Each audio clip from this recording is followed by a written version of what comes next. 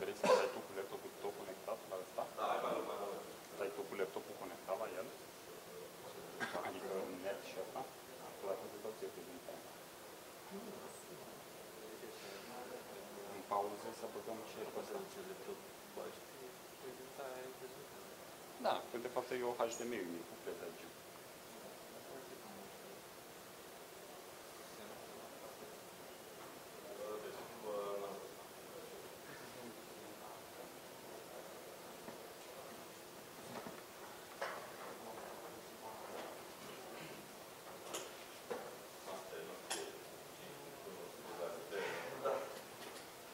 Ești pe net, gata, poți să faci. Zi ceva în microfon acolo. Nu că te pun. Nu e pornit. Roșu. Aha, 210. Se aude bine? Mai departe, așa.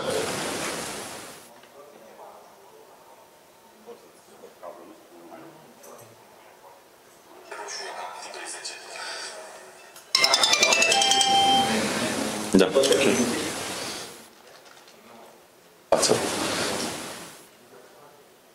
Da, unor oameni, da.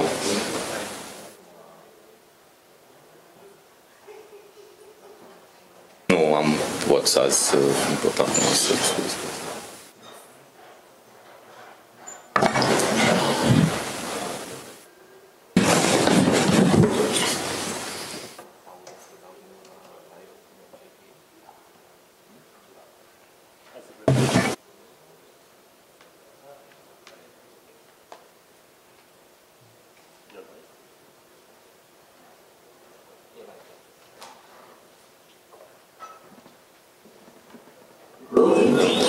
Just takes a different path. Even if the main chunk of the the message can still find its way. But let's say you use one internet provider and your friend is on a different one. How do you get your data really get from one network to the other? Some companies use private connections to exchange traffic. But nowadays, when you use the internet, what happens? Whether you go online to chat with a friend, or send mail, or buy a book, or check the weather, watch a movie, or study the Peloponnesian War, it feels like there's one wire connecting you directly to the thing you want. But a billion other people are connecting to a billion other things at the same time. How does that happen? It's really about making agreements. Think of networking as a game. It only works if we agree to play by the same rules. Otherwise, it's not much fun. If you can get two or more computers to play together, you have a network. If your friend can do it too, there's another network. But if you both agree that your networks will play the same way, now you can hook the two together. You have an inter-network. The rules we play by are called the Internet Protocol. And as long as we all agree, we can keep at it. When you use the Internet, what happens?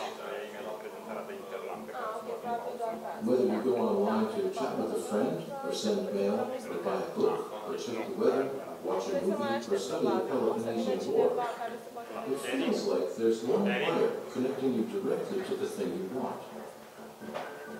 But a billion other people are connecting to a billion other things at the same time. How does that happen?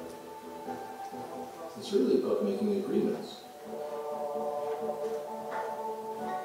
Think of networking as a game. It only works if we agree to play by the same rules. Otherwise, it's not much fun. If you can get two or more computers to play together, you have a network. If your friend can do it too, there's another network. But if you both agree that your networks will play the same way, now you can put it together an inter-network. The rules we play by are called the Cred că știu Internet care e Protocol. problema cu prima conexiune. And as long as Am we all închis să ia agree, portul. we can keep adding more Deci link devices. are, dar e închis portul, nu dă nimic pe el, de la Orange. E admin down. Da, admin down. That's what the internet is. The network of networks that share each other.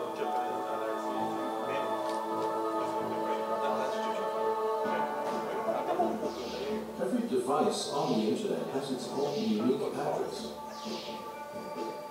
Anything you send via the internet is really just a message from one device to another.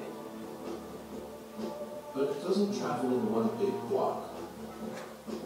It gets pulverized into tiny packets of data, each one wrapped with info about what it is, where it came from, and where it's going. This way, your one message can actually take several different paths to its destination. Then, by following the protocol, the receiving device knows how to put it all back together. The strength of the internet is that it's decentralized. Păi pun în buclă, dacă o să dureze pauză. Vrei să aduc semnal de aici? De la Ionuț? Sau aduc sunet de aici? Whether you go online to chat with a friend, or send mail, or buy a book, or check the weather, watch a movie, or study the Peloponnesian War, it feels like there's one wire connecting you directly to the thing you want. Sau dăm fâșii.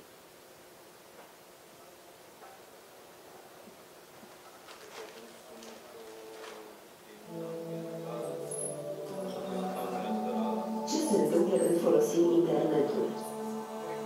Indiferent dacă te conectezi pentru a vorbi cu un prieten, a trimite un e-mail, a cumpăra o carte, pentru a verifica vremea, a vedea un film, ori dorești să studiezi războiul peloponez, ai senzația că un singur fir te leagă direct de tot ceea ce vrei să afli. Dar miliarde de oameni se conectează la miliarde de lucruri diferite în același timp. Cum se întâmplă acest lucru? Este vorba despre încheierea de acord. Gândiți-vă la rețea ca la un joc.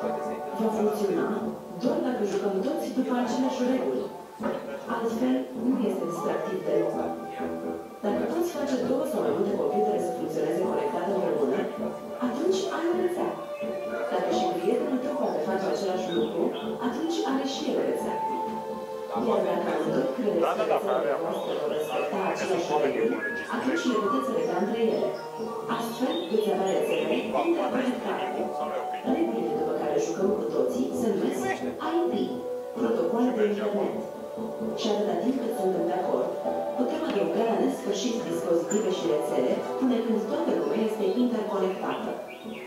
Acesta este internetul, o rețea de rețele interconectate între ele. Fiecare dispozitiv conectat la internet are alocată o adresă unică. Tot ceea ce se transmite prin internet este de fapt un mesaj de la un dispozitiv către altul. Dar acest mesaj nu se transmite ca un mesaj compact. Este divizat în pachete mici de date, fiecare conținând informații despre ceea ce este, de la cine vine și către cine se îndreaptă.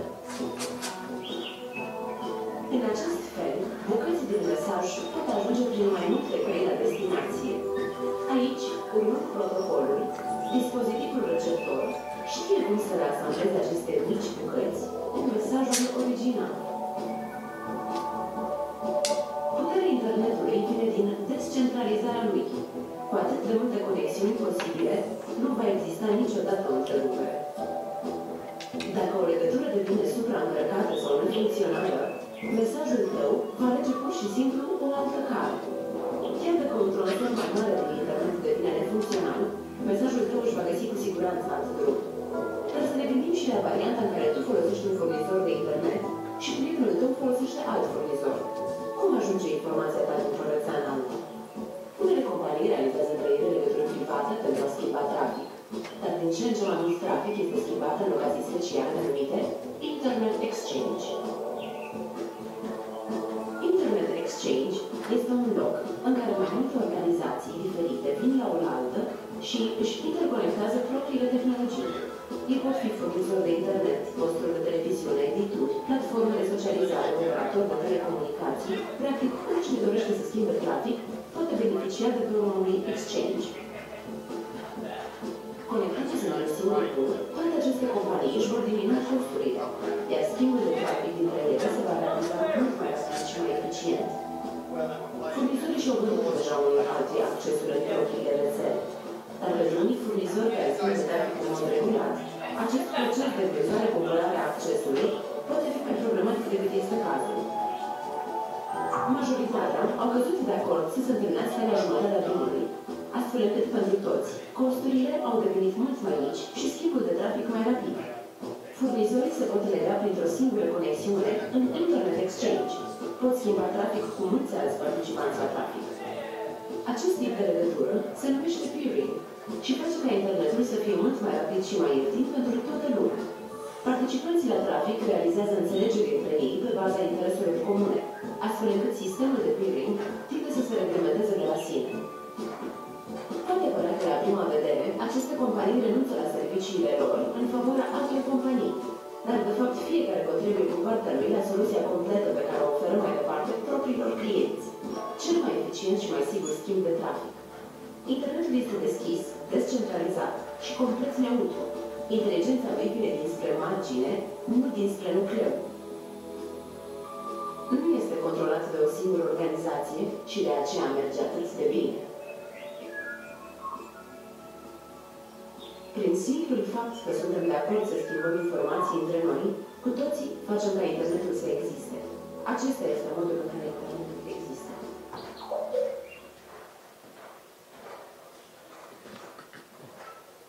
Hai că am venit să-mi ușor țigară. Și eventual și geam.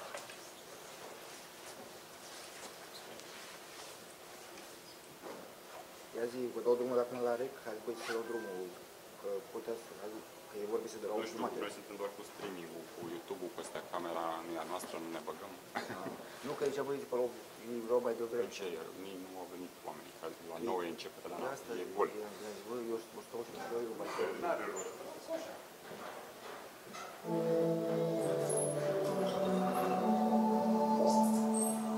Quando usi internet, che cosa succede? Che tu sia connesso per parlare con un amico, inviare della posta, acquistare un libro, controllare le previsioni, guardare un film, studiare la guerra del Peloponneso? È come se ci fosse un cavo che ti collega direttamente a ciò che vuoi. Ma 1 miliardo di altre persone si sta collegando ad 1 miliardo di altre cose contemporaneamente. Come avviene tutto questo?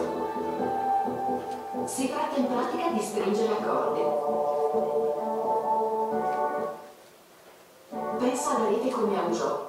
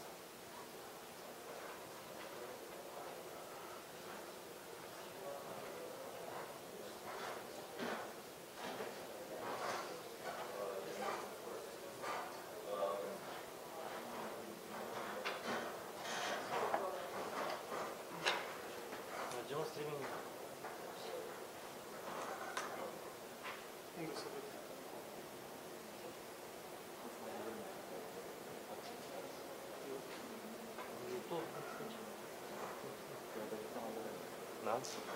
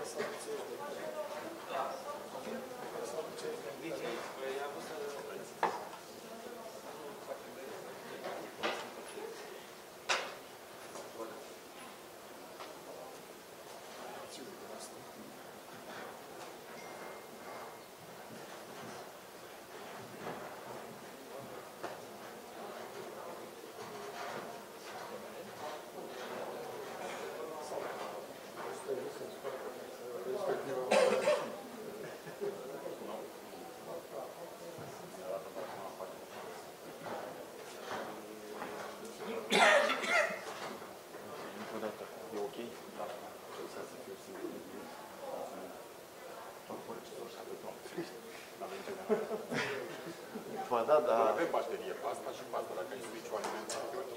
Da, dar degeaba dacă nu e ieșirea noastră alimentată, aia chiar pe bune, se pare că nu e. Așa că rămânem...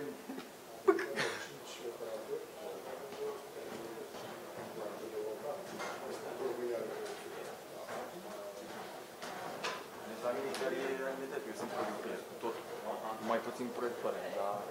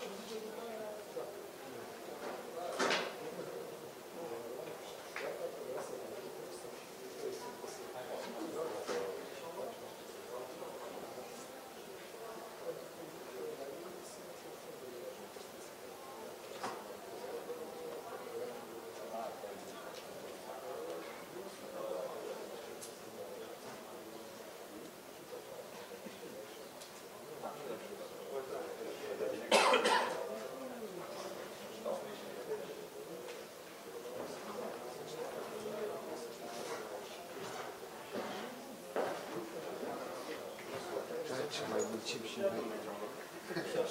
Eu mai nu știu că o să vină. Da?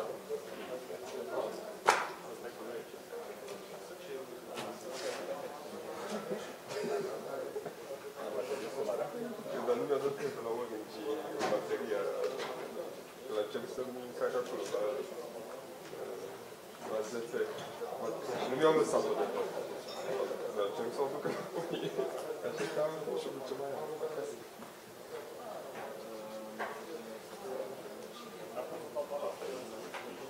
Acum găsim eu și o să prima parte. Da.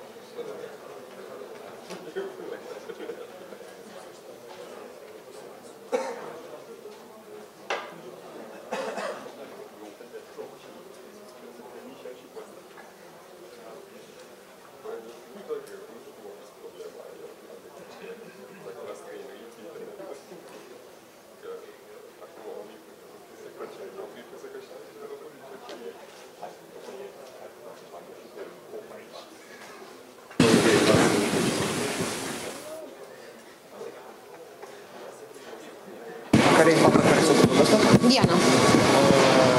Trebuie să intri în sala ea. Aici se oprește.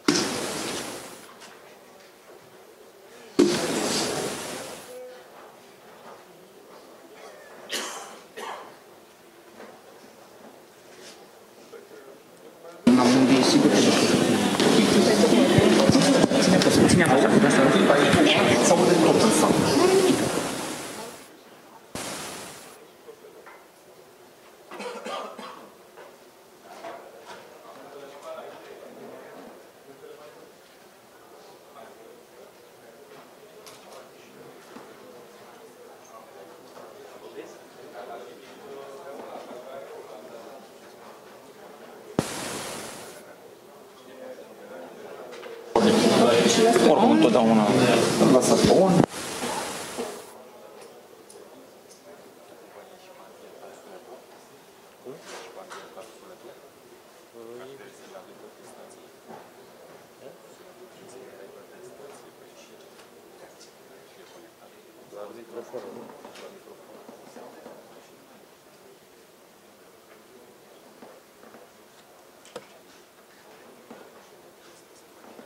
Bună dimineața!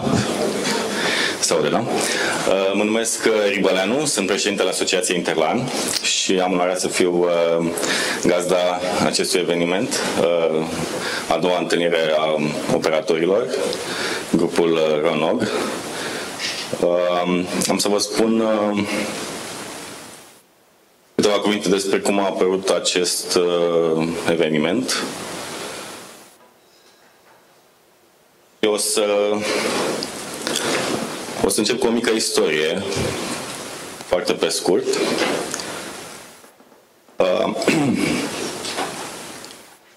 În 1994, primele conexiuni la internet apăreau în România prin dial-up, iar în scurt timp au apărut internet cafeurile cu conexiuni permanente și imediat ulterior s-au format rețele de utilizatori în diverse cartiere, locuri, zone rezidențiale, care foarte curând au început să aibă conexiuni permanente la internet prin aceste rețele. La începutul anilor 2000 deja existau mai multe rețele în București, cel puțin, cu peste 1000 de utilizatori, care împărțeau diverse conexiuni permanente de acces la internet. Mai târziu au apărut și primele conexiuni prin fibră optică cu providerilor, iar în anul 2004 aceste grupuri, rețele de utilizatori, au decis să se întâlnească în scopul de a se cunoaște și, evident, de a se interconecta. Așa a apărut Interlan Internet Exchange, Asociația Interlan și apoi Interlan Internet Exchange, care la început a fost doar o interconectare între rețelele acestea de cartier, cum se numeau la vremea respectivă. Asociația Interlan a aplicat în 2008 ca membru EuroX și a început să participe și la întâlnirile organizate de RIPE-NCC.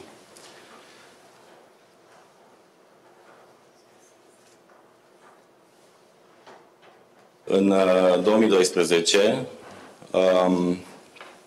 Interlan a prezentat la o reuniune, la un forum EuroX de la Stockholm, un material care trata situația internet exchange-urilor din România, iar mai târziu a venit cu o altă contribuție importantă, traducerea filmului despre internet exchange-uri, filmul produs de EuroX, care acum este disponibil în mai multe limbi pe YouTube.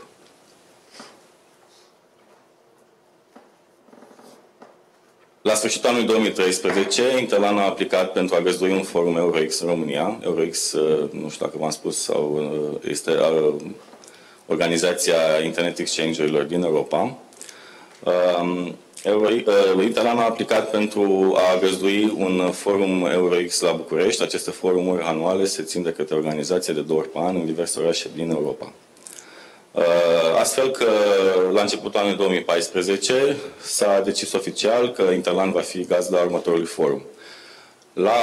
Cu ocazia acestei participări, cu ocazia acestei veniri a forumului EuroX la București, participanții au solicitat să existe și o întâlnire a operatorilor locali ca să poată să îi întâlnească și pe de o parte, iar pe de altă parte să stimuleze dialogul între operatorii locali.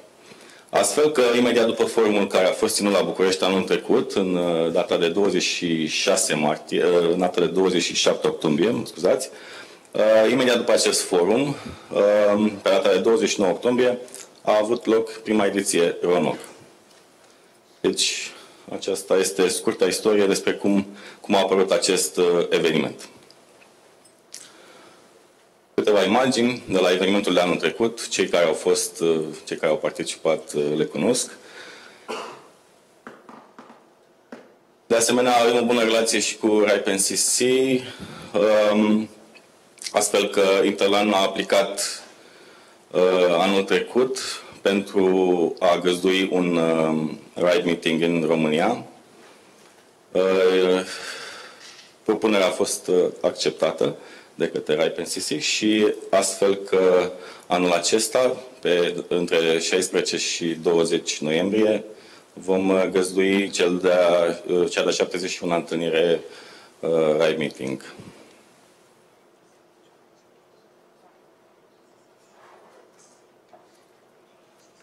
Nogurile sunt întâlniri la care operatorii vin, discută, dezbat probleme, iar România s-a aliniat astfel la celelalte țări europene care au o astfel de manifestare prin această inițiativă. De asemenea, în România sunt 3 internet exchange-uri, Interlan, Ronog și Balcanix. Câteva cuvinte despre Interlan. Este un internet exchange care are în momentul de față peste 70 de giga vârf de trafic zilnic, 60 de operatori conectați, porturi disponibile 100 de megabits, 1 gigabit și 10 gigabiți, servere de cache Akamai și Google, interconectări regionale cu țările vecine, o instanță a serverelor J și o interconectare cu platforma Netograph de la Ancom. Popurile principale sunt în București, în data centerele NXData 1 și NXData 2 și de asemenea mai există și 2 popuri regionale la Constanța și la Timișoara. Interlan este membru EUX din 2008, așa cum v-am spus și anterior, și mai nou este și LIR în cadrul RIPE-NCC din acest an. Pe lângă serviciile de interconectare, oferă și alte servicii pentru cei din București, transport prin rețeaua NetCity sau transport prin Internet Exchange și mai nou, cum spuneam, administrează resurse de numerotație.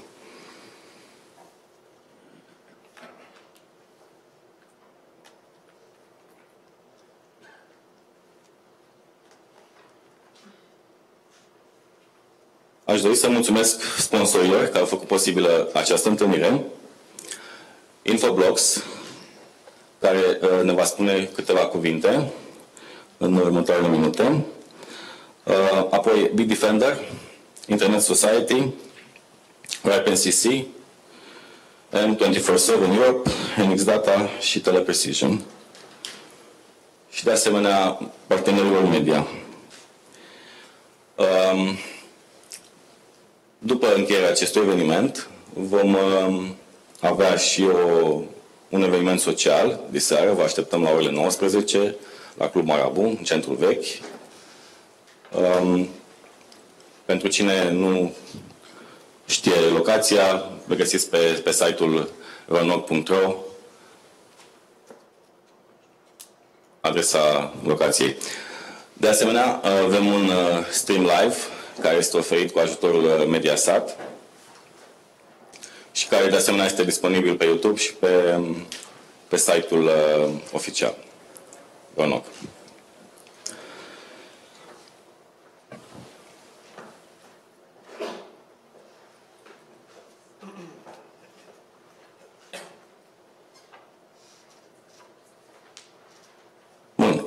În această primă parte de introducere avem invitați pe domnul Eduard Lovin de la Ancom, care ne va spune câteva cuvinte despre platforma Netograph și de asemenea alte lucruri interesante. Domnul Sebastian Ionescu de la Oficiul Național pentru Jocuri de Noroc. Și invităm și sponsorul Infoblox să ne spună câteva cuvinte în deschidere.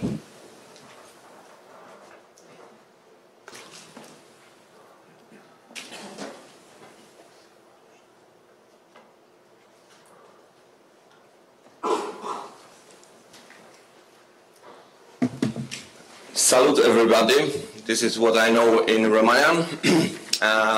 My name is Rafał Szewczyk and I'm representing Infoblox. Probably for most of you, Infoblox is pretty unknown brand, but I can tell you that since like 3 or 4 years ago, we started to be a sponsors for Polish Network Operation Group, PLNOG, and at that moment, at the first time, since we have, let's say, a contest in which you can win the Apple iPad mini, everybody thought that maybe Infoblox is a new reseller for Apple products. It's not true. In the, let's say, coming years, when we were, let's say, on the PLNOG conference, they started to know that Infoblox is something totally different. It's a vendor I will talk about in a few minutes.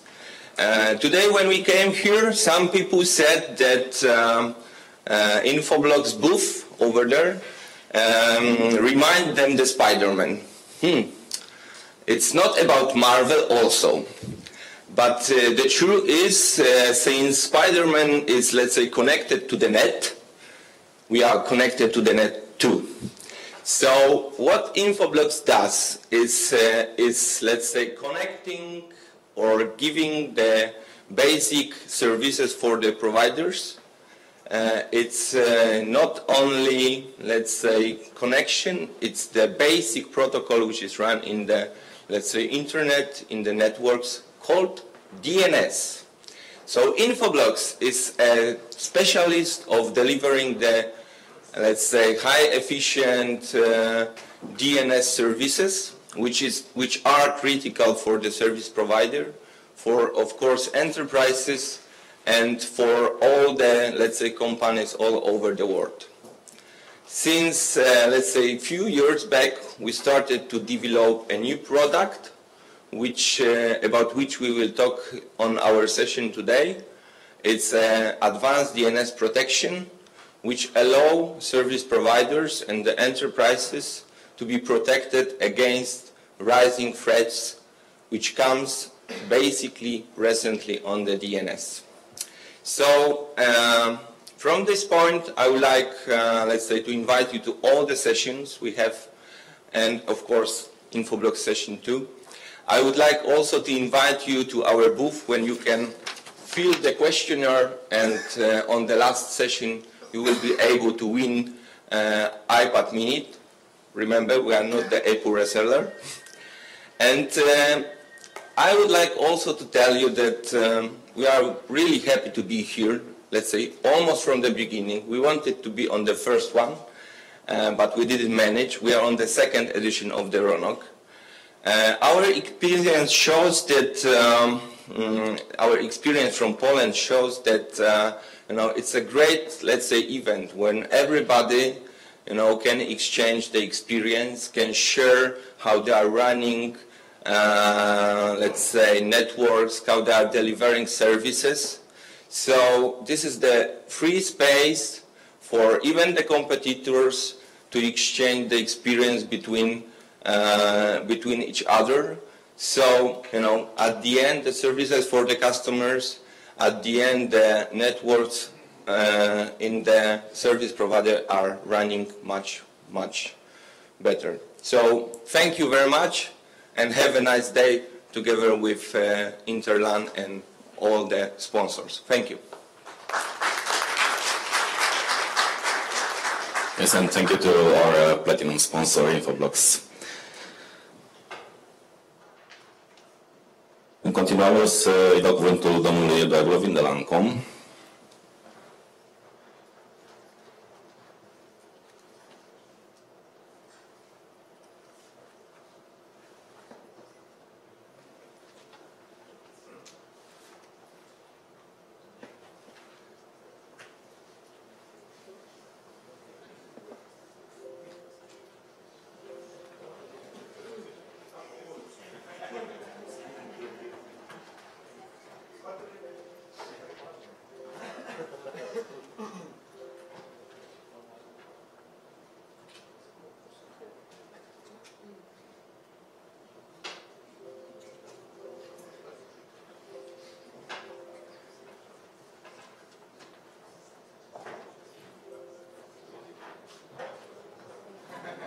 Da, mi-a blocat.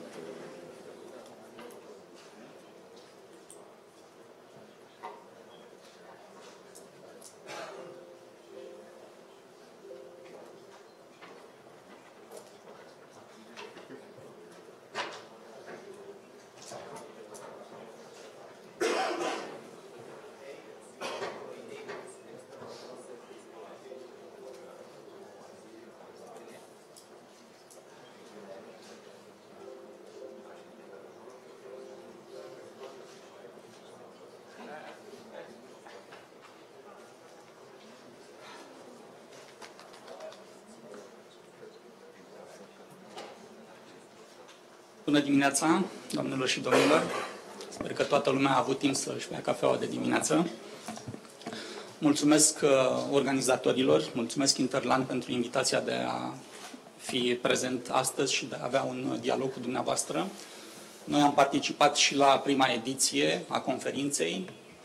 Aceasta este a doua ediție, deja devine o tradiție. Felicităm organizatorii pentru inițiativă și le dorim succes în continuare. Pentru astăzi, prezentarea se axează pe un proiect care a suscitat un foarte mare interes din partea providerilor de internet, din partea utilizatorilor finali și o să avem și un dialog mai detaliat pe acest subiect. Este vorba de aplicația Netograph, o aplicație care măsoară un număr de parametri de calitate la internet. Dar înainte de a trece la prezentarea slide-urilor, întrucât am văzut ieri foarte multe articole și interpretări în presă referitor la votul din Parlamentul European de acum 2 zile, care a adoptat un nou regulament telecom, un nou pachet telecom, care devine obligatoriu pentru toate țările membre, aș vrea să fac o mai largă paranteză și să punctez câteva elemente din perspectiva autorității de comunicații pentru a fi clar tuturor providerilor de servicii de acces la internet din sală și celorlalte persoane, entități interesate. Așadar, noul pachet telecom adoptat pe 27 octombrie introduce o serie de obligații pentru furnizorii de comunicații electronice.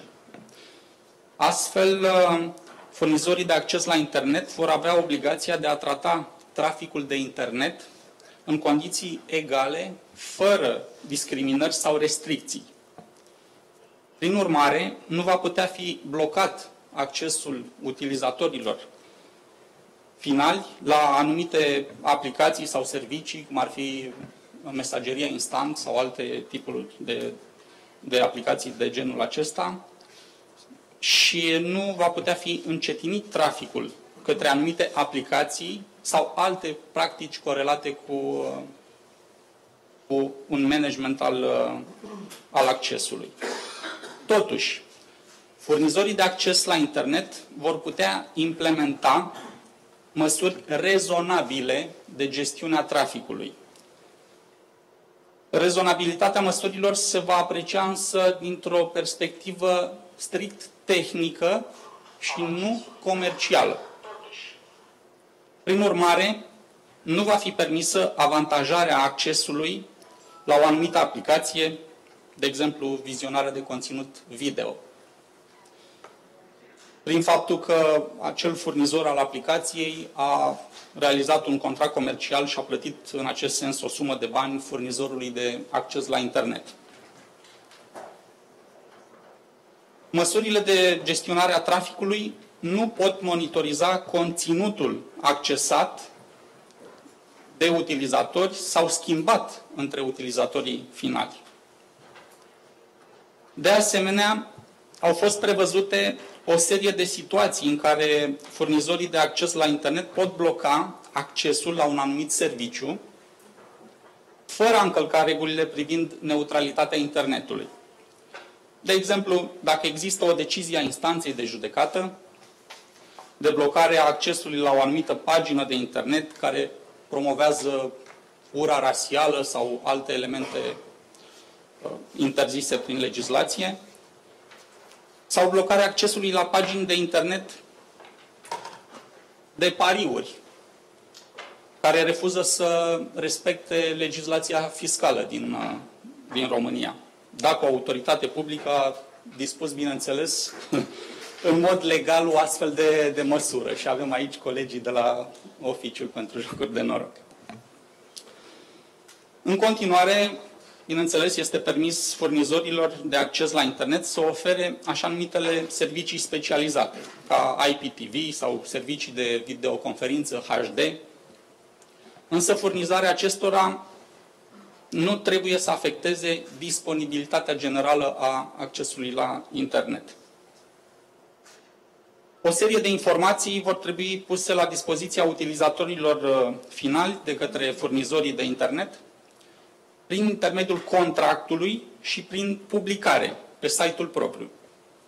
Informații despre măsurile de gestionare a traficului, informații despre cum se fac limitările de volum, viteză sau calitate,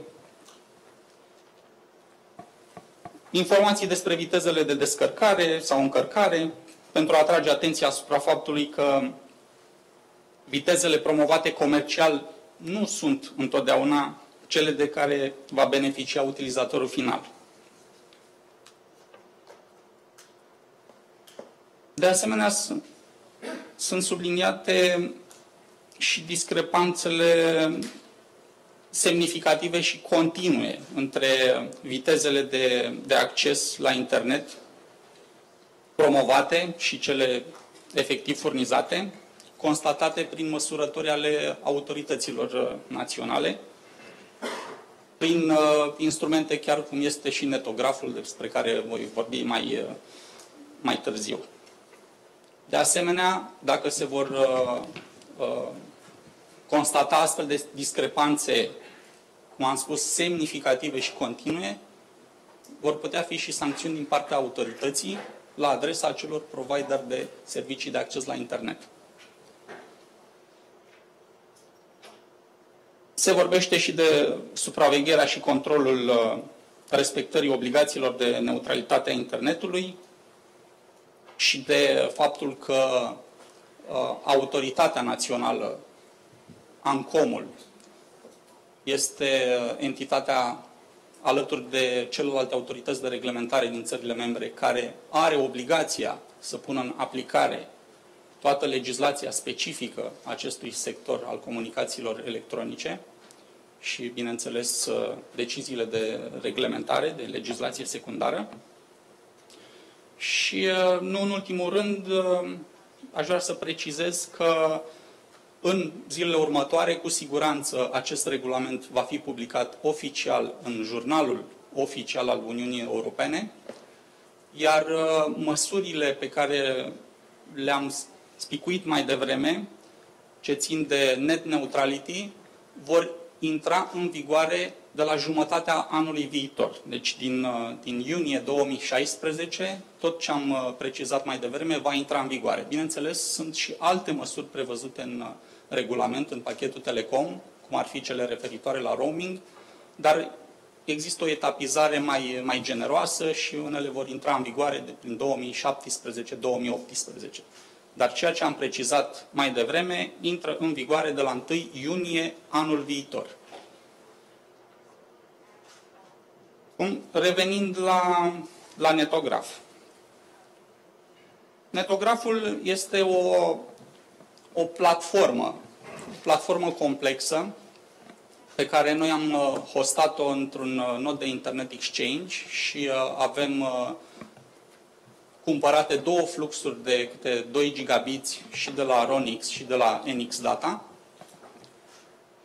și oferă utilizatorilor de servicii de acces la internet posibilitatea de a testa parametrii de calitate ai rețelei la care sunt abonați, de la echipamentul terminal aflat în posesia abonatului și până la acest server de test aflat, cum am spus, într-un nod de Internet Exchange, verificând practic întreaga rețea a operatorului la care este abonat sau, în cazul unor operatori mai mici, rețeaua aceluia și rețelele cu care este interconectat până la acel nod de Internet Exchange.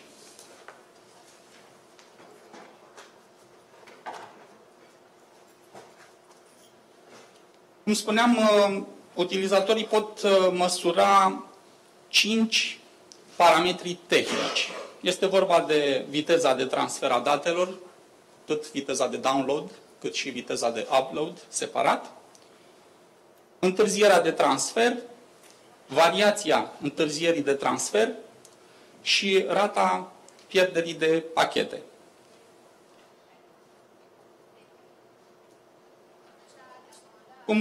Cum spuneam, această aplicație, acest instrument, până la urmă, oferit de ANCOM către utilizatorii finali și către companiile furnizoare de servicii de acces la internet, se diferențiază de aplicațiile comerciale care se mai găsesc în piață, și nu vreau să dau nume, prin faptul că este un instrument dezvoltat independent și oferă garanția unei transparențe și a unei independențe față de toți jucătorii din piață, față de toți providerii de internet. Algoritmii care au stat la baza acestei soluții, care este o soluție în totalitate românească, fără nicio conotație negativă, chiar este un proiect de succes, au fost dezbătuți cu industria, dezbătuți public acum un an de zile și s-a ajuns la cele mai bune soluții tehnice și la optimizarea tuturor acelor algoritmi matematici care duc la niște rezultate prezentate de acest instrument cât mai aproape de experiența reală a utilizatorului de servicii de internet.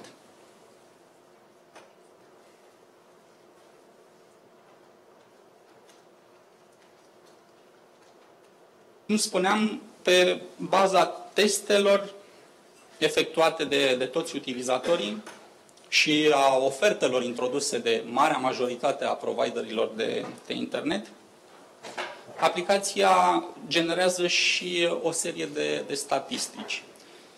Valori medii pe tipuri de servicii de acces, pe tehnologii, valori medii pe furnizori, pe companii, comparații între serviciile oferite de diversi furnizori de servicii, comparații între valorile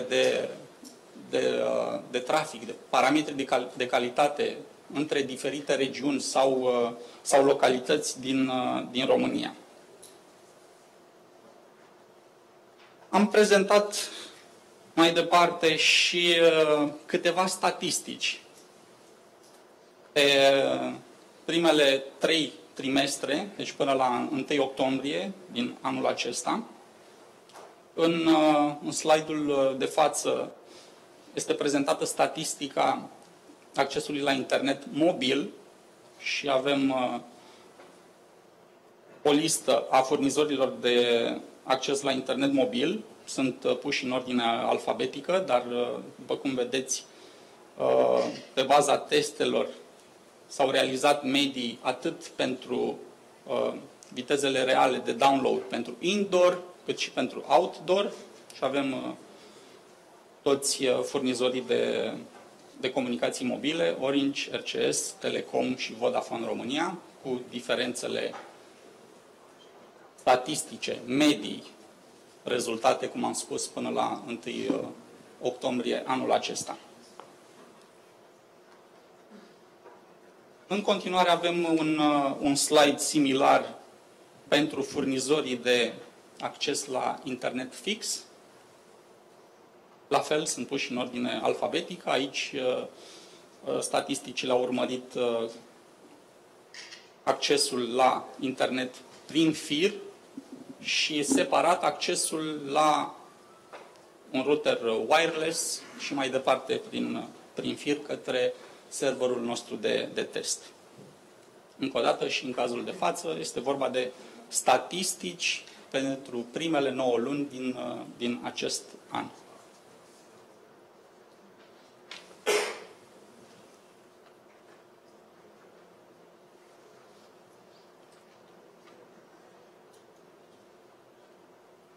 Din datele pe care vi le-am prezentat până acum, v-ați făcut o idee despre mediile, valorile reale ale internetului în România, atât fix cât și mobil. Acum va fi un moment de tip Vox Populi.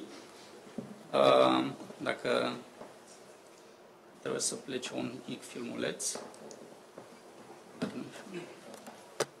Este vorba de un spot difuzat de către autoritate în mediul online.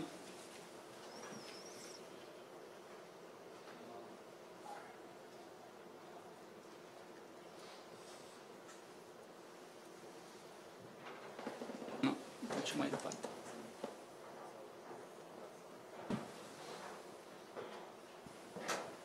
Deci un spot realizat de colegii de la Relații Publice de la noi și în colaborare, bineînțeles, cu un consultant de publicitate și difuzat parcursul acestui an pentru a promova instrumentele realizate de către Autoritatea de Comunicații, Netograf, Veritel, comparatorul de tarife, portabilitate, infocentrul.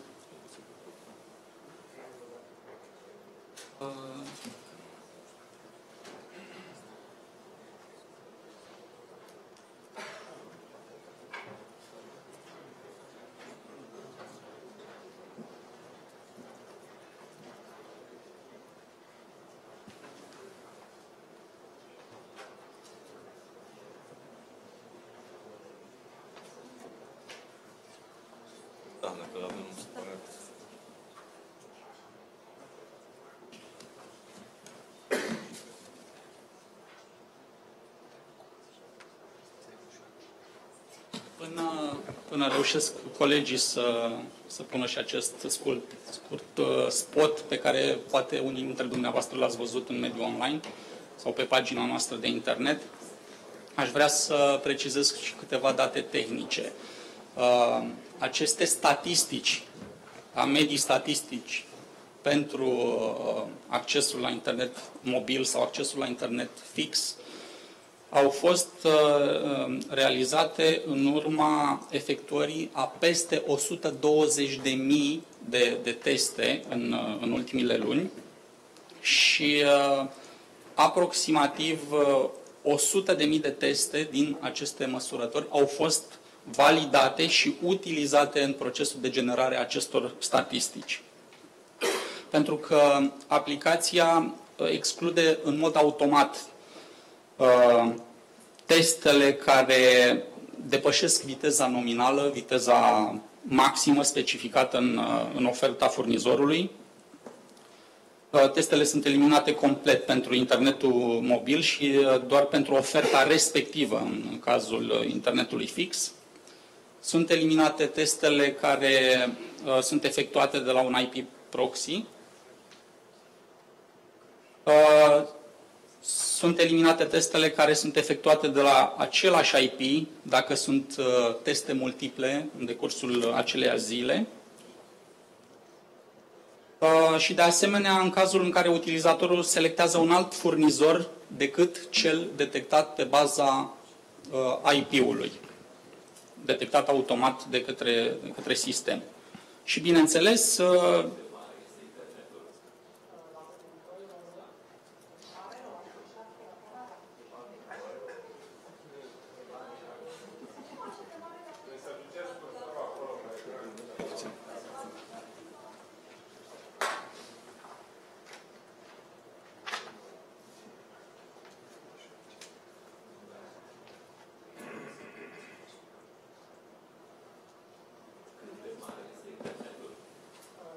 Noi în România?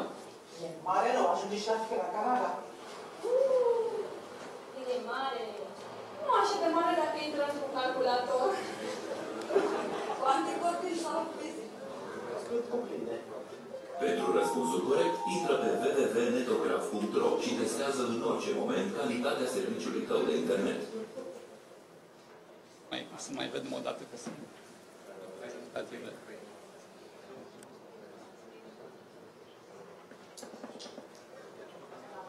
Cât de mare este internetul? La noi în România? E mare, nu, ajunge și la Canada. E mare. Nu așa de mare dacă intră într-un calculator. Quante copii sau fizic? Cât cuprinde? Pentru răspunsul corect, intră pe www.netograf.ro și testează în orice moment calitatea serviciului tău de internet. Aceștia sunt o parte dintre clienții dumneavoastră.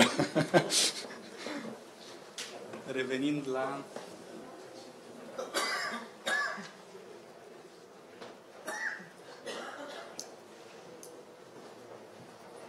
Ce vă spuneam mai devreme cu privire la numărul de teste efectuate și la numărul de teste validate. și la faptul că o serie de teste după un set de criterii definite de noi împreună cu implementatorii nu sunt luate în considerarea afișării mediilor statistice trimestriale. Dar fiecare test în parte, indiferent că se face chiar și cu aceste mici probleme enunțate mai devreme, afișează fiecărui utilizator acel set de 5 parametri tehnici. Cum spuneam, în cazul în care testul nu este finalizat, viteza de download, viteza de upload sau întârzierea având valori 0, bineînțeles că nu se calculează în formulele matematice pentru afișarea unor medii statistice. De asemenea, în afară de aceste criterii enunțate, autoritatea și-a rezervat dreptul de a opera și alte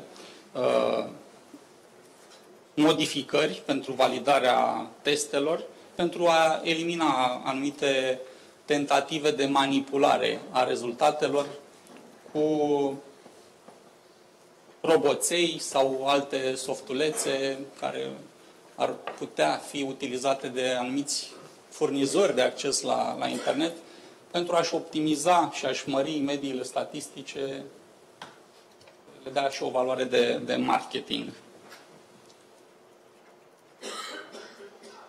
În continuare, avem în vedere și o dezvoltare pe parcursul anului viitor a platformei Netograf, în care dorim să realizăm și niște aplicații dedicate pentru terminalele mobile sau pentru terminalele fixe. Vrem să introducem și o hartă interactivă pe care să se poată vedea aceste valori statistice, să introducem și comparațiile pentru mobili de la o localitate la altă localitate, așa cum în cazul de față, în prezent, este posibil doar pentru providerii de acces la internet fix.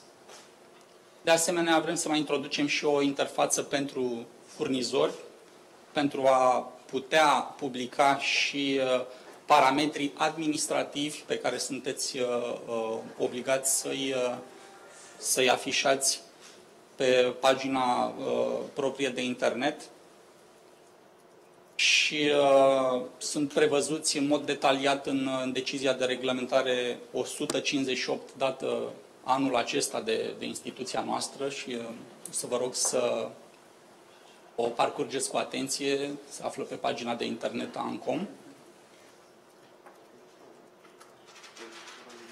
Și cam astea sunt gândurile și ideile noastre referitor la această platformă. Bineînțeles,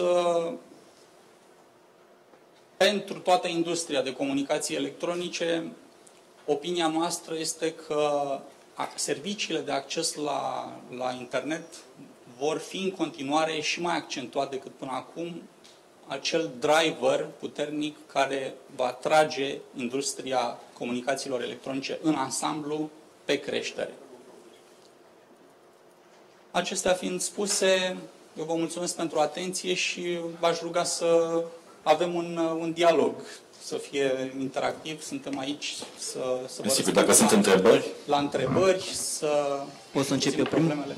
Vă rog. Legea care a apărut, îmi puteți spune un număr? Legea care a apărut, la ce lege? Uniunea Europeană a zis că o publică, știți ceva? Este regulamentul Telecom, din pachetul Telecom, așa se cheamă, regulament, nu știu exact care este numărul cu care va apare în jurnalul oficial al Uniunii Europene, dar va apare în următoarele zile. Eu pot trimite un link, deocamdată este complet în limba engleză, dar în zilele următoare, cum am spus, în jurnalul oficial UE, va apare și în engleză și în română și veți putea verifica acolo și elementele pe care le-am punctat eu la început și toată seria de alte obligații care urmează să fie implementate de fiecare stat național începând din iunie anul viitor și până în 2018 sau mai mult, ca în cazul serviciilor de roaming. Ok, mi-am notat mai multe bucăți, dar o să întreb altceva. referitor la legea asta.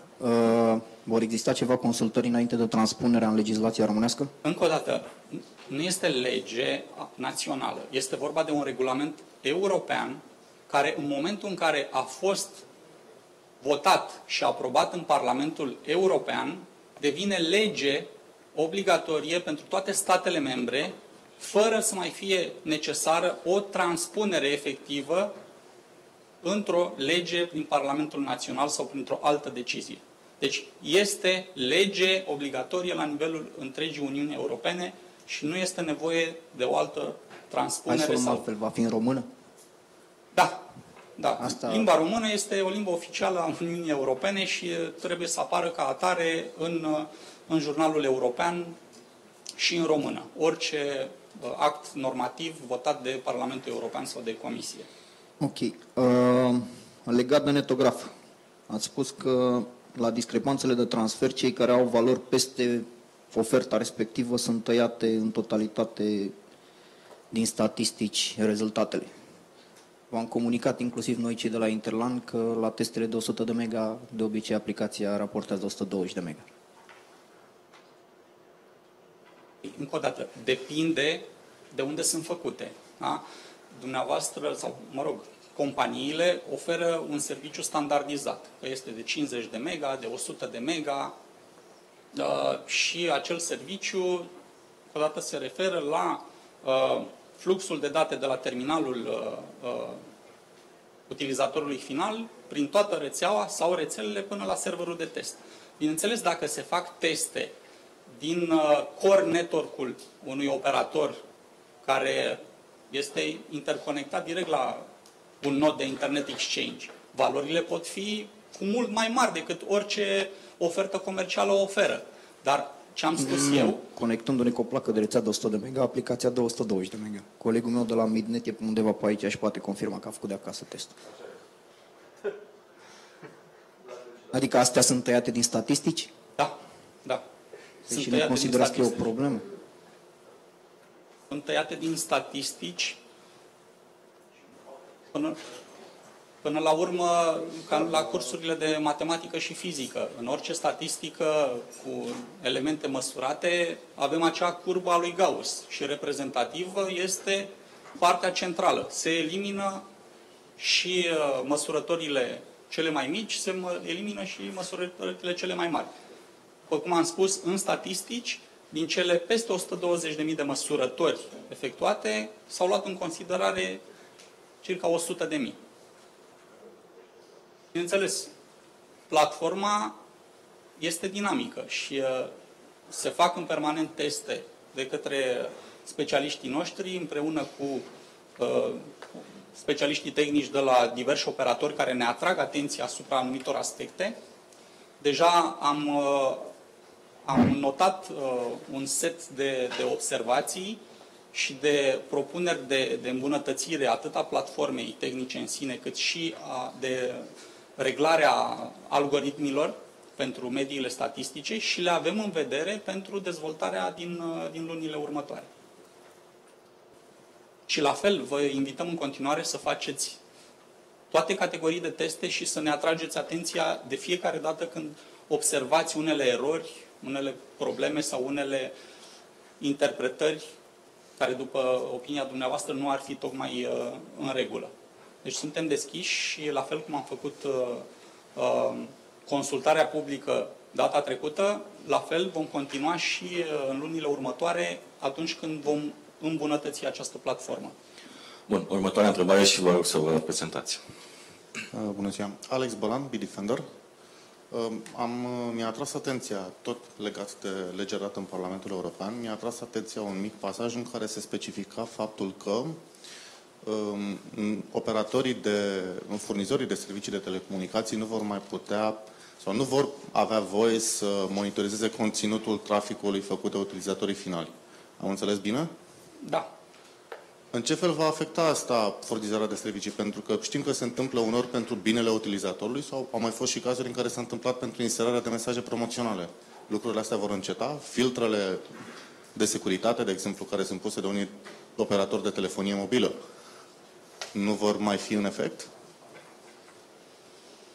nu știu, mi-e greu să fac aprecieri detaliate în momentul de față. Am parcurs și eu aseară tot regulamentul și am scos câteva idei principale pe care am zis că este necesar să le împărtășim cu dumneavoastră și din perspectiva autorității de reglementare. Dar, încă o dată, acest regulament va trebui să-l parcurgem cu toții foarte mare atenție, în detaliu, imediat ce va fi publicat în jurnalul oficial și cu siguranță noi o să dorim să facem o dezbatere publică cu dumneavoastră, cu operatorii și cu alte entități interesate din piață, pentru a analiza, încă o dată, în detaliu toate implicațiile care, în momentul de față, la o parcurgere mai în diagonală, poate ne scapă. Deci, nu știu, n-am o analiză detaliată pe întreg conținutul acelui regulament, în momentul de față, ca să îmi imaginez și implicațiile respective. Dar, încă o dată, în perioada următoare, vrem să facem această dezbatere. Mai am o singură întrebare. N-am putea comasa toate aplicațiile ANCOM într-una singură? Comasat nu, dar să știți că în ședințele ANCOM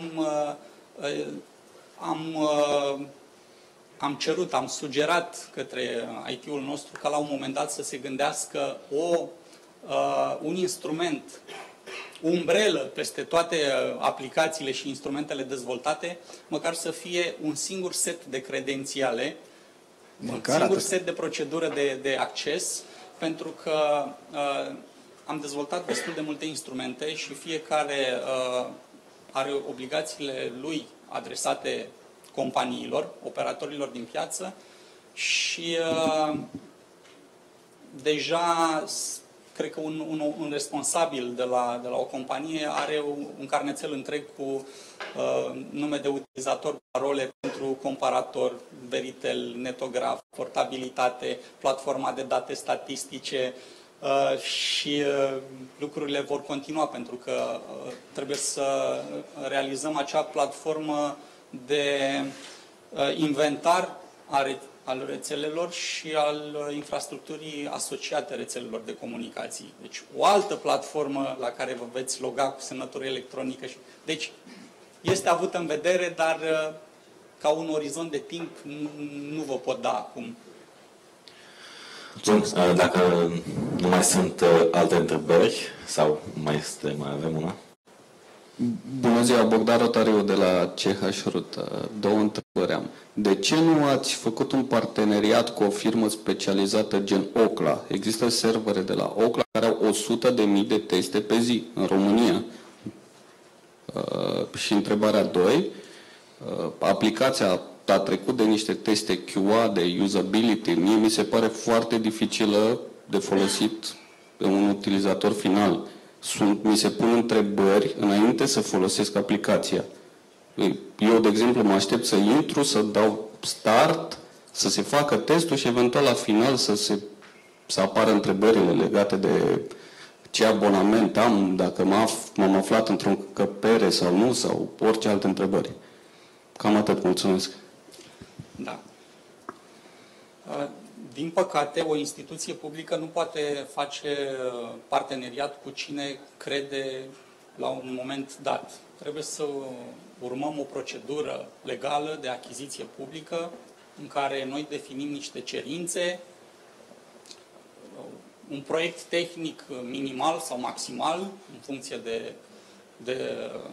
de procedură și de proiect și apoi are loc procedura de licitație publică în care vin diversi ofertanți și puteau să vină și cei de la compania pe care ați enunțat-o să participe la procedura de licitație publică, să câștige licitația și să prezinte varianta dumnealor de algoritm, de aplicație și cu tot ce mai aveau de oferit.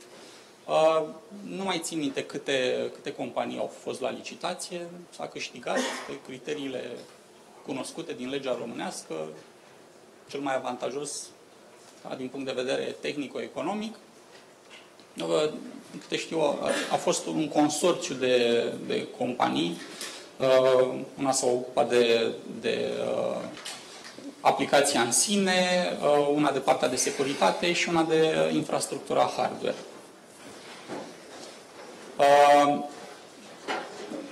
Ce spuneați de user-friendly? Da? Am încercat să facem un compromis. Pe de o parte, aplicația trebuie să fie cât mai prietenoasă cu utilizatorul, să o poată utiliza chiar cu un singur sau două clicuri. Pe de altă parte, trebuie să avem grijă să nu fie manipulabilă, cum spuneam, de către softulețe dedicate, făcute de diverse entități pentru a manipula datele statistice. La fel, testul se poate face destul de simplu, dar pentru a fi util și pentru noi ca autoritate, care avem obligația să facem și diverse studii de piață, diverse analize, diverse rapoarte statistice, nu numai pe zona asta de calitatea internetului, dar integratoare pentru toată industria de comunicații electronice. Acele elemente cu selectat locație, tip de ofertă, furnizor, ne sunt necesare pentru aceste studii. Bineînțeles, testele funcționează și fără să selectezi nimic. Se pune automat, se poate pune un alt furnizor, da? Decât cel real la care sunteți abonat, vă dă o măsurătoare cu cei 5 parametri, dar IP-ul fiind detectat de sistem în spate ca aparținând unui alt furnizor decât l-ați pus dumneavoastră, nu este luat în considerare pentru mediile statistice. Deci, o dată, am încercat să avem un echilibru, cum am spus, și între dorința de user-friendly și dorința de a maximiza securitatea și între dorința de a fi cât mai comod pentru utilizator, dar în același timp să ne ofere și nouă un set cât mai bogat de informații care ne sunt utile încă o dată și în alte raportări statistici, studii de piață sau, nu în ultimul rând, decizii de reglementare. Am înțeles, mulțumesc. Și aș mai vrea să precizez un lucru. Acele softuri, aplicații, sunt comerciale. Da? Deci ele au un interes comercial și de cele mai multe ori există un parteneriat între furnizorul de aplicație de măsurătoare și diversi furnizori de acces la internet, în care se pot optimiza anumite lucruri, se pot înclina niște balanțe, mai mult sau mai puțin real. Noi, prin acest instrument independent, autonom de industrie, am vrut să eliminăm tocmai aceste elemente de susceptibilitate.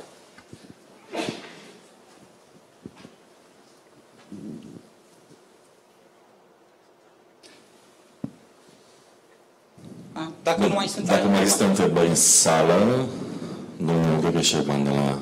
Gheorghe Șerban, director executiv al NISP. N-aș pune o întrebare, aș face un comentariu. Situațiile statistice pe care dumneavoastră le prezentați, eu am rezerve să le calific drept reale. Acele nu sunt viteze reale, sunt viteze rezultate din niște experimente, pentru că testările care se fac nu sunt niște testări făcute în condiții similare. Nici nu se poate. Evident. Nici nu se poate. De aceea, personal, am rezerve asupra acelor așa zise statistici comparative între operatori. Practic, nu cred în ele. După cum știți foarte bine, statistica prezintă niște lucruri interesante, dar în același timp ascunde niște lucruri la fel de interesante. Statistic vorbind, da, toată lumea mănâncă o pâine, dar unii sunt flămânzi, nu mănâncă niciuna, alții mănâncă două. Statistic, toată lumea e sătulă. Prezintă o realitate? Da, prezintă o realitate. Statistică. Asta este esența statisticii până la urmă. Și evident că sunt niște medii statistice orientative.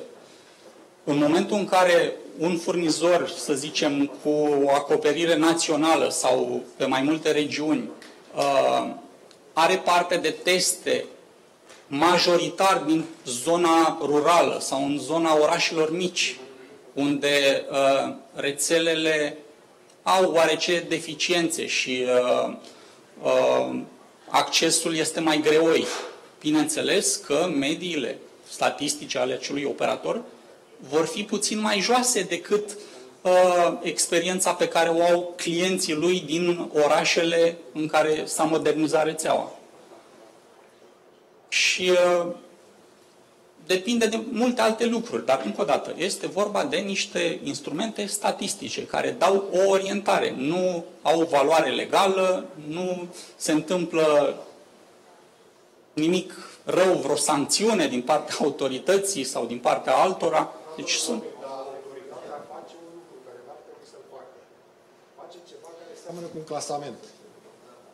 Și nu trebuie să-l facă. Am vorbit cu domnul președinte și am spus, asta nu trebuie să facă autoritatea. Clasamentul nu e real, de aceea. Încă de la începutul anului, cam jumătate din industrie a fost împotriva publicării acestor statistici. Noi ne-am asumat acest instrument care pune accent pe transparență. Știm că nu poate fi făcut perfect. Da? A fost făcut cât de bine s-a putut în condițiile date și va fi perfecționat în continuu. Încă o dată, și cu sprijinul industriei. Dar considerăm că este încă un instrument de informare pe care noi îl punem la dispoziția utilizatorului final. Și nu în ultimul rând aș vrea să spun că până la urmă, deși suntem numiți cel mai des arbitrul telecom, totuși noi suntem ceva mai mult decât arbitrul între entitățile comerciale din piața de comunicații electronice. Totuși noi trebuie să punem în centru filozofiei noastre de reglementare acel utilizator final, clientul dumneavoastră. Și să plecăm cu toată filozofia reglementării de la interesul utilizatorului român de comunicații electronice, de la dorințele lui, de la nevoia de informare și până la urmă decizia îi aparține. Dar aș întreba eu, toate, nu știu, hărțile de acoperire sau toate programele de marketing, toate reclamele entităților comerciale din piață au acuratețe de 100%? Acolo protecția consumatorului ar trebui să intervină mai solid. Bun. Mulțumim pentru răspunsuri. Din păcate am depășit timpul alocat și aveam o conferință de presă la 10 care nu mai poate fi amânată. O să întrerupem această sesiune și o să o reluăm după o mică pauză pentru că altfel nu se mai poate ține conferința. Deci o să o luăm acum o mică pauză și după pauză vom relua această sesiune.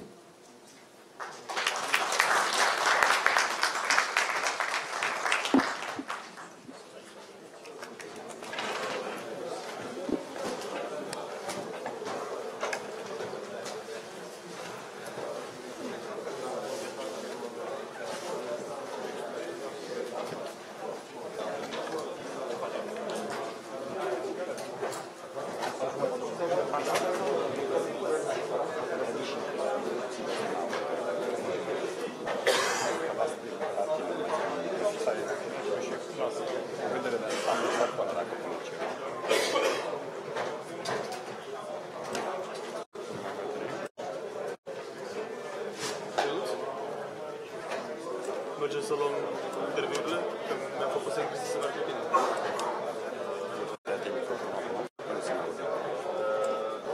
Cum? Profitați de microfonul că nu se mai Microfonul cred că nu, a rămas ambiant. Ok. De ce? Ia de aici? Da.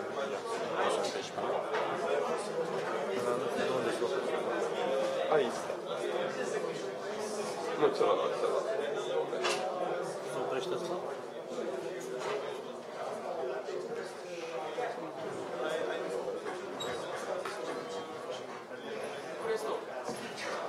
Ai pus stop, break? Ce se întâmplă? Vreau să-mi tai sunetul, că să lăsăm vederea de ansamblu, că n-am ce prezentare să pun și asta. Nu-l mai pun, că data trecută am făcut test și mi-a picat stream-ul și n-are rost să... Păi scoți sunetul de el. Da, tai-mi e microfonul ăsta pornit. Se aude să te... Nu, dar la mine nu s-aude. Nu s-aude, că intră în ăsta, dacă nu se aude. Bun, și ce pui acolo? Păi nu știu, eu că nu pun nimic. Bun, hai dincolo, că începe complet. Ia. Se aude. Se aude? Hai să nu știu dacă se aude. Ce, o problemă dacă se aude? Păi nu vreau, că poate vine în faci vorbește cine știe ce se aude și nu se vrea și...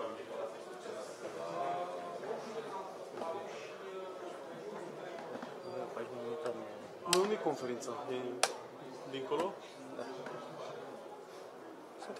Lasă-mă așa. Să doar canalele astea două. Lasă așa, numai că... Lasă, să nu mai să stricăm altceva. Hai că nu... Hai să... Doamne ajută. Treci.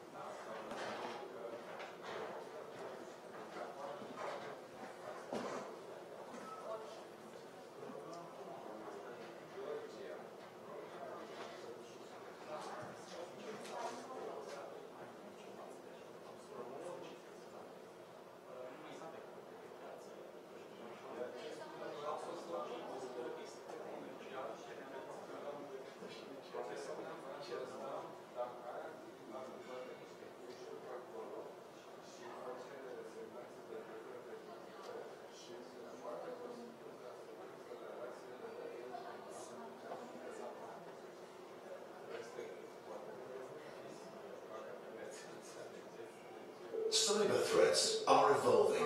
They're more sophisticated now and more costly. Infrastructure attacks are more pervasive. It's not always about stealing information. It's about disrupting operations and service. Consequence? Downtime, loss of revenue, and loss of reputation. Not to mention chaos. Who's behind these attacks? Governments, politically motivated rogue groups, and terrorists, to name a few. And internet-facing networks are easy targets. How easy? It doesn't take a PhD. Powerful botnets available for lease on the internet enable almost anyone to launch an attack for a small fee. One of the most valuable and vulnerable parts of the network infrastructure is the domain name system, or DNS.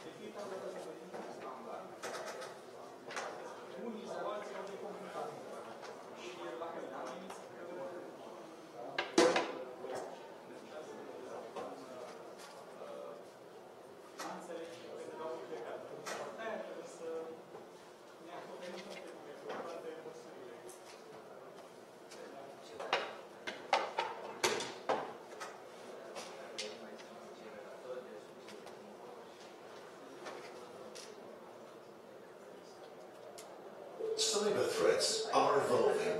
They're more sophisticated now and more costly. Infrastructure attacks are more pervasive. It's not always about stealing information. It's about disrupting operations and service. Consequence? Downtime, loss of revenue, and loss of reputation. Not to mention chaos. Who's behind these attacks? Governments, politically motivated rogue groups, and terrorists, to name a few. And internet-facing networks are easy targets. How easy? It doesn't take a PhD. Powerful botnets available for lease on the internet enable almost anyone to launch an attack for a small fee. One of the most valuable and vulnerable parts of the network infrastructure is the domain name system, or DNS, an organization's internet address book. When a DNS server is disrupted, users can't access websites and applications. A DNS server can also be hijacked to redirect visitors to an imposter site and even become an unwitting accomplice in attacks that flood a victim with incoming traffic. With DNS infrastructure attacks rising 200% over the past year, how can you protect your network? Infoblox, the leader in commercial-grade DNS technology, offers an intelligent solution. Infoblox Advanced DNS Protection. It combines the industry's leading DNS with advanced protection technology in one appliance.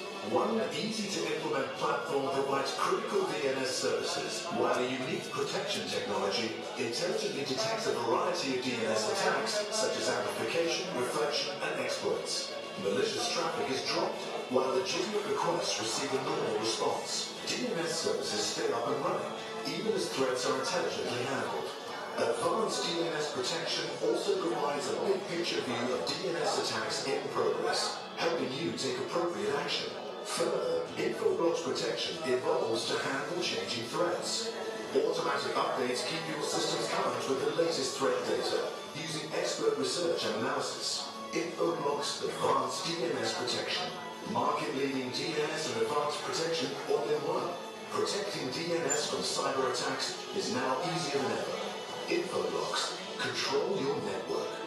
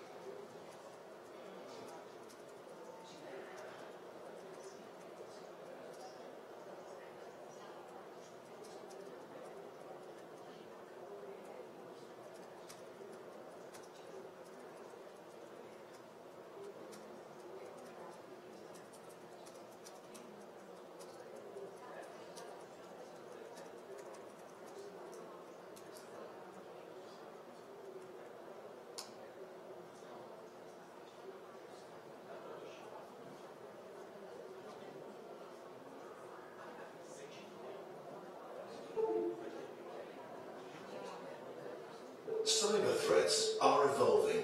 They're more sophisticated now and more costly. Infrastructure attacks are more pervasive. It's not always about stealing information. It's about disrupting operations and service. Consequence? Downtime, loss of revenue, and loss of reputation. Not to mention chaos. Who's behind these attacks? Governments, politically motivated rogue groups, and terrorists, to name a few. And internet-facing networks are easy targets. How easy?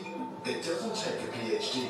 Powerful botnets available for lease on the internet enable almost anyone to launch an attack for a small fee. One of the most valuable and vulnerable parts of the network infrastructure is the Domain Name System, or DNS, an organization's internet address book.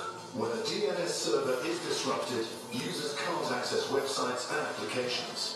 A DNS server can also be hijacked to redirect visitors to an imposter site and even become an unwitting accomplice in attacks that flood a victim with incoming traffic. With DNS infrastructure attacks rising 200% over the past year, how can you protect your network?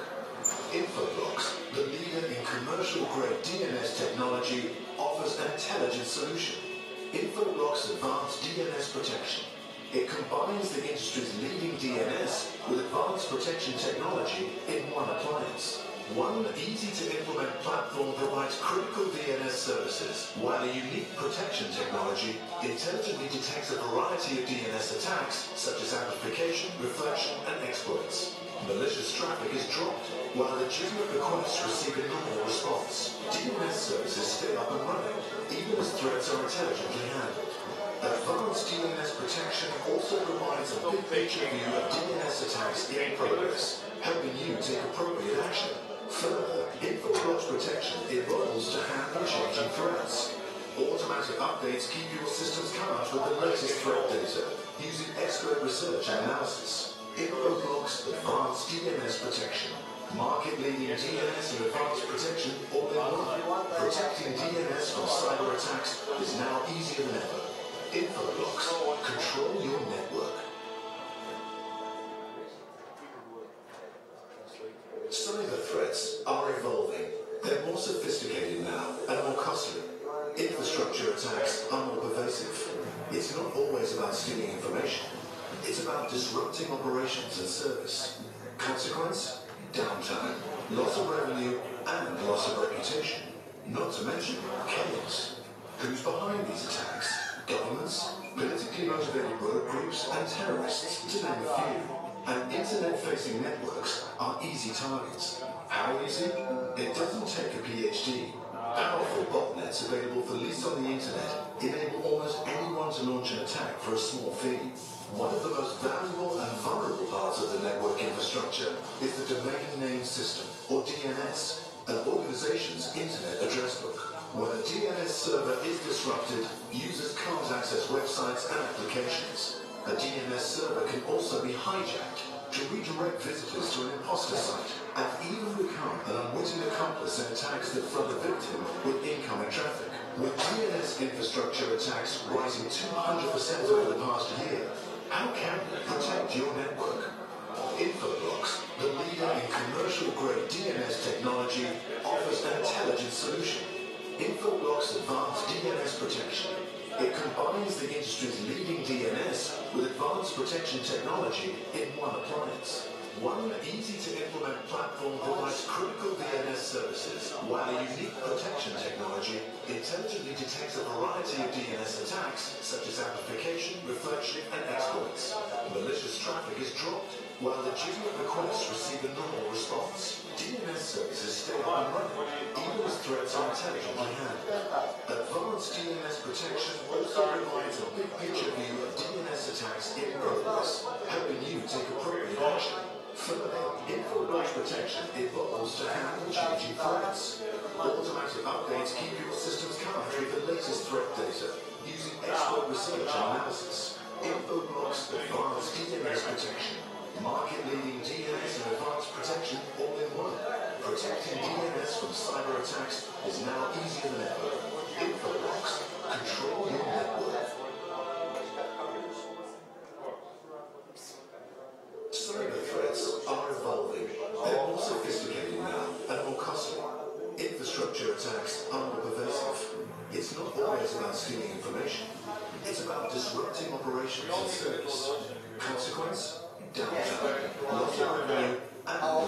reputation, not to mention chaos. Who's behind these attacks? Governments, politically motivated rogue groups, and terrorists, to name a few. And internet-facing networks are easy targets. How easy? It doesn't take a PhD. Powerful botnets available for lease on the internet enable almost anyone to launch an attack for a small fee. One of the most valuable and vital parts of the network infrastructure is the domain name system, or DNS, an organization's internet address book. When a DNS server is disrupted, users can't access websites and applications. A DNS server can also be hijacked to redirect visitors to an imposter site and even become an unwitting accomplice in attacks that flood a victim with incoming traffic. With DNS infrastructure attacks rising 200% over the past year, how can you protect your network? Infoblox, the leader in commercial-grade DNS technology, offers an intelligent solution. Infoblox Advanced DNS Protection. It combines the industry's leading DNS with advanced protection technology in one appliance. One easy-to-implement platform provides critical DNS services, while a unique protection technology intelligently detects a variety of DNS attacks, such as amplification, reflection, and exploits. Malicious traffic is dropped, while legitimate requests receive a normal response. DNS services stay up and running, even as threats are intelligently handled. Advanced DNS protection also provides a big picture view of DNS attacks in progress, helping you take appropriate action. Further, Infoblox protection evolves to handle changing threats. Automatic updates keep your systems current with the latest threat data, using expert research and analysis. Infoblox Advanced DNS Protection. Market-leading DNS and advanced protection all in one. Protecting DNS from cyber attacks is now easier than ever. Infoblox. Control your network. Cyber threats are evolving. They're more sophisticated now and more costly. Infrastructure attacks are more pervasive. It's not always about stealing information. It's about disrupting operations and service. Consequence? Downtime, loss of revenue, and loss of reputation. Not to mention chaos. Who's behind these attacks? Governments, politically motivated rogue groups, and terrorists, to name a few. And internet-facing networks are easy targets. How easy? It doesn't take a PhD. Powerful botnets available for lease on the internet enable almost anyone to launch an attack for a small fee. One of the most valuable and vulnerable parts of the network infrastructure is the domain name system, or DNS, an organization's internet address book. When a DNS server is disrupted, users can't access websites and applications. A DNS server can also be hijacked to redirect visitors to an imposter site and even become an unwitting accomplice in attacks that flood a victim with incoming traffic. With DNS infrastructure attacks rising 200% over the past year, how can you protect your network? Infoblox, the leader in commercial-grade DNS technology, offers an intelligent solution. Infoblox Advanced DNS Protection. It combines the industry's leading DNS with advanced protection technology in one appliance. One easy-to-implement platform provides critical DNS services, while a unique protection technology intelligently detects a variety of DNS attacks, such as amplification, reflection, and exploits. Malicious traffic is dropped, while legitimate requests receive a normal response. DNS services stay up and running, even as threats are intelligently handled. Advanced DNS protection also provides a big picture view of DNS attacks in progress, helping you take appropriate action. Further, Infoblox protection evolves to handle changing threats. Automatic updates keep your systems current with the latest threat data, using expert research and analysis. Infoblox Advanced DNS Protection. Market-leading DNS and advanced protection all in one. Protecting DNS from cyber attacks is now easier than ever. Infoblox. Control your network. Cyber threats are evolving. They're more sophisticated now and more costly. Infrastructure attacks are more pervasive. It's not always about stealing information. It's about disrupting operations and service. Consequence? Downtime, loss of revenue, and loss of reputation. Not to mention chaos. Who's behind these attacks? Governments, political groups and terrorists, to name a few. And internet-facing networks are easy targets. How easy? It doesn't take a PhD. Powerful botnets available for lease on the internet enable almost anyone to launch an attack for a small fee. One of the most valuable and vulnerable parts of the network infrastructure is the Domain Name System, or DNS, an organization's internet address book. When a DNS server is disrupted, users can't access websites and applications. A DNS server can also be hijacked to redirect visitors to an imposter site and even become an unwitting accomplice in attacks that flood a victim with incoming traffic. With DNS infrastructure attacks rising 200% over the past year, how can you protect your network? Infoblox, the leader in commercial-grade DNS technology, offers an intelligent solution. Infoblox Advanced DNS Protection. It combines the industry's leading DNS with advanced protection technology in one appliance. One easy-to-implement platform provides critical DNS services, while a unique protection technology intelligently detects a variety of DNS attacks, such as amplification, reflection, and exploits. Malicious traffic is dropped, while legitimate requests receive a normal response. DNS services stay up and running, even as threats are intelligently handled. Advanced DNS protection also provides a big-picture view of DNS attacks in progress, helping you take appropriate action. Further, Infoblox protection evolves to handle changing threats. Automatic updates keep your systems current with the latest threat data, using expert research and analysis. Infoblox Advanced DNS Protection. Market-leading DNS and advanced protection all in one. Protecting DNS from cyber attacks is now easier than ever. Infoblox. Control your network. Cyber threats are evolving. They're more sophisticated now and more costly. Infrastructure attacks are more pervasive. It's not always about stealing information. It's about disrupting operations and service.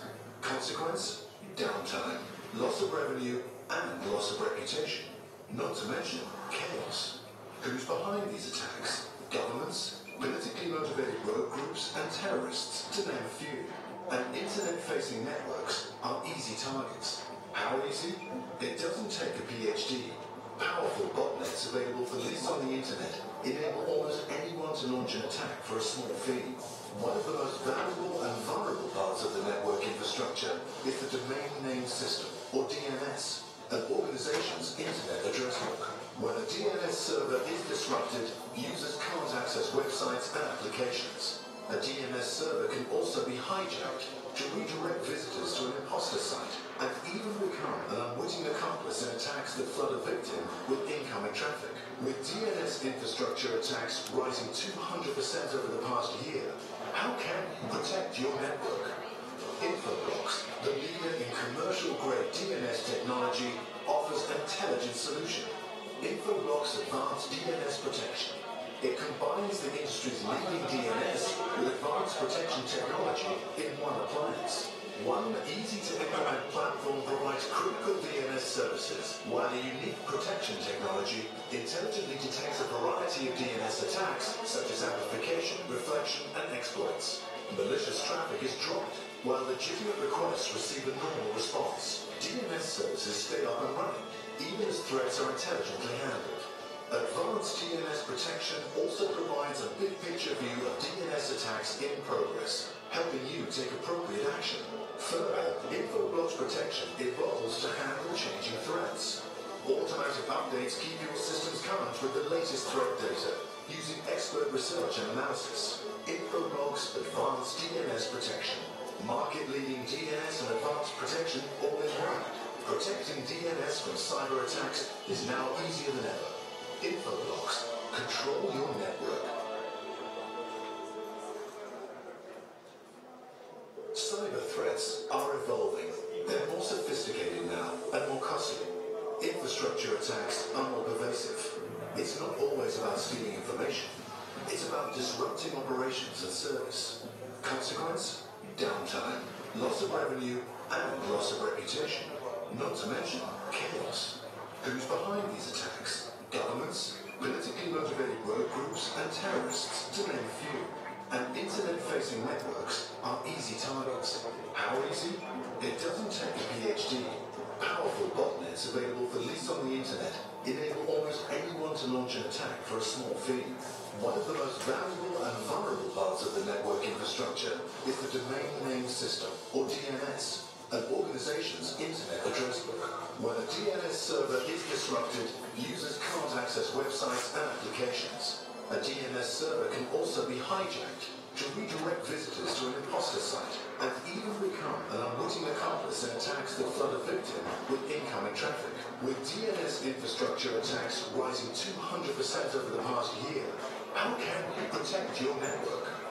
Infoblox, the leader in commercial-grade DNS technology, offers an intelligent solution. Infoblox Advanced DNS Protection. It combines the industry's leading DNS with advanced protection technology in one appliance. One easy-to-implement platform provides critical DNS services, while a unique protection technology intelligently detects a variety of DNS attacks, such as amplification, reflection, and exploits. Malicious traffic is dropped, while legitimate requests receive a normal response. DNS services stay up and running, even as threats are intelligently handled. Advanced DNS protection also provides a big-picture view of DNS attacks in progress, helping you take appropriate action. Further, Infoblox protection evolves to handle changing threats. Automatic updates keep your systems current with the latest threat data, using expert research and analysis. Infoblox Advanced DNS Protection. Market-leading DNS and advanced protection all in one. Protecting DNS from cyber attacks is now easier than ever. Infoblox. Control your network. Cyber threats are evolving. They're more sophisticated now and more costly. Infrastructure attacks are more pervasive. It's not always about stealing information. It's about disrupting operations and service. Consequence? Downtime, loss of revenue, and loss of reputation. Not to mention chaos. Who's behind these attacks? Governments, politically motivated rogue groups, and terrorists, to name a few. And internet-facing networks are easy targets. How easy? It doesn't take a PhD. Powerful botnets available for lease on the internet enable almost anyone to launch an attack for a small fee. One of the most valuable and vulnerable parts of the network infrastructure is the domain name system, or DNS, an organization's internet address book. When a DNS server is disrupted, users can't access websites and applications. A DNS server can also be hijacked to redirect visitors to an imposter site and even become an unwitting accomplice in attacks that flood a victim with incoming traffic. With DNS infrastructure attacks rising 200% over the past year, how can you protect your network? Infoblox, the leader in commercial-grade DNS technology, offers an intelligent solution. Infoblox Advanced DNS Protection. It combines the industry's leading DNS with advanced protection technology in one appliance. One easy-to-implement platform provides critical DNS services, while a unique protection technology intelligently detects a variety of DNS attacks, such as amplification, reflection, and exploits. Malicious traffic is dropped, while legitimate requests receive a normal response. DNS services stay up and running, even as threats are intelligently handled. Advanced DNS protection also provides a big-picture view of DNS attacks in progress, helping you take appropriate action. Further, Infoblox protection evolves to handle changing threats. Automatic updates keep your systems current with the latest threat data, using expert research and analysis. Infoblox Advanced DNS Protection. Market-leading DNS and advanced protection all in one. Protecting DNS from cyber attacks is now easier than ever. Infoblox. Control your network. Cyber threats are evolving. They're more sophisticated now and more costly. Infrastructure attacks are more pervasive. It's not always about stealing information. It's about disrupting operations and service. Consequence? Downtime, loss of revenue, and loss of reputation. Not to mention chaos. Who's behind these attacks? Governments, politically motivated rogue groups, and terrorists, to name a few. And internet-facing networks are easy targets. How easy? It doesn't take a PhD. to launch an attack for a small fee. One of the most valuable and vulnerable parts of the network infrastructure is the domain name system, or DNS, an organization's internet address book. When a DNS server is disrupted, users can't access websites and applications. A DNS server can also be hijacked to redirect visitors to an imposter site and even become an unwitting accomplice in attacks that flood a victim with incoming traffic. With DNS infrastructure attacks rising 200% over the past year, how can you protect your network? Infoblox, the leader in commercial-grade DNS technology, offers an intelligent solution. Infoblox Advanced DNS Protection. It combines the industry's leading DNS with advanced protection technology in one appliance. One easy-to-implement platform provides critical DNS services, while a unique protection technology intelligently detects a variety of DNS attacks, such as amplification, reflection, and exploits. Malicious traffic is dropped, while legitimate requests receive a normal response. DNS services stay up and running, even as threats are intelligently handled. Advanced DNS protection also provides a big picture view of DNS attacks in progress, helping you take appropriate action. Further, Infoblox protection evolves to handle changing threats. Automatic updates keep your systems current with the latest threat data, using expert research and analysis. Infoblox Advanced DNS Protection. Market-leading DNS and advanced protection all in one. Protecting DNS from cyber attacks is now easier than ever. Infoblox. Control your network. Cyber threats are evolving. They're more sophisticated now and more costly. Infrastructure attacks are more pervasive. It's not always about stealing information. It's about disrupting operations and service. Consequence? Downtime, loss of revenue, and loss of reputation. Not to mention chaos. Who's behind these attacks? Governments, politically motivated rogue groups, and terrorists, to name a few. And internet-facing networks are easy targets. How easy? It doesn't take a PhD.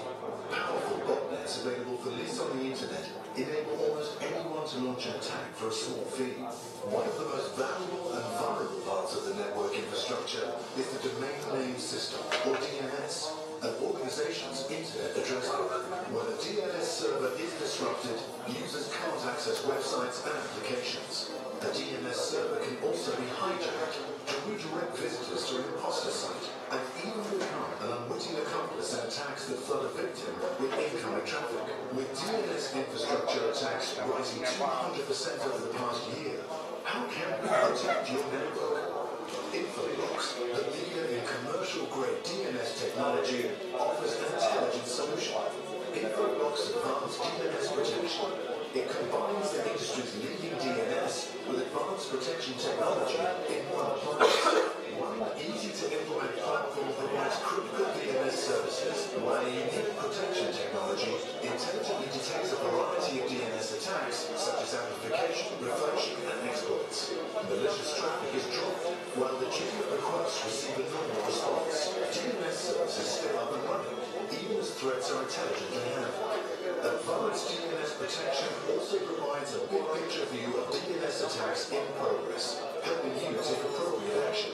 Further, Infoblox protection enables to handle changing threats. Automatic updates keep your systems current with the latest threat data, using expert research and analysis. Infoblox Advanced DNS Protection.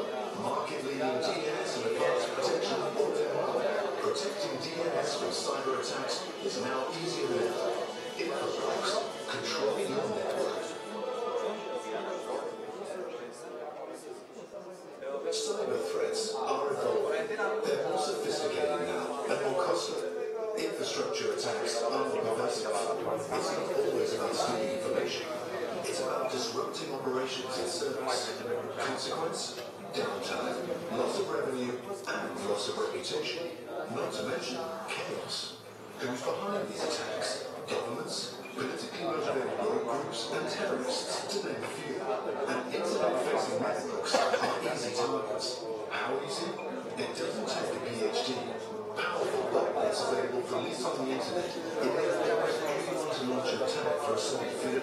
One of the most valuable and vulnerable parts of the network infrastructure the domain name system, or DNS, an organization's internet address book. When a DNS server is disrupted, users can't access websites and applications. A DNS server can also be hijacked, drawing out visitors to a master site, and even letting accomplice an attack that flood a victim with incoming traffic. With DNS infrastructure attacks rising 200% over the past year, how can you protect your network? Infoblox, the leading commercial-grade DNS technology, offers an intelligent solution. Infoblox provides DNS protection. It combines the industry's leading DNS with advanced protection technology in one box. One easy-to-implement platform provides critical DNS services, while a unique protection technology intelligently detects a variety of DNS attacks, such as amplification, reflection, and exploits. Malicious traffic is dropped, while legitimate requests receive a normal response. DNS services stay up and running, even as threats are intelligent and relevant. Advanced DNS protection also provides a big picture view of DNS attacks in progress, helping you take appropriate action. Further, Infoblox protection evolves to handle changing threats. Automatic updates keep your systems current with the latest threat data using expert research and analysis. Infoblox Advanced DNS Protection. Market-leading DNS and advanced protection all in one. Protecting DNS from cyber attacks is now easier than ever. Infoblox. Control your network. Cyber threats are evolving. They're more sophisticated now and more costly. Infrastructure attacks are more pervasive. It's not always about stealing information.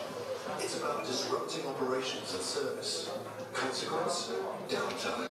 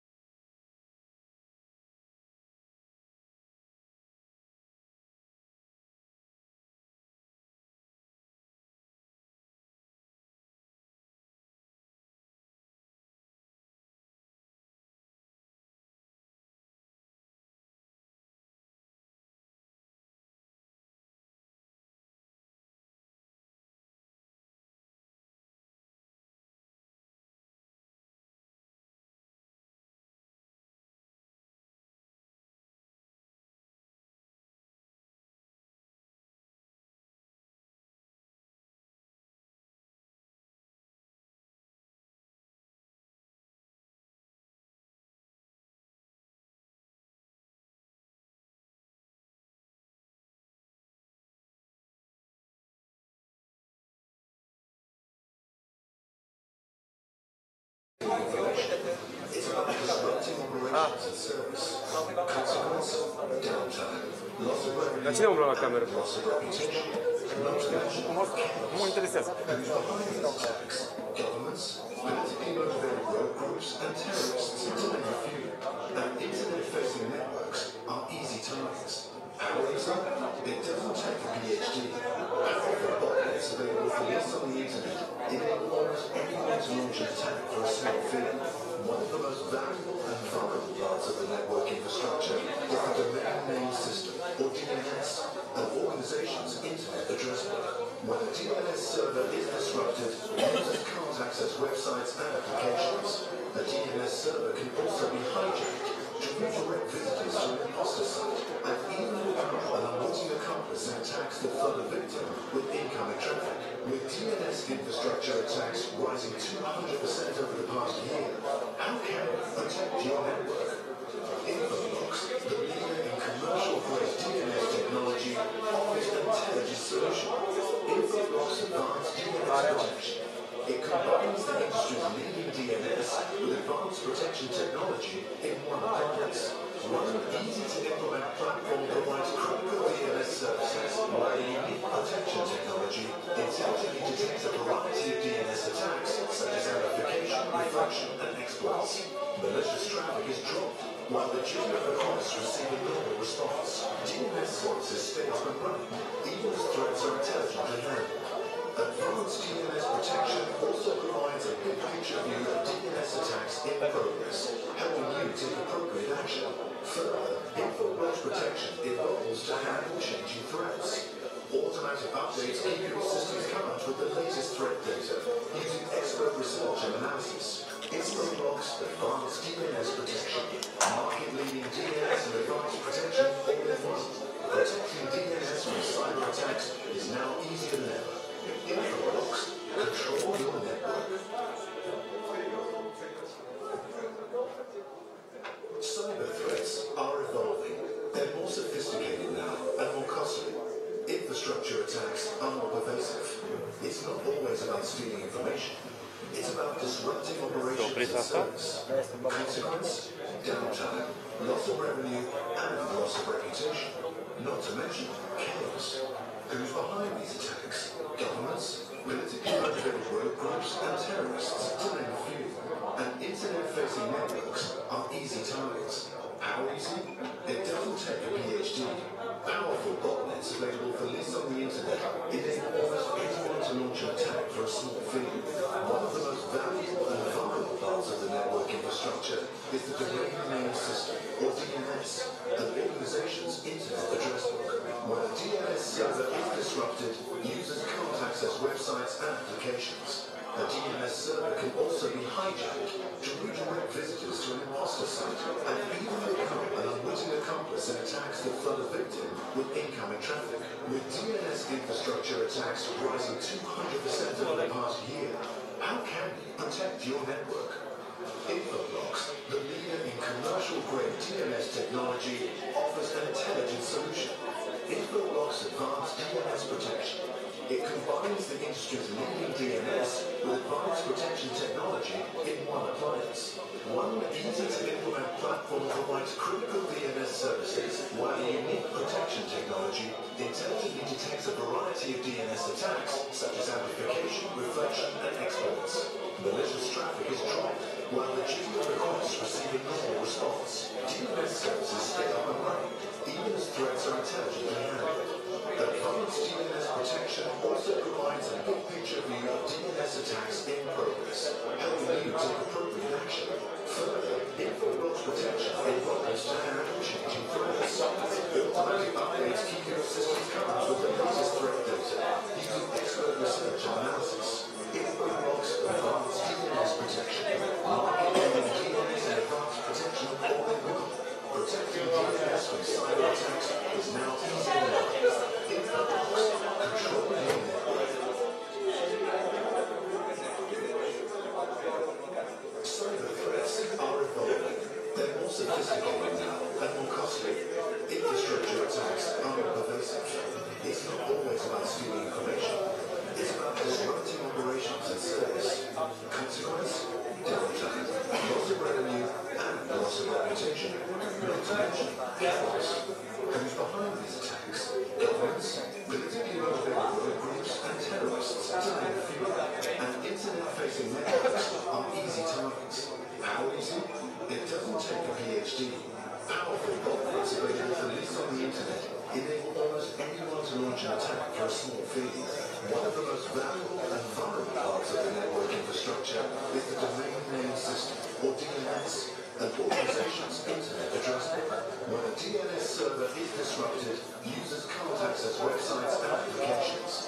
A DNS server can also be hijacked to redirect visitors to an imposter site and even become an unwitting accomplice in attacks that flood a victim with incoming traffic. With DNS infrastructure attacks rising 200% over the past year, how can you protect your network? Infoblox, the leader in commercial-grade DNS technology, offers an intelligent solution. Infoblox Advanced DNS Protection. It combines the industry's leading DNS with advanced protection technology in one place. One easy-to-implement platform provides critical DNS services, while the unique protection technology intelligently detects a variety of DNS attacks, such as amplification, reflection, and exploits. Malicious traffic is dropped, while legitimate requests receive a minimal response. DNS services stay up and running, even as threats are intelligently handled.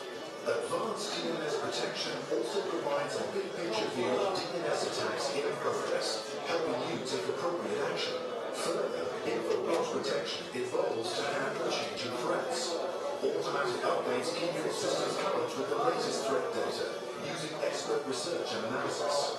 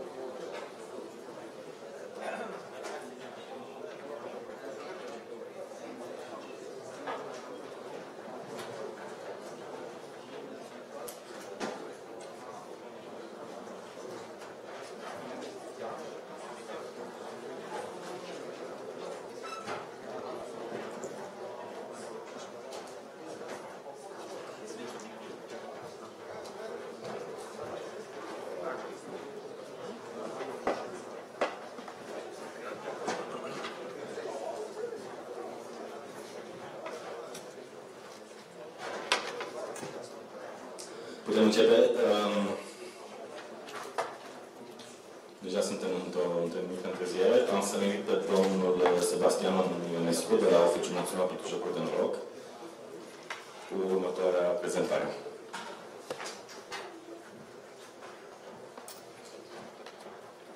Bună ziua!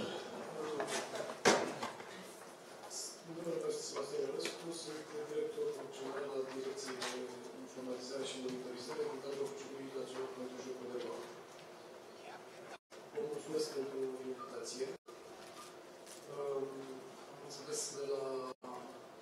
noastre care mă uită de aici sunt o serie de discuții în cadrul noastră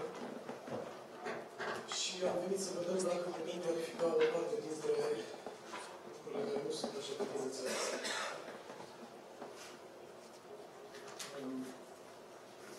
A fost puțin mai devreme văzut la domnul Eduard de la România, care vorbea tot despre obligații. În păcate, tot despre obligații trebuie să vă amintesc și eu, că, deși jocurile de noroc nu au o legătură directă cu proiectul noastră, au mai apărut o obligație care vă vizează în mod direct în dumneavoastră.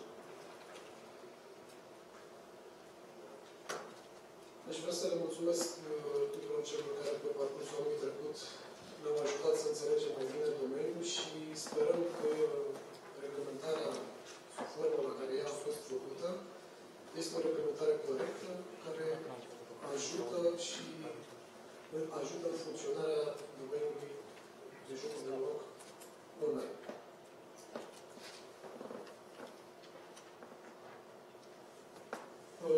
Vreau doar să amintesc obligația legală, pentru că sunt convins că toată lumea știe, noastră ați primit de la noi informare cu această obligație. Este vorba de prevederea din ordonanța 77, care spune că oficiul instituie o listă neagră, Comitetul de Supraveghere instituie o listă neagră, iar această listă neagră, prin decizia Comitetului, va trebui implementată de către providerii de internet, în sensul restricționării accesului utilizatorilor de internet către site-urile de noroc, de jocuri de noroc, care nu sunt autorizate să funcționeze în România. Ca orice obligativitate există și o penalizare. În obiectivele Oficiului pentru Jocuri de Noroc nu stă penalizarea providerului de internet și a propus nimeni să urmărească să penalizeze providerul de internet, dar pentru o aplicare unitară trebuia să fie și această penalizare prinsă în lege.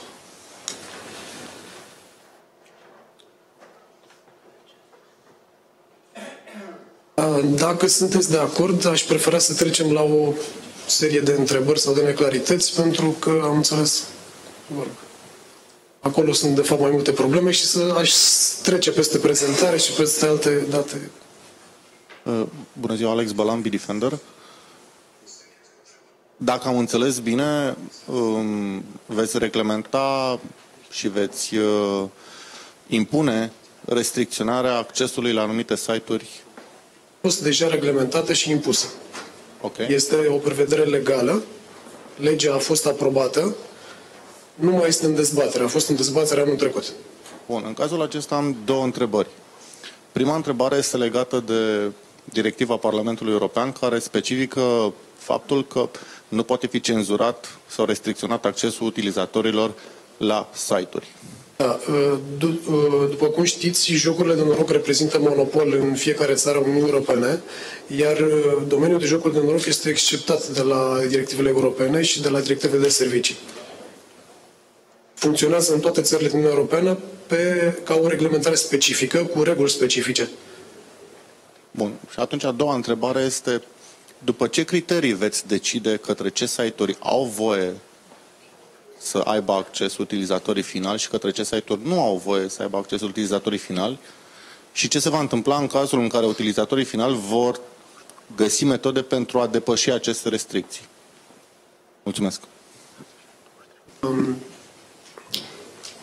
Probabil că știți, sau dacă nu știți, vă spun eu acum, în ultimii ani în România a fost o lege a jocurilor de noroc, începând din 2010 a existat o lege a jocurilor de noroc, care spune că este infracțiune desfășurarea de jocuri de noroc pe teritoriul României.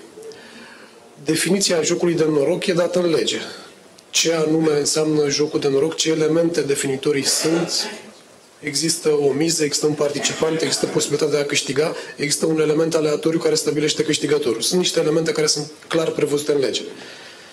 De toate aceste elemente se iau în calcul la stabilirea unui, să-i spun, site de jocuri de noroc, atunci când el este propus de către Direcția de Specialitate Comitetului în vederea aprobării și a introducerii pe lista neagră. Deci lucrurile de a defini sunt foarte clare în lege. Au fost și niște probleme de-a lungul timpului și noi am încercat și am reușit să aducem în legalitate organizatorii de jocuri de noroc online. Până anul acesta n-a fost nimeni licențiat în România pentru jocuri de noroc online. În acest moment avem 14 operatori de jocuri de noroc care se regăsesc pe site-ul oficiului de jocuri de noroc cu drept temporar de funcționare, pentru că mai sunt depus la punct diverse detalii tehnice pentru a îndeplini toate condițiile legale. Și pentru a nu bloca piața, li s-a dat o perioadă tranzitorie de 1 an de zile, în așa fel încât să îndeplinească condițiile tehnice prevăzute de lege. Și o ultimă întrebare, dacă îmi permiteți. În acest moment există vreun site blocat pentru utilizatorii de internet din România și cum prognozați că se va dezvolta acest fenomen în următorii ani? Alte instituții, alte tipuri de site-uri blocate? Există mii de site-uri de jocuri de noroc în lume care pot fi accesate de pe teritoriul României. În acest moment există o listă neagră care se regăsește pe site-ul oficiului de jocuri de noroc, unde sunt cu aproximație, nu știu exact cifra, dar în jur de 150 de site-uri de joc care oferă jocuri de noroc în acest moment.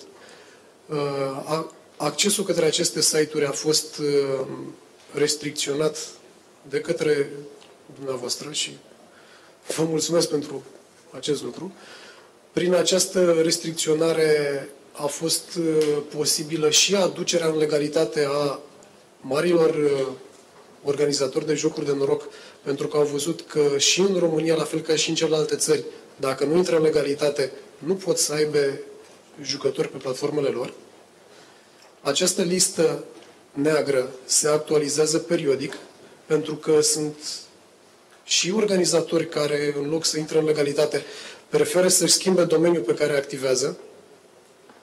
Și în acest moment, activitatea de monitorizare e una continuă, se propun comitetului noile site-uri care vor trebui restricționate, lista se actualizează pe site. Poate ar trebui să vorbiți cu cei de la Orange. Am accesat primele 5 site-uri de pe lista neagră și merge. În momentul de față? Da. Eu am accesat de pe site-ul de pe telefonul meu și am fost blocat.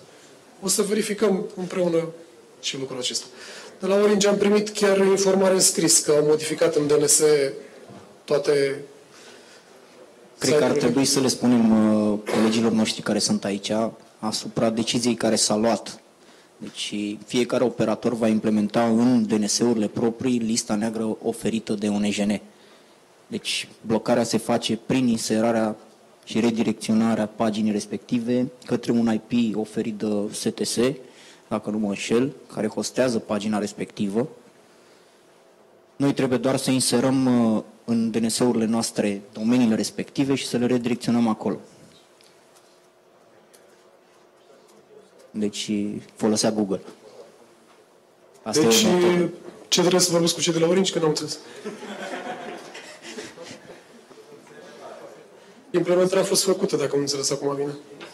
Stați că acum verificăm că...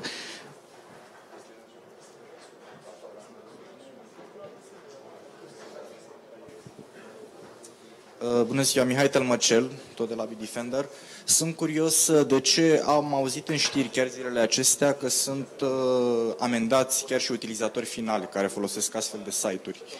De ce considerați că este nevoie să fie amendați aceștia când, după cum spuneți, sunt instrumente care ar trebui să le blocheze accesul? Poate eu, ca utilizator final, nu vreau să mă informez mereu când a fost adăugat un site pe această listă. Deci de ce considerați că trebuie utilizatorii finali amendați? Mulțumesc. Amendarea este atributul colegilor mei de la control. Nu pot să mă amestec în ceea ce fac ei acolo. Dumnealor stabilesc foarte clar dacă un jucător este amendat sau sancționat prin avertisment. Din câte știu eu, legea prevede că orice jucător care accesează un joc de noroc neautorizat pe teritoriul României este contravenient. Noi am reușit să modificăm pentru că până să intre în vigoare legea asta, orice jucător care accesa un joc de noroc pe teritoriul României nelicențiat era infracțiune până anul trecut. Deci toți jucătorii care au jucat în perioada trecută erau infractori. Am reușit să modificăm lucrurile și să facem contravenție. Pentru că, într-adevăr, mulți dintre jucători pot să nu știe. Dar vă asigur că marea majoritate a jucătorilor, urmărind forumurile, discută despre legislația de jocuri de noroc și cei care joacă știu ce înseamnă să joace și reglementări legale sunt în domeniul respectiv.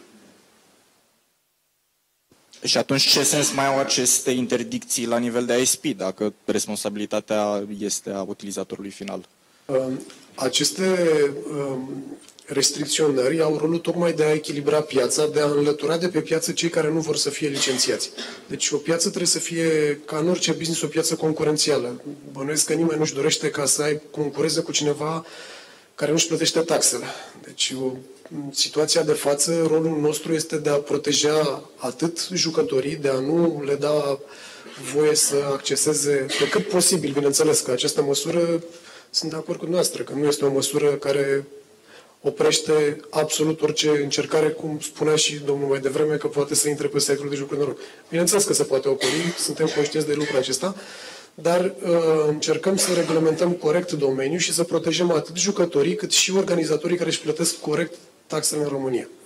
Pe de altă parte, am impus prin lege ca organizatorii care sunt licențiați în România să aibă într-un cont din România suma banilor jucătorilor, în așa fel încât jucătorul, probabil că știți, într-un joc de noroc, un jucător își face un cont, își depune o sumă de bani acolo, după care joacă din banii respectivi. Banii aceia nejucați nu sunt ai organizatorului, chiar dacă sunt la dispoziția organizatorului. Dacă un organizator vrea să închidă și să plece, jucătorul este protejat în sensul că are pe teritoriul României într-o bancă suma de bani care el a depus-o și n-a jucat-o acolo. Deci am încercat să protejăm atât partea de jucători, cât și partea de a echilibra business-ul organizatorilor de jocuri de noroc. Sabin Potârcă, tot de la Bitdefender, nu vreau să credeți că avem ceva cu dumneavoastră. Aș vrea să vă întreb cât de eficientă vi se pare blocarea asta la nivel de DNS, dacă înțeleg bine. Adică tocmai ziceați mai devreme că jucătorii, mai ales cei care sunt amendați, umblă pe forumuri, știu despre ce e vorba, știu ce să facă. El a intrat doar că și-a pus DNS-ul de la Google, adică nu e chiar o protecție. Mă rog, era setat dinainte și nu știa. Nu e problemă. Cunoaștem aceste Care e eficiența acestei blocări? Adică, nu știu, mi se pare că e cumva un plus. Da. Suntem conștienți, știm cum funcționează toate lucrurile de genul acesta, știm cum pot să intre și cum pot să facă, cunoaștem toate metodele, sau mă rog, multe dintre metode. Și aici intrăm pe un domeniu de educare a populației. Deci până în acest moment nu a fost niciodată niciun fel de discuție legată de genul acestei discuții. Și oamenii au putut să intre și să joace nestingheriți unde au vrut. Educația se face treptat, nu se face blocând accesul strict peste tot. Și noi ne-am propus să începem cu acest prim pas în care să aducem în discuție că există totuși o lege care trebuie să fie respectată. Modalitatea de redirecționare prin DNS n-am inventat-o noi. Este cea care este implementată în țările Uniunii Europene. Am analizat legislațiile, am văzut ce se întâmplă și am ales această modalitate care, cred că sunteți de acord cu mine, una dintre cele mai simple modalități de a restricționa accesul la un site. Nu ne-am propus să blocăm nici activitatea noastră. Am avut întâlniri pe parcursul anului trecut cu reprezentanții ai providerilor de internet și recomandarea dumnealor a fost tot de a alege o modalitate simplă, ușor de implementat, fără costuri suplimentare, dar care să atragă atenția utilizatorilor că totuși ceva nu este în regulă atunci când accesăm un site de jocuri de noroc nelicențiat. Cum se va răsfrânge această măsură asupra companiilor care au propriile implementări de DNS? Cum se va restrânge, în ce sens? Adică înțeleg că impuneți asta la nivel de carriers, la nivel de telcos și la nivel de companii de telecomunicații. Ok, dar majoritatea companiilor de la un număr de angajați în sus își implementează propriul DNS, care nu mai vorbește cu furnizorul de servicii internet. Întrebarea este dacă o să impuneți asta și la nivelul companiilor. Noi putem să impunem doar ceea ce e prevăzut în lege. Deci la momentul actual în lege este prevăzut doar providerul de internet, dacă mi-aduc eu bine aminte. Deci în momentul de față nu putem să obligăm, pentru că așa ne spune legea, doar providerii de internet pot să facă acest lucru. Dar bănuiesc că marea majoritate a utilizatorilor de internet care folosesc astfel de servicii sunt ai providerilor de internet. E o categorie mai mică, cei de care vreți noastră, cred. Nu știu, domnii provider de internet ne pot confirma sau infirma, nu știu. Da, așa e. Alte întrebări mai avem? În spate.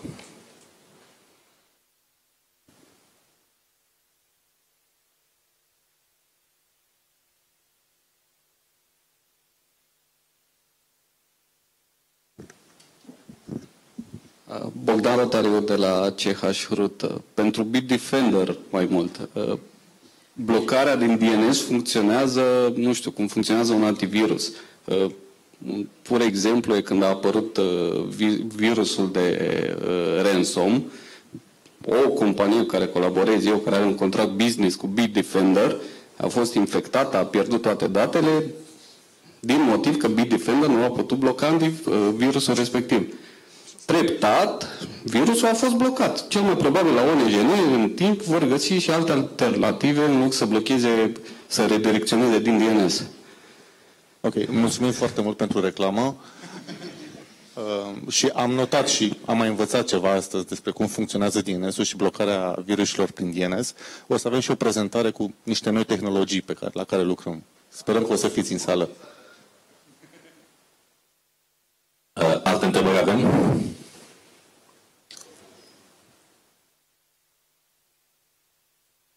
Punctual, dați-mi voie, vorbeați că este la nivelul Uniunii Europene această directivă care permite să fie reglementat domeniul jocurilor de noroc. În acest sens, Google, care activează în Europa și oferă serviciile de DNS cu care colegii au putut prin Orange să iasă pe aceste site-uri, poate fi abordat de către instituția dumneavoastră să blocheze accesul la aceste domenii? Google fiind un exemplu, mă refer la orice instituție care acționează pe teritoriul Europei. Pot să vă spun că am purtat discuții cu reprezentanții Google, Facebook, cred că mai mulți reprezentanți de la toți cei care au magazine virtuale pentru aplicațiile de telefonie mobilă. Pentru aplicațiile de mobil, pardon. Toți au fost dispuși să ne ajute în respectarea legislației pe teritoriul României, iar colaborarea care am avut-o cu ei a fost deosebit de bună. Toți ne-au confirmat că nu vor permite accesul oricărui dezvoltator de aplicații de jocuri de noroc în platformele lor pentru România. Nu știu dacă cei de la Google au DNS pentru România care să poată să fie special pentru România. Fiecare țară din Europeană are propria legislație și propriile reguli referitoare la jocurile de noroc. Și atunci nu știu dacă ei pot să implementeze la modul ăsta. N-am avut astfel de discuții cu ei referitoare la bloca din DNS-ul lor utilizatorii români. Am înțeles. E bine că aveți un canal de comunicație și o ultimă întrebare. Totuși, aceste site-uri operează pe o infrastructură, undeva la niște furnizori de hosting. Luați în calcul oprirea la sursa acestora, să fie DNS-ul, domeniul închis sau să fie suspendate serverele? Mulțumesc. Hai să zic eu ceva ca să-l ajut un pic pe Sebastian. Implementarea măsurii care s-a discutat și cu Interlanul și cu ANISP a pornit la inițiativa ANISP-ului, e mai mult ca să informăm utilizatorii. Pentru că dacă noi nu informăm, noi nu-i blocăm, ei n-ajung în pagina aia cum a ajuns Alex mai devreme, ei ajung pe pagină la nu știu ce companie de jocuri de noroc, joacă acolo, după care le vin bani în țară, după care sunt amendați. Deci mai bine să ajungă în pagina respectivă, să vadă, după aia dacă ei aleg să folosească DNS-urile de la Google, DNS-urile lor acasă, pe care lor vrea ei, ca să treacă peste informarea respectivă și să joace în continuare, aleg probabil să-și ia amenda. Sunt responsabili pentru faptele lor. Dacă îmi dai voie să completez un pic, am avut câteva discuții legate de această redirecționare și nu restricționare, cum spune în lege. Deci în lege cuvântul folosit este restricționarea accesului la site-urile respective. Am ales modalitatea de redirecționare tocmai în ideea în care utilizatorul de internet, care probabil că nu știe că el accesează un site de jocuri de noroc care nu operează legal în România, să știe de ce anume a fost blocat accesul către acel site. Și am ales să facem această informare printr-o pagină. Avem un IP care este luat de către ONGN, este găzduit într-un server al STS-ului, pentru că așa e la instituțiile publice, STS-ul este providerul de internet al nostru, în data center la ei, și am ales tocmai modalitatea de informare a jucătorilor. Ok, e super informarea, dar întrebarea era punctual dacă nu se ia în calcul oprirea acelui site ilegal, pur și simplu, să fie dat jos de pe internet. Exact cum vorbeam puțin mai devreme de partea de educație a jucătorilor. Știți foarte bine că fiecare țară, spre exemplu, oamenii din țările nordice sunt foarte receptivi la ceea ce le spune autoritatea. Dacă într-o țară nordică le-a spus că nu au voie să joace pe un site de jocuri de noroc, care nu este legal,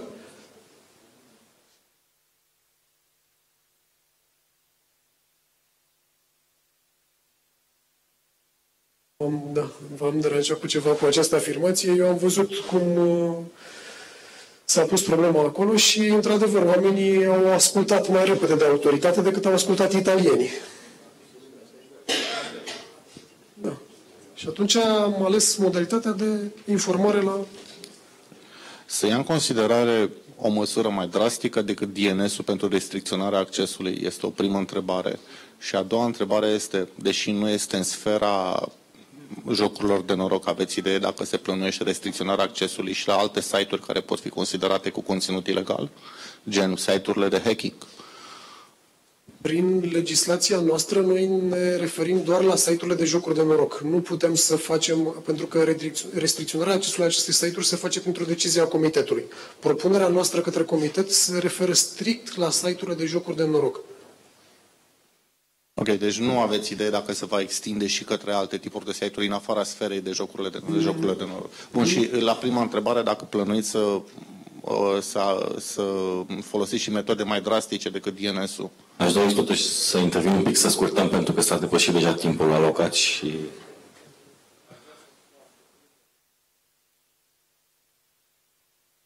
O intervenție foarte scurtă. Cristian Copcea, sunt de la Interlan. Dat fiind faptul că avem o grămadă de persoane din străinătate aici, care este posibil să fie gambler printre ei, întrebarea mea, dacă dâns și acum în sală, în loc să ne asculte, joacă la un joc de noroc ilegal în România, cum îi amendați dumneavoastră? Și dacă îi amendați pentru că trebuie să se respecte legislația locală și dacă nu îi amendați, înseamnă că avem două categorii de personal. Românii care pot fi amendați și cei care nu pot fi amendați.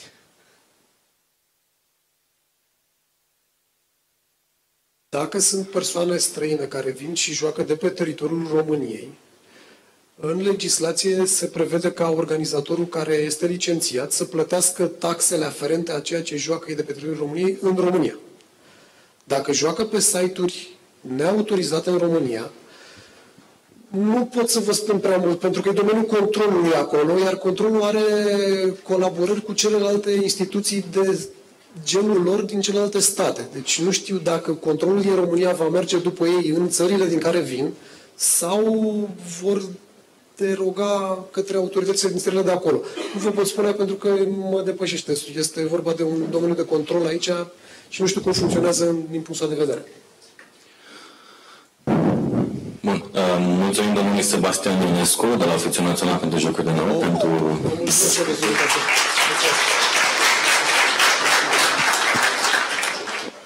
Și aș dori să-l invit pe domnul Raujan Pamburcen să ne spună și dânsul câteva cuvinte.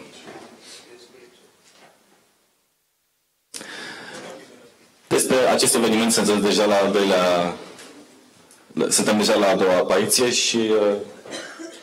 Hai să leg de subiectul ăsta care tocmai se discuta. Modalități, până la urmă problema este una de ANAF, dacă stăm să ne gândim bine. E o problemă de fiscalitate, nu e o altă problemă.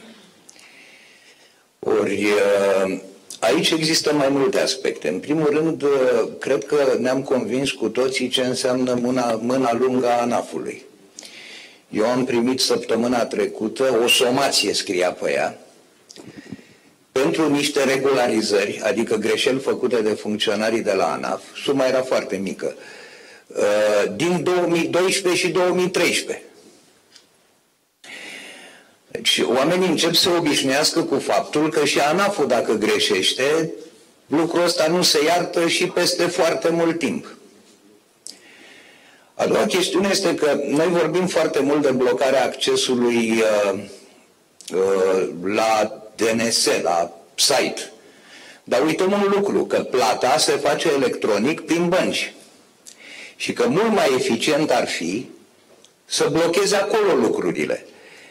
Și, ok, omul poate să joace un demo cu banii dați de site cu virtuali, dar mai departe n-are cum să ducă. Că nu-i mai alimentează banca nimic. Adică este o metodă mult mai eficientă asta, după părerea mea. Nu știu de ce nu s-a gândit nimeni la ea până acum. Poate să facă și asta, așa pot să vă spun un lucru, poate să folosească un browser specializat și a terminat toată povestea cu... nu vreau să dau nume, de-aia am spus un browser specializat. Și a terminat toată povestea, și cu DNS-ul, și cu tot ce vreți dumneavoastră. Și s-a încheiat discuția. Cred că e mult mai eficient din acest motiv, pentru că browserul ăla, da, poate să, dar nu există redirectări de-astea bancare, încă n-am auzit de un site care să anonimizeze plățile. Asta deja e o poveste pentru România și Bitcoin-ul deja s-a dovedit a fi o problemă. Da, trecem peste. Da, corect. Există și instituții bancare de tipul ăsta, dar și alea au început să aibă probleme. Nu, acolo unde este vorba de bani, planeta Pământ are grijă ca lucrurile să fie mult mai bine ținute în frâu. Deci, eu cred că asta ar fi cea mai simplă soluție și până la urmă, ideea asta cu amendezi, cred că statul pierde din chestia asta, pentru că una este să pui o amendă și alta este să iei un impozit pe un venit care poate să fie mai mare decât amenda. Sau poate să ducă la lucruri nedrepte, adică poți să-l amendezi pe unul care a pierdut, în mod consecvent. De ce să-l amendezi, săracul? Adică nu vreau să spun vorba aia românească cu și cu banii luați, dar spre aia te duce. Nu cred că trebuie privite lucrurile nici ca o știre de presă, trebuie privite cu mai multă relaxare și nu trebuie să ne gândim imediat că interesul statului este să câștige bani. Interesul statului nu este cel care pare a fi în România să ia o bâtă și să dea cu ea în tot ce vede. Nu cred că asta este soluția. Noi suntem în perioada aia cu bâta, dar o să treacă și perioada asta și o să ne normalizăm și noi.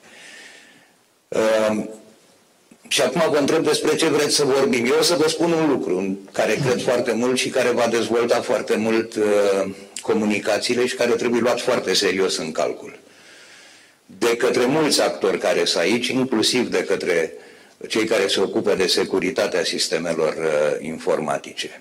Deja, numărul de dispozitive care comunică între ele a depășit numărul de persoane care comunică între ele.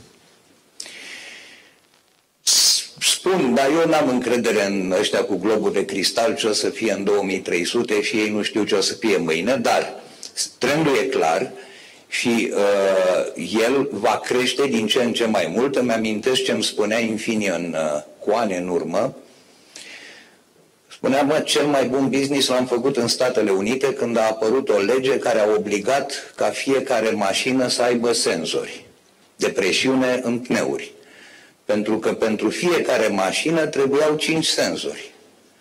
4 roți și roata de rezervă.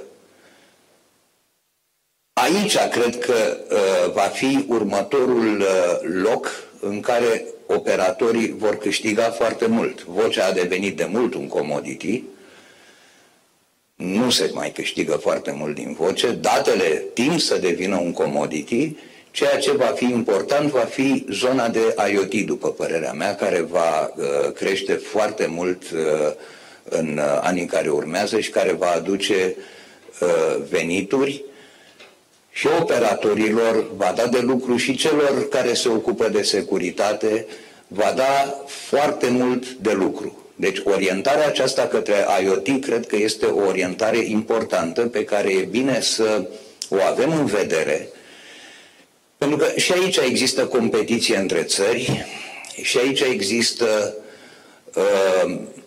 zone în care poți să devii producător sau furnizor de servicii, pentru că și aici există un teritoriu vast în care se poate merge înainte din partea celor care au rețele de comunicații.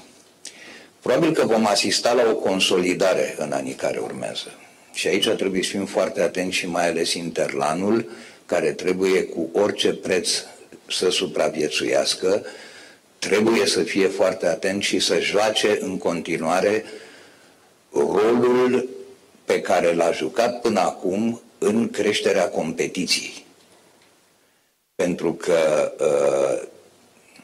acum 2 ani le spuneam, nu o să spun asta la microfon, dar acum 2 ani le spuneam celor din Interlan, fiți atenți la un anumit operator care crește cu mult cap, care știe să-și facă planuri pe termen lung, e singurul care știe să facă lucrul ăsta în România și care probabil că va prelua în curând o rețea metropolitană și va da un șah mobililor cu rețeaua aia. Există riscul să vedem un monopol mare și când vedem așa ceva și suntem puși în fața lui, nu știu dacă Ancom o să poată să facă foarte multe,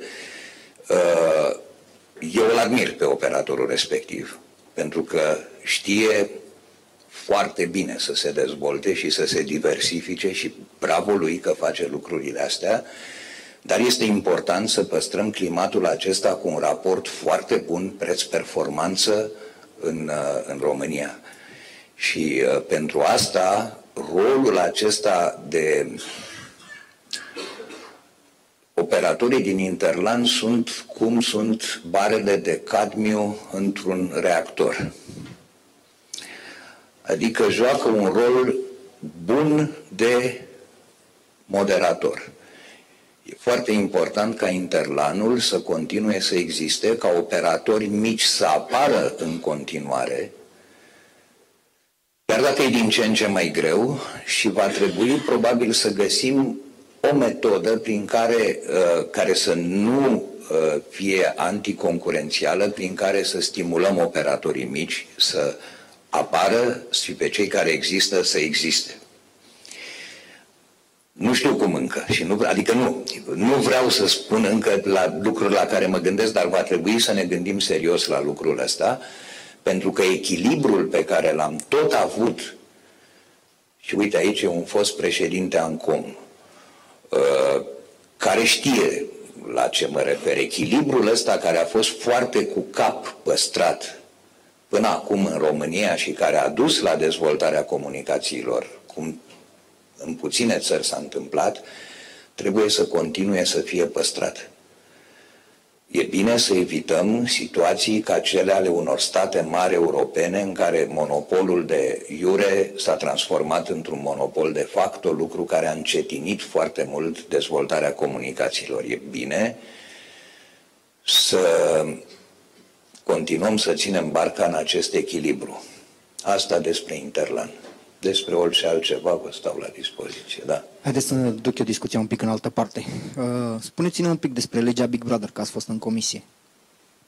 Eu am semnat, deci povestea a fost în felul următor. Am fost invitați la președinte, ni s-a prezentat legea și am fost întrebați dacă dorim să semnăm. Și eu am spus, da, dar cu rezerve, semnătura mea acolo apare cu un text mare pe care nu l-am mai văzut, în care sunt rezervele pe care le-am avut. Vă spun care sunt rezervele pe care le-am avut. În primul rând vreau să vă spun ceva.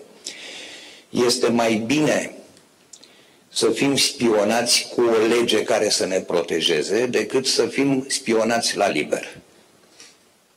Așa cum este până acum.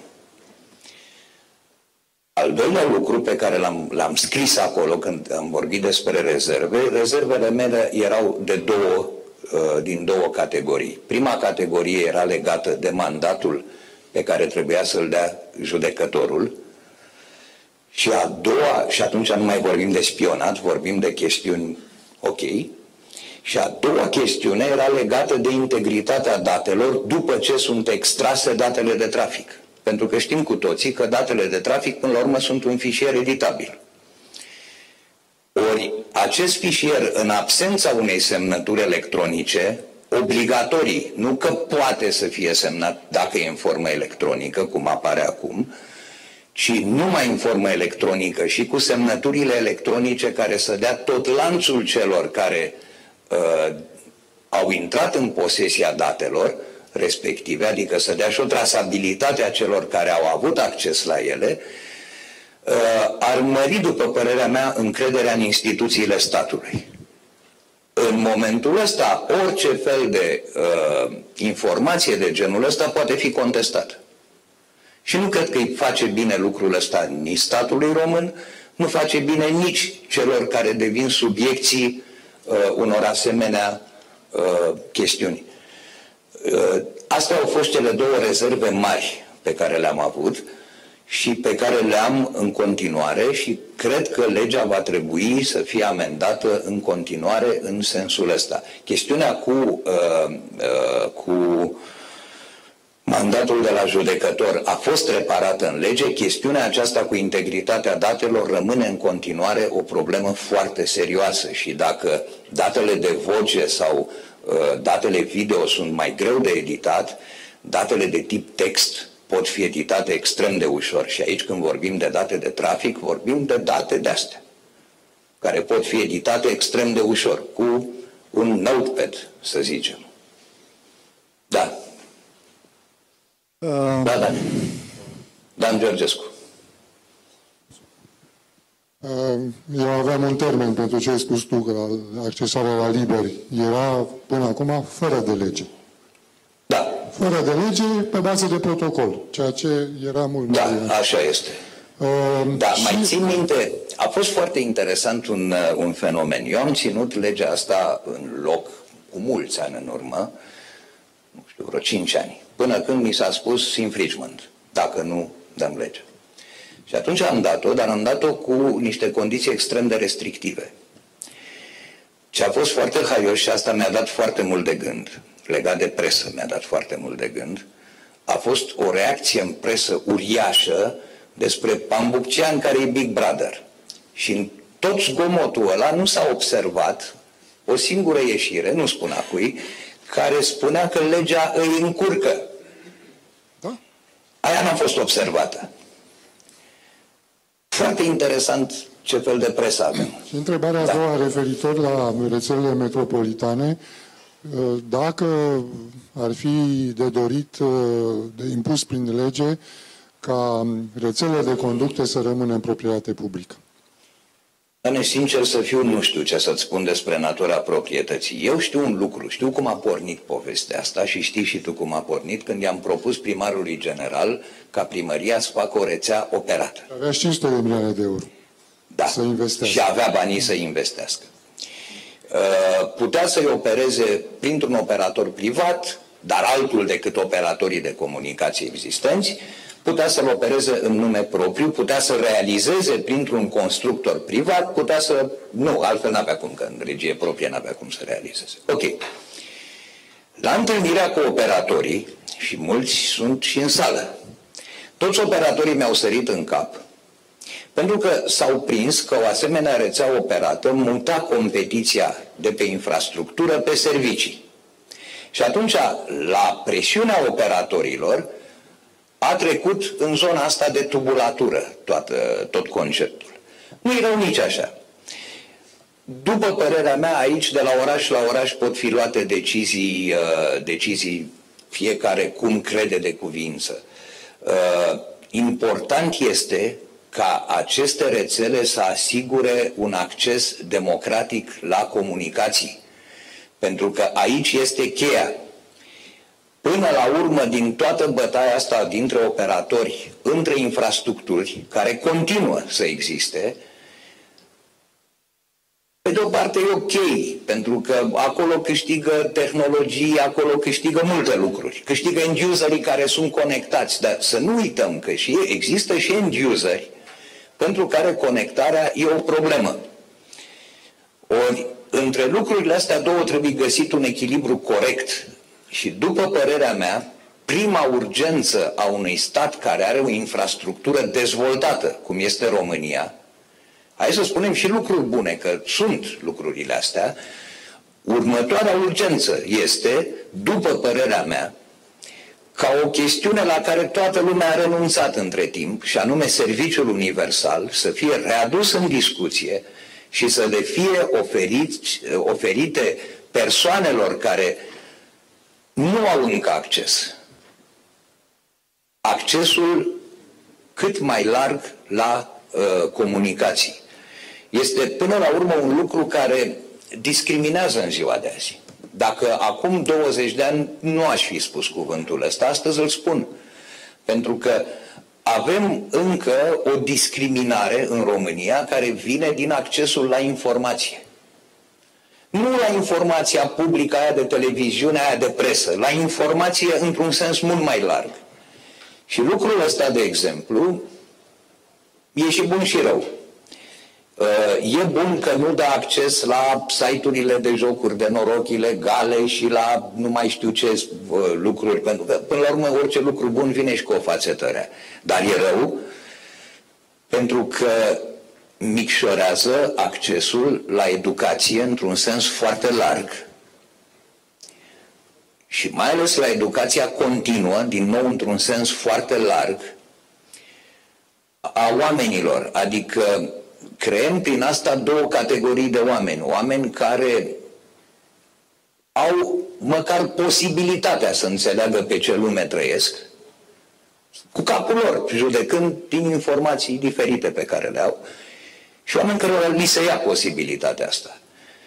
Și aici cred că ar trebui să regândim puțin conceptele care existau în serviciu universal și ar trebui să le readucem pe tapet.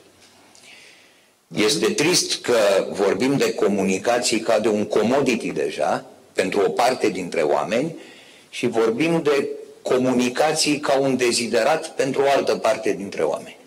Eu aș mai avea o observație că dacă tubulatura va fi în proprietate publică, ca și drumurile, sau ca și, nu știu, șinele de cale ferată, asta a fost ce am spus domnului Băsescu când era primar general. În curând va fi democrație maximă, că directiva 61 care se implementează acum interzice plata chiriei pe domeniul public pentru rețele de comunicații. Deci va fi democrație, toată lumea pune gratis. Mi-aduc aminte că i-am făcut exact comparația asta cu drumurile și i-am spus așa, că de pe urma drumurilor primăria le face, dar nu ia niciun ban după aia, după ce le-a făcut, ele se erodează continuu, pe când aici creează drumuri virtuale, de pe urma căreia primăria are și un câștig.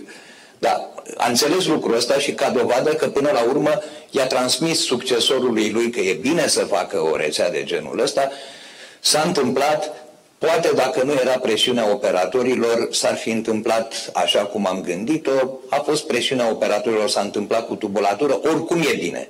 Important e să se întâmple până la capăt, că mai e și lucrul ăsta. Pornești un lucru, e bine să-l și termini. Am de la Piatra Nas, vă deranjez. Foarte bine ați observat un lucru mai devreme, că este important într-o economie să existe și un număr de operatori de mici dimensiuni, care, într-adevăr, în vest nu prea există. La noi sunt într-o mișcare foarte rapidă de dispariție a acestor mici operatori. Din ce cauză? Din cauza că la noi planșa este foarte, foarte tare înclinată spre cei mari. Ce înseamnă planșa este foarte înclinată spre cei mari? Un exemplu tipic. Un serviciu care este practic obligatoriu pentru a fi difuzat de cei care au rețea de cablu TV costă triplu pentru operatorii mici decât pentru operatorii mari. Contrar unei directive, este o directivă europeană de cablu satelit. Asta este o chestiune de concurență deja. Exact. Păi de ce nu vă adresați celui îndrept? Ne-am adresat la toată lumea. Și s-a întâmplat ce ați spus dumneavoastră mai devreme, că dacă un operator mare devine prea mare, Ancomul nu va mai putea face nimic. Deși asta mi se pare o chestiune absurdă într-un fel, pentru că prin definiție statul trebuie să aibă puterea supremă. Deci nimic n-ar trebui să poată, indiferent cât de mare ar fi un operator... Eu nu sunt de acord cu asta. Eu sunt de acord că oamenii trebuie să aibă puterea supremă, nu statul. Statul ca reprezentant al oamenilor. Statul nu e reprezentantul oamenilor. Reprezentantul oamenilor este Parlamentul. E o diferență foarte mare între astea. Nu, vă spun lucrurile astea pentru că în România se fac multe confuzii. Și am rămas în continuare în trena asta de gândire care vine din perioada comunistă și eu mă trezesc gândind de multe ori așa. Nu. Statul are un reprezentant care este executivul, care e cu totul altceva decât reprezentantul oamenilor care este Parlamentul. Sunt două lucruri distincte. Care executiv este totuși sub controlul Parlamentului. Și nu este sub control, e adevărat, numai că încă la noi funcționează mecanismele de partid. N-are rost să intru aici. Exact, nu, deci aici vreau să spun poate un cuvânt cam dur, dar care mulți ar zice că... Spuneți-l, domnule. Un cuvânt englezesc care se cheamă regulatory capture, în care multe chestiuni regulatoare se fac de așa natură încât avantajează pe cei foarte, foarte mari, care nu se mai poate face nimic în lumii prea mari. Ce spuneați dumneavoastră că vă temeți că nu va mai putea pune Ancomul frână unora care vor deveni prea mari și vor avea prea multă putere. Ei, tare mă tem că lucrul ăsta se întâmplă deja, cum spuneam. Deci, la ce mă refeream la serviciu care costă triplu pentru operatorii mici, există o directivă europeană de cablu și satelit care spune că așa ceva n-ar trebui să se facă și s-a găsit o formulă prin care acea directivă nu se aplice în România și Bulgaria. Care este formula? Deci, pentru distribuții de canale TV, cum spuneam, este o directivă de cablu satelit implementată în toată Uniunea Europeană înainte de a intra noi în Uniunea Europeană, care spune că difuzorii de programe nu pot să diferențieze, să facă discriminări între cei care difuzează. Ok, asta știu, dar care este chestia care se întâmplă la noi? La noi se întâmplă că canalul cu cea mai mare audiență, oficial, pe site la ei, au o listă de tarife. Operatorii mici, care au până într-o 100.000 de clienți sau ceva de genul ăsta, trebuie să plătească o sumă. Operatorii mari, care depășesc o sumă în care se încadrează doar niște multinaționale, trebuie să plătească o treime în acea sumă. Da, nu, aici aveți cui să vă adresați direct și după părerea mea n-are ce să facă. Poate, uite, cred că Dan poate să vă spună, este DCNA și este o problemă de oficiu concurenței. Pentru că toată povestea asta nu vine din partea unei discriminări creată la nivelul rețelelor de comunicații, adică o chestiune de care se ocupe Ancomul, ci de o nu am greșit când am spus să fie realizată. E realizată la nivelul. E realizabil, dar stați puțin, dar ea este generată. Ea nu e generată de o problemă de rețea. Ea este generată de un furnizor de servicii. Exact. Furnizorul ăla de servicii nu este reglementat de ea și de Consiliul Concurenței. Exact. Păi acolo trebuia să vă adresați. Am adresat la toată lumea. În principiu, răspunsul a fost, citez, în Anglia, am dat un exemplu britanic unde s-a întâmplat ceva similar și s-a pronunțat Ofcom că trebuie să mențină un echilibru. Ofcom nu are de ce să se pronunțe. E și CNA, Ofcomul, corect, ai dreptate, Dan. Am primit în scris... Adresați-vă Comisiei Europene. Puteți face asta. Care nu este obligatorie, și cum spuneam, este o directivă care, dar nu s-a implementat, nu a fost obligatorie pentru că într-o anexă a unei directive care nu avea legătură cu ea și niciun fel motivată, partea care cerea ca furnizorii de canale să nu facă discriminări a fost abrogată. În directiva care prelungea durata protecției de autori a artiștilor interpreți, era o anexă, se abrogă punctul cu tare. Acea directivă nu a apărut după ce am intrat noi în Uniunea Europeană, noi și Bulgaria, de aceea această directivă de cablu și satelit se aplică în toată Uniunea Europeană, mai puțin România și Bulgaria. unde se pot întâmpla aceste lucruri care, cum spuneam, pur și simplu dau în cap operatorilor mici, pentru că e foarte greu să concurezi pe spuneți așa că se aplică, că directiva a rămas în aplicare prin legi naționale, exact, dar că punctul la care vă referiți a fost abrogat. Și atunci, fără nicio motivație, într-o directivă fără legătură cu ea. A fost abrogat la ei, la Bruxelles. Exact, și asta nu a fost obligatoriu. Noi nu aveam ce să implementăm. Exact, dar ce spuneți dumneavoastră nu are legătură cu o directivă, are legătură, e o problemă de concurență și de reglementare din partea CNA-ului. Deci putem să reglementăm noi. Acum, cine o reglementează aici, trebuie să discutăm. Nu, ea nu trebuie reglementată prin lege, pentru că e o problemă, nu poți prin lege să reglementezi toate situațiile de încălcare a regimului concurenței din lumea asta. De-aia există Consiliul Concurenței. Nu trebuie. Ancom, de exemplu, face acest lucru la capitolul... Nu e o problemă a Ancomului, repet, este o problemă de CNA sau de Consiliul Concurenței. Trebuie să intervin și eu, pentru că timpul ne presează. Aș dori să vă reamintesc că nu trebuie să ne grăbim cu întrebările, dacă mai sunt și alte întrebări în sală pentru domnul Pambucean. Bun, putem încheia?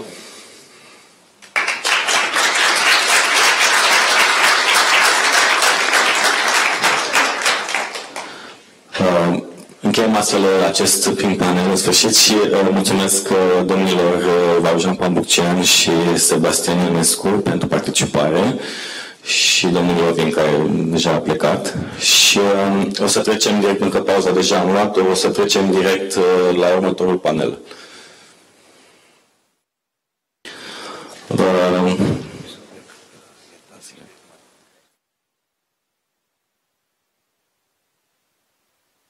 Invit pe domnul Sabin Potârcă de la Bidifenter, pe domnul Cătălin Pătrașcu de la CER.ro, Dan Gurlașu de la Oracle și Adam Obșinski de la Infoblox.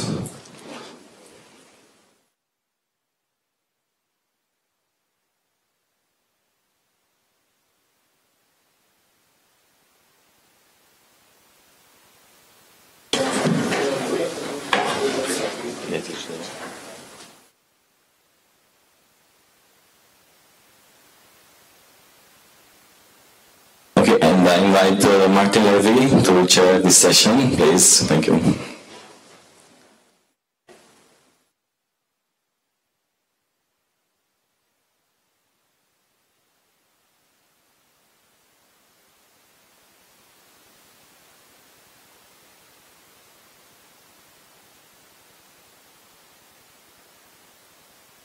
Okay.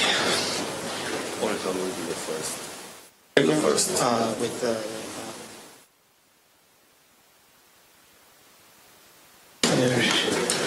oh, there's no present. Oh, sorry. Oracle will be the first. There's no.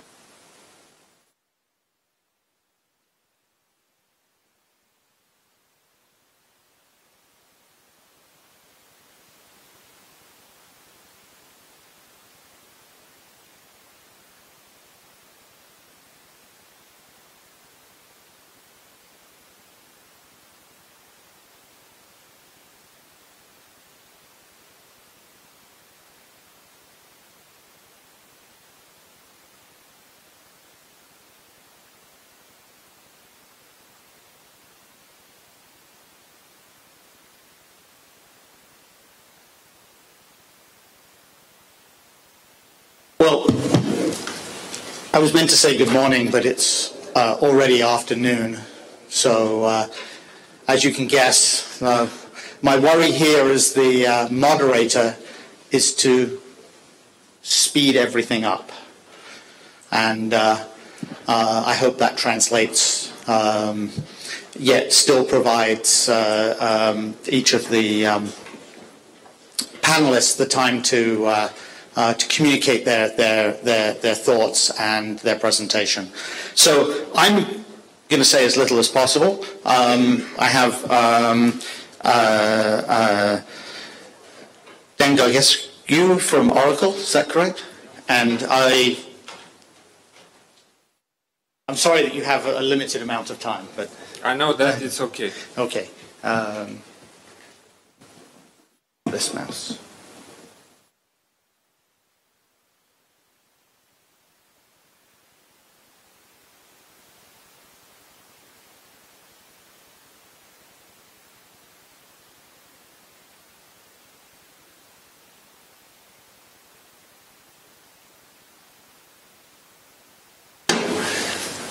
With Eric.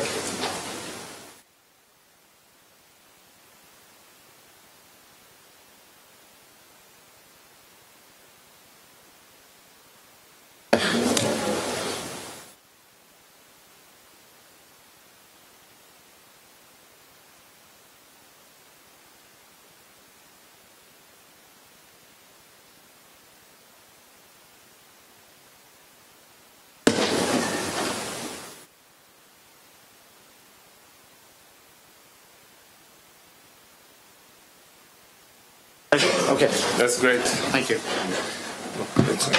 Bună ziua, mulțumesc frumos organizatorilor. Mi-au dat această șansă să adresez niște lucruri legate de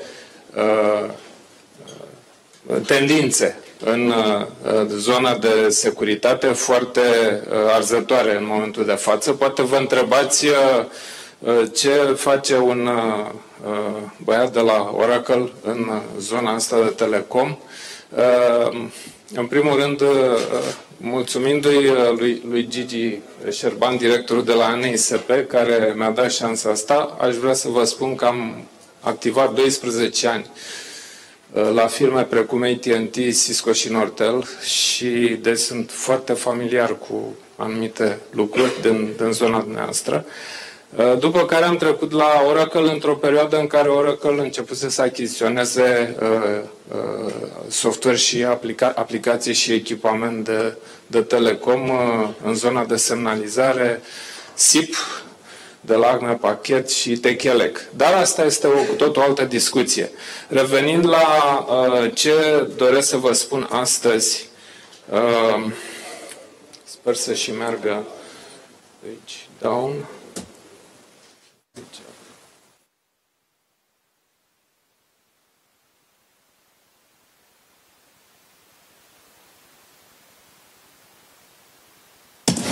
Ok, thanks. Deci agenda foarte pe scurt, când ne referim la trenduri, o să arăt care sunt trendurile în momentul de față și o să ilustrez cu 2 studii de caz, pentru că până la urmă trendurile se transformă deseori în amenințări și pentru asta trebuie să venim cu măsuri de securitate și trebuie să protejăm rețelele și datele personale ale clienților, mai ales datele personale ale clienților pe care le deținem. Da? Care sunt nivelele cele mai vulnerabile la atacuri, ce înseamnă costurile din phishing și cum poți să te duci la finanțatorul tău, care poate să fie directorul economic sau patronul companiei, ca să justifici de ce securitatea, care aparent e o chestie necuantificabilă, este atât de importantă și trebuie făcută. Am început cu un raport făcut de Verizon. Verizon, foarte bine știți, un mare operator din Statele Unite. Face în fiecare an acest raport, atinge o masă foarte mare de beneficiari. În fiecare an raportul e diferit și are și format diferit, urmărește și lucruri diferite. E bine de văzut pe net. Mi-a plăcut raportul ăsta pentru că arată niște lucruri foarte clare. 67% din atacuri au luat date de pe servere. 76% din atacuri au folosit parole credențiale slabe, da? Nu toată lumea spune că s-a întâmplat un lucru, din diverse motive. Aproape 70% din incidente au fost dezvăluite de third parties, da? Și cel mai important lucru, 97% din atacuri puteau fi prevenite. Cu controle de bază, adică nu cu lucruri foarte importante. Și până la urmă lumea zice, hai să cuantificăm, să vedem de fapt unde e paguba, că paguba inițial când vorbesc nu e tangibilă. Dar o să vă dau acest studiu de caz de la Sony Pictures Entertainment, care s-a întâmplat mai puțin de un an de zile înapoi, ca să vedeți cât de mare e bulgările de zăpadă. Deci pe 24 noiembrie, dimineața la ora 8, președintele companiei este anunțat de directorul economic că rețeaua informatică, sistemul informatic a fost atacat. Și că pe fiecare ecran, când se conectau, angajații vedeau un schelet și hacked by Guardian of Peace. Nu intru în detalii cine a făcut, cum a făcut, ne interesează să cuantificăm paguba. Pe 15-16 decembrie deja au apăruseră în presă salariile angajaților de la Sony. Deci date personale. Și angajații s-au asociat și au dat în judecată firma care n-a fost în stare să le păstreze salariile confidențiale. Da? Aceste procese încă nu s-au terminat, durează 3-4 ani de zile, dar sunt procese cu foarte mulți oameni care se consideră păgubiți.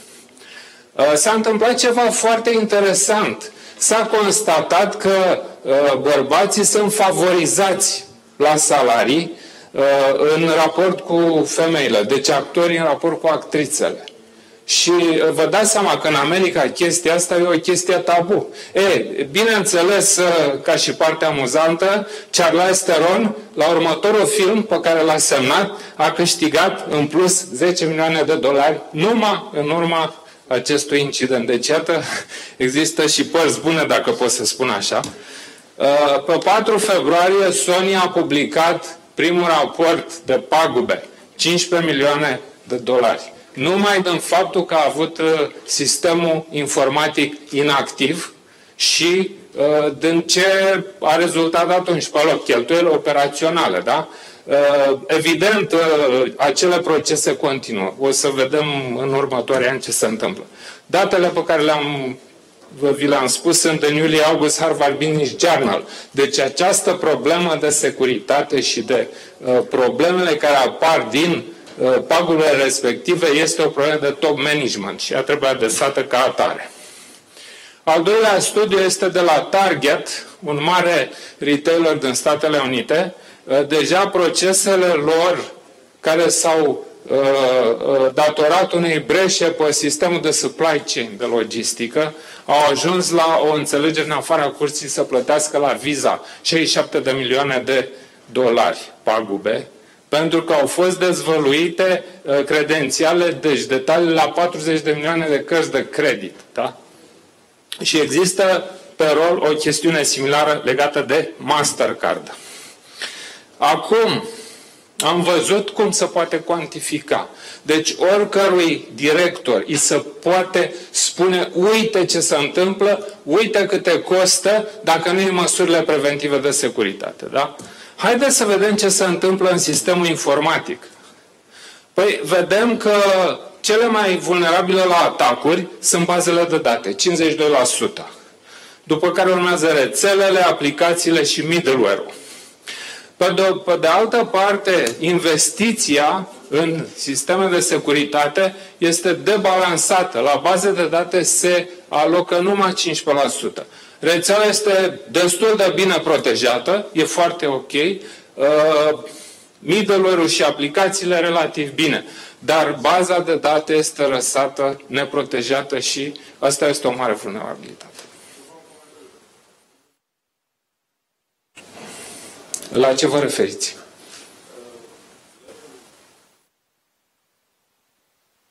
Da. Așteptați, vă rog, să termin prezentarea. Nu mai am mult. Prin urmare, 80% din programele de securitate nu adresează securitatea bazei de date. Da? Deci, întreprinderile și-au niște riscuri de la care nici măcar nu sunt conștiente. Și foarte de curând o să vedeți, o să apară măsuri foarte clare și severe privind protecția datelor personale la nivel european. Da? Deci, mare atenție. Ce se poate face la bază de date? În primul rând, se poate încripta, se poate face mascare. Deci developerii au nevoie de date reale cu care să poată să-și testeze programele. Dar nu pot să le dau datele reale. Dar în schimb pot să le amestec de așa fel încât ele să aibă consistență sintactică, dar nu și semantică. Da? Deci data masking, data vault, data audit, se pot face foarte multe aici. La asta, bineînțeles, avem discuția legată phishing și aici, fără să mai intru în detalii, există un breakdown, costurile din phishing, pierderi de productivitate, costul credențialelor compromise și așa mai departe, prevenție și așa mai departe. Ca să terminăm partea asta, deci există două motive pentru care trebuie investit în securitatea bazelor de date. Prima este rezolvarea vulnerabilității și breșelor și a doua este cea legată de complianță cu forurile de reglementare. La bănci e bine reglementată, datele personale urmează să vină acum și urmează să vină cu niște penalizări foarte mari pentru cei care fac neglijențe. Și vă aduceți aminte, în Anglia s-a găsit un CD cu datele personale ale câtorva zeci de mii de beneficiari ai serviciilor de sănătate publică. Bun, deci am văzut partea legată de care e paguba, am văzut partea care este vulnerabilă.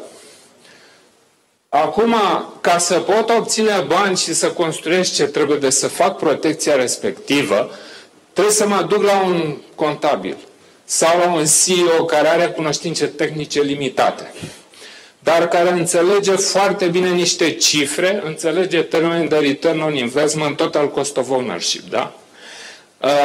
Deja noi la facultate, la Politehnică, la Facultatea de Inginerie în limbi străine, în acest mod discutăm cu studenții.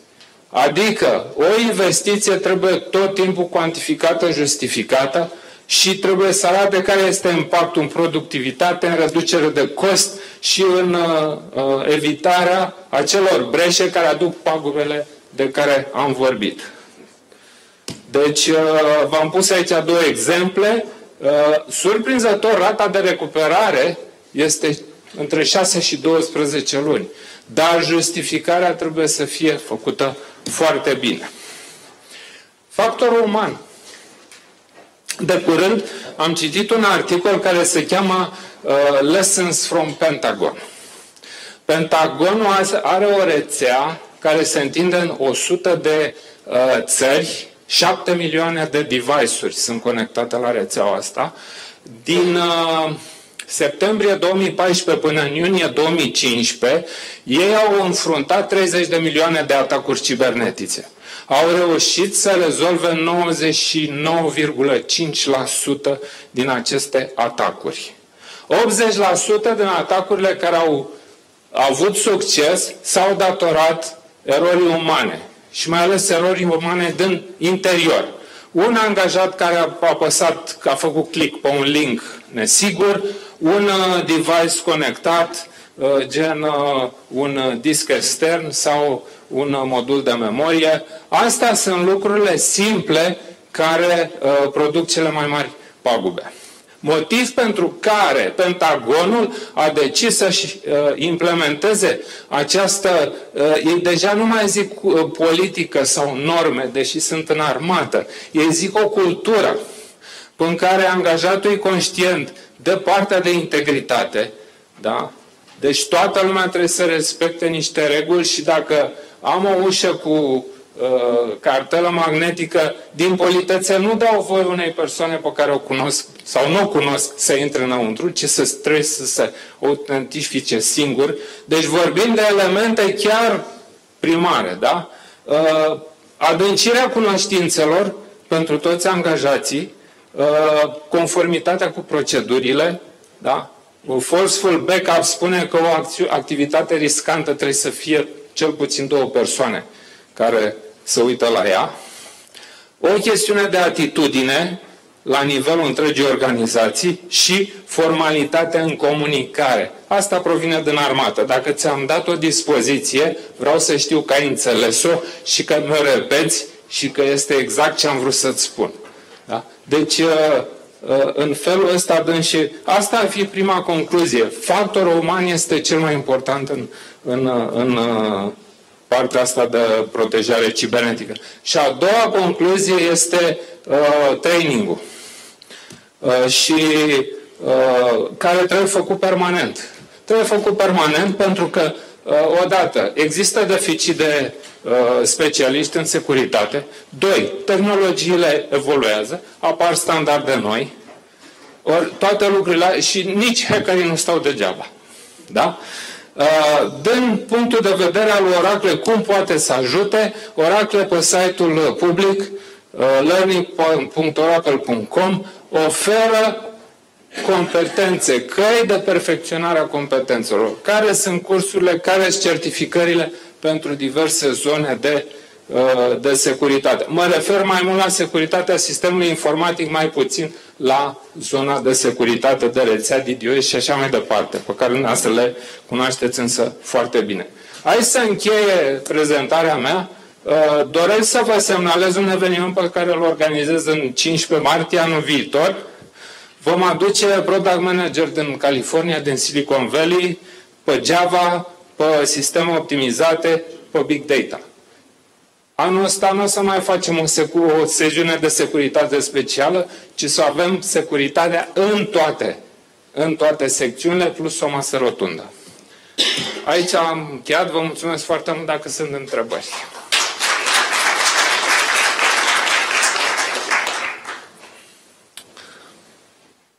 Thank you, sir. Let's take the questions at the end. Yeah. But thank you very much. Thank you. I'm going to keep things moving. I can.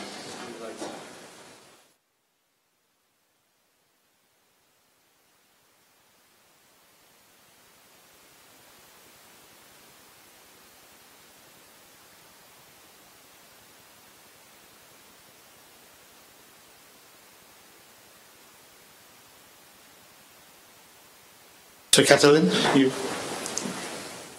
So,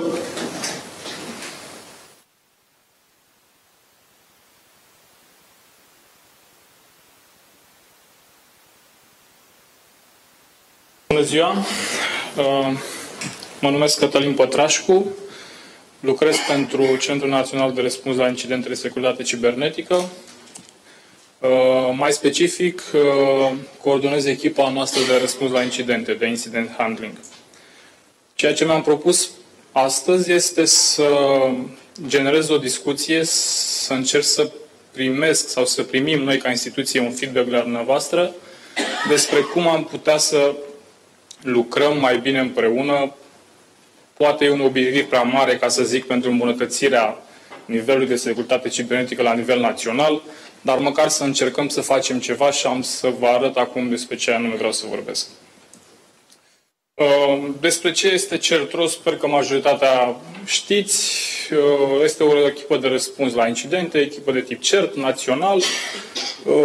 Avem printre atribuții o serie de activități, inclusiv prevenirea incidentelor, analiză, first response la incidente de securitate cibernetică și suntem o instituție în coordonarea Ministerului pentru Societatea Informațională. Am să trec repede peste ceea ce facem. În primul rând, suntem un punct național de contact pentru notificări de securitate cibernetică, incidente, alerte, tot felul de evenimente. Despre asta o să vreau să vorbesc în continuare. Incident response am spus. Avem un sistem de early warning, încă în fază pilot. Bineînțeles, oferim și consultanță pentru diferite instituții sau organizații private, inclusiv pentest sau audituri de securitate cibernetică. Am să pornesc de la acest slide. Probabil că ați mai văzut statisticile CERTRO pe ultimii ani. Ce putem vedea aici este că dintre notificările pe care le primim, și nu sunt puține, sunt de ordinul zecilor de milioane, cele mai multe probleme se referă la vulnerabilități ale serviciilor din spațiul cibernetic național și de rețele de tip botnet. N-aș putea încă să vă spun, deși cifra ca procent este apropiată între vulnerabilități și botnet, dacă este o legătură strânsă. Probabil că nu. Vulnerabilitățile se referă la servicii, Open Resolver, NTP, servers configurate necorespunzător și așa mai departe. Rețelele botnet, știe toată lumea despre ce vorbim, o serie de sisteme informatice infectate în România. Poate că ar fi bine să precizez de unde avem aceste date. Nu avem o monitorizare directă asupra vreunei rețele, a vreunui provider sau așa mai departe. Sunt pur și simplu informații care ne sunt furnizate de parteneri, de instituții sau organizații cu care avem protocol de cooperare și de instituții din afara țării care, să spunem așa, au dreptul. Legislația le permite de a scana spațiul cibernetic. Din păcate, noi la CERTO, dacă știm despre o vulnerabilitate și să spunem că am ști cum să vedem dacă anumite hosturi sunt vulnerabile, adică să trimitem un pachet special conceput pentru asta, încă nu o putem face conform legislației. Dar sunt alte organizații din afara țării care o fac și, din fericire, ne transmit și nouă datele. Un slide ca să aveți idee despre trendul pe care îl putem vedea la CERTRO. Numărul de alerte este în creștere, de la 40 de milioane la 78 de milioane anul trecut. Cifra poate părea mare, mă refer la numărul de alerte. Aici am cuantificat absolut toate, să zicem așa, evenimentele care au fost raportate la CERTRO. Unele dintre ele se repetă de foarte multe ori. Spre exemplu, o mașină infectată poate rămâne infectată 4 luni de zile și este notificată în fiecare zi. La fel și alte vulnerabilități care rămân o perioadă mare de timp acolo și sunt notificate. Ceea ce vreau eu să scot în evidență este că probabil ar trebui să facem ceva. Noi încercam să facem ceva la CERTRO. Mi-aș dori să identificăm ceea ce putem face împreună, pentru că până la urmă și providerii de internet sunt o verigă și nu neapărat cea slabă, sunt o verigă în slanțul acesta al securității cibernetice și cred că până la urmă sunteți cei mai aproape de utilizatorul final și probabil că orice strategie am aborda ar trebui să vă includă și pe dumneavoastră. Sunt aproape 3 ani de când transmitem notificări despre tot felul de alerte pe e-mail către provider. Cu unii dintre provider avem protocoale de cooperare, cu alții nu avem. Trimitem aceste e-mail-uri pe adresele de abuz pe care le găsim pe la RIPE. Nu o să intru prea mult în detalii câte dintre ele sunt citite, câte nu, nici nu am un feedback prea mare. Important este că încercăm să facem și să distribuim aceste alerte ca un serviciu. Din păcate, după cum ați văzut, nu putem cuantifica, sau din cel puțin informațiile pe care le avem noi, nu rezultă că ar fi avut un impact foarte mare în scăderea numărului de alerte, ca să zic așa, pentru că este ceea ce putem număra exact. Și aici suntem foarte conștienți că nu este vina providerilor, din sensul că noi am trimis niște alerte și nu au fost rezolvate. Probabil că sunt niște considerente legislative sau poate sunt niște nevoi pe care noastră le aveți. Mă gândesc că poate, fiind un provider mai mic sau mai mare, primiți notificări de genul ăsta de la tot felul de entități, în tot felul de formate, la orice oră a zilei și poate și asta este o problemă. Adică până la urmă, dacă primești peste 5.000-10.000 de linii de alertă într-o zi, poate fi problematic să încerci să rezolvi totul. Am să vă arăt vreo 2-3 slide-uri care sunt mai mult ca o propunere de dezbatere. Ne interesează să știm dacă ar fi mai ușor pentru dumneavoastră să nu vă mai trimitem doar niște mail-uri. Poate să folosim și un anumit standard prin care vă transmitem aceste informații. De ce? Pentru că de câteva luni lucrăm la a reface acest sistem prin care colectăm alerte, prin care redistribuim și ne interesează să găsim o metodă sau un sistem prin care să vă ajutăm, poate să gestionați mai bine informațiile pe care le primiți sau request-urile până la urmă, nu neapărat doar din partea CERTRO.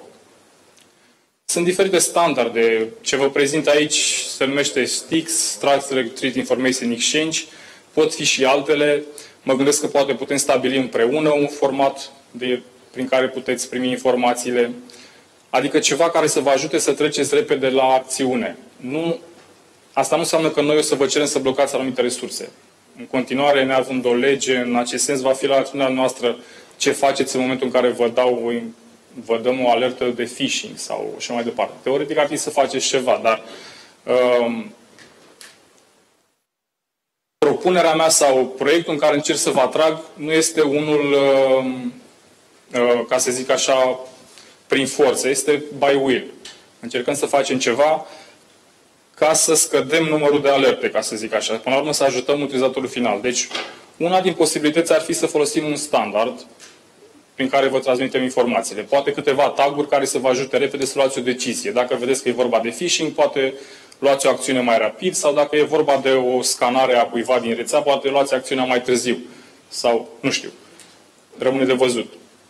Altă idee ar fi să folosim o platformă de sharing, machine to machine, a informațiilor, la fel folosind acest standard, pe baza unor politici. Deocamdată vorbim de informațiile pe care noi vi le putem da.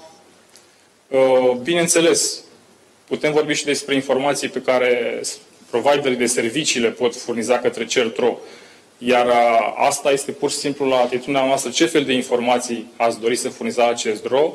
Ne-am dorit să găsim o metodă de a face toate aceste lucruri fără să aibă un impact financiar mare asupra providerilor și nici asupra noastră, bineînțeles.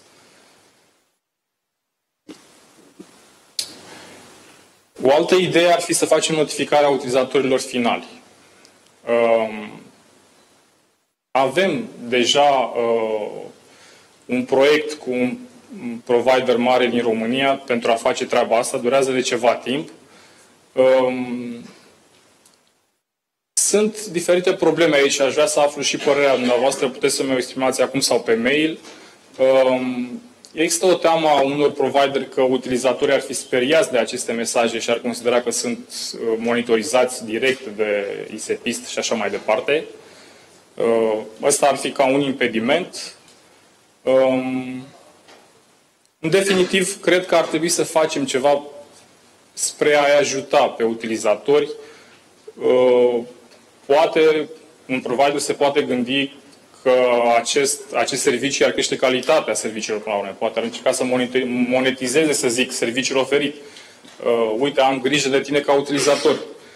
Important este că noi, cel puțin la CERTRO, avem niște informații și nu este foarte normal să nu ajungă la cei care sunt vizați până la urmă aceste informații. Adică dacă avem informații despre victime ale unor infecții de tip botnet, cumva ar trebui să facem ca acești utilizatori să intre în posesia acestor informații și să le punem la dispoziție niște unelte. Avem o altă inițiativă dintr-un proiect european, un portal se numește botfree.ro, unde este o platformă unde am inițiat, ca să zic așa, sau încercăm să oferim niște servicii anti-botnet. Sunt diferite tool-uri de scanare pentru utilizatori unde își pot descărca un tool, își pot scana calculatorul, pot încerca să dezinfecteze.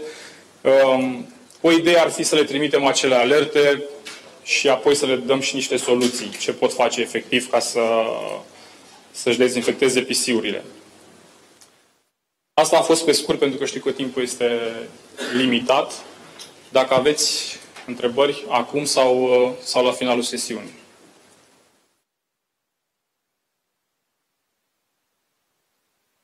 Dacă nu, le aștept și pe adresa de e-mail. Okay. Marty, can I ask a question?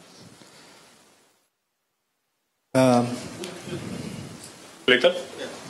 Okay. Thank you. I had a question, but... Sorry? You had a question. Can we leave it till just the end so I can get through everything? But I just want to make a quick comment that there are certs in, well, nearly every country around the world, and the work that they do is absolutely fundamental.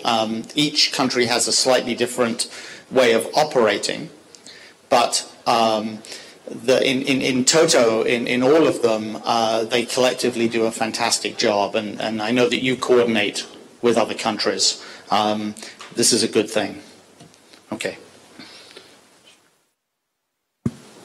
So,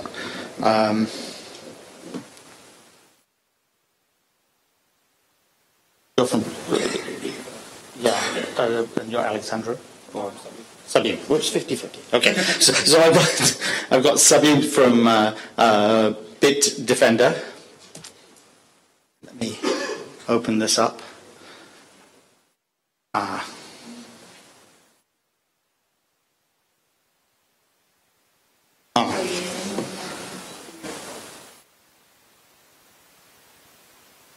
No, that's not.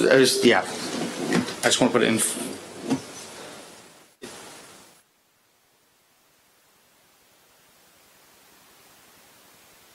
Yeah, no, because there's no slideshow in PDF.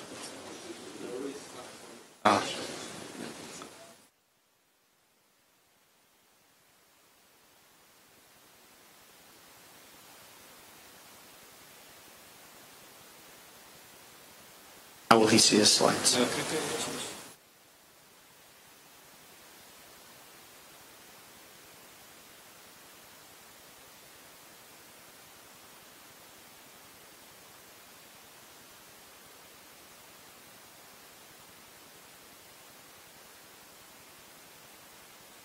Nici nu merge.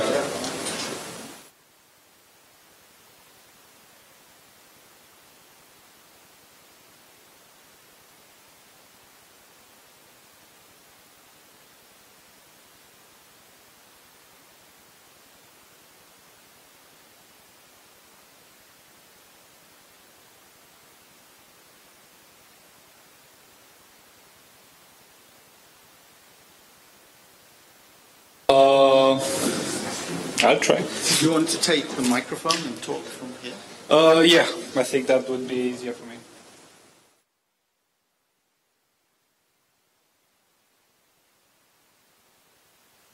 Thank you. Ok. Salut, eu sunt Sabin Pătârcă, evident de la Bitdefender și aș vrea să fac o completare. Zicea Cătălin mai devreme să informăm utilizatorii ce să facă în momentul în care sunt infectați. Evident, să instaleze Bitdefender.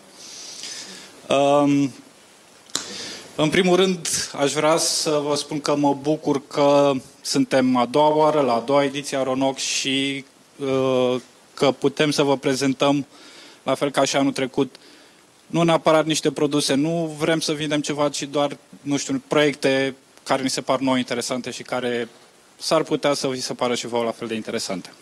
În principiu o să vă spun o poveste care exprimă cam ce s-a întâmplat de vreo 2 ani de zile cu proiectul la care lucrez eu. Da?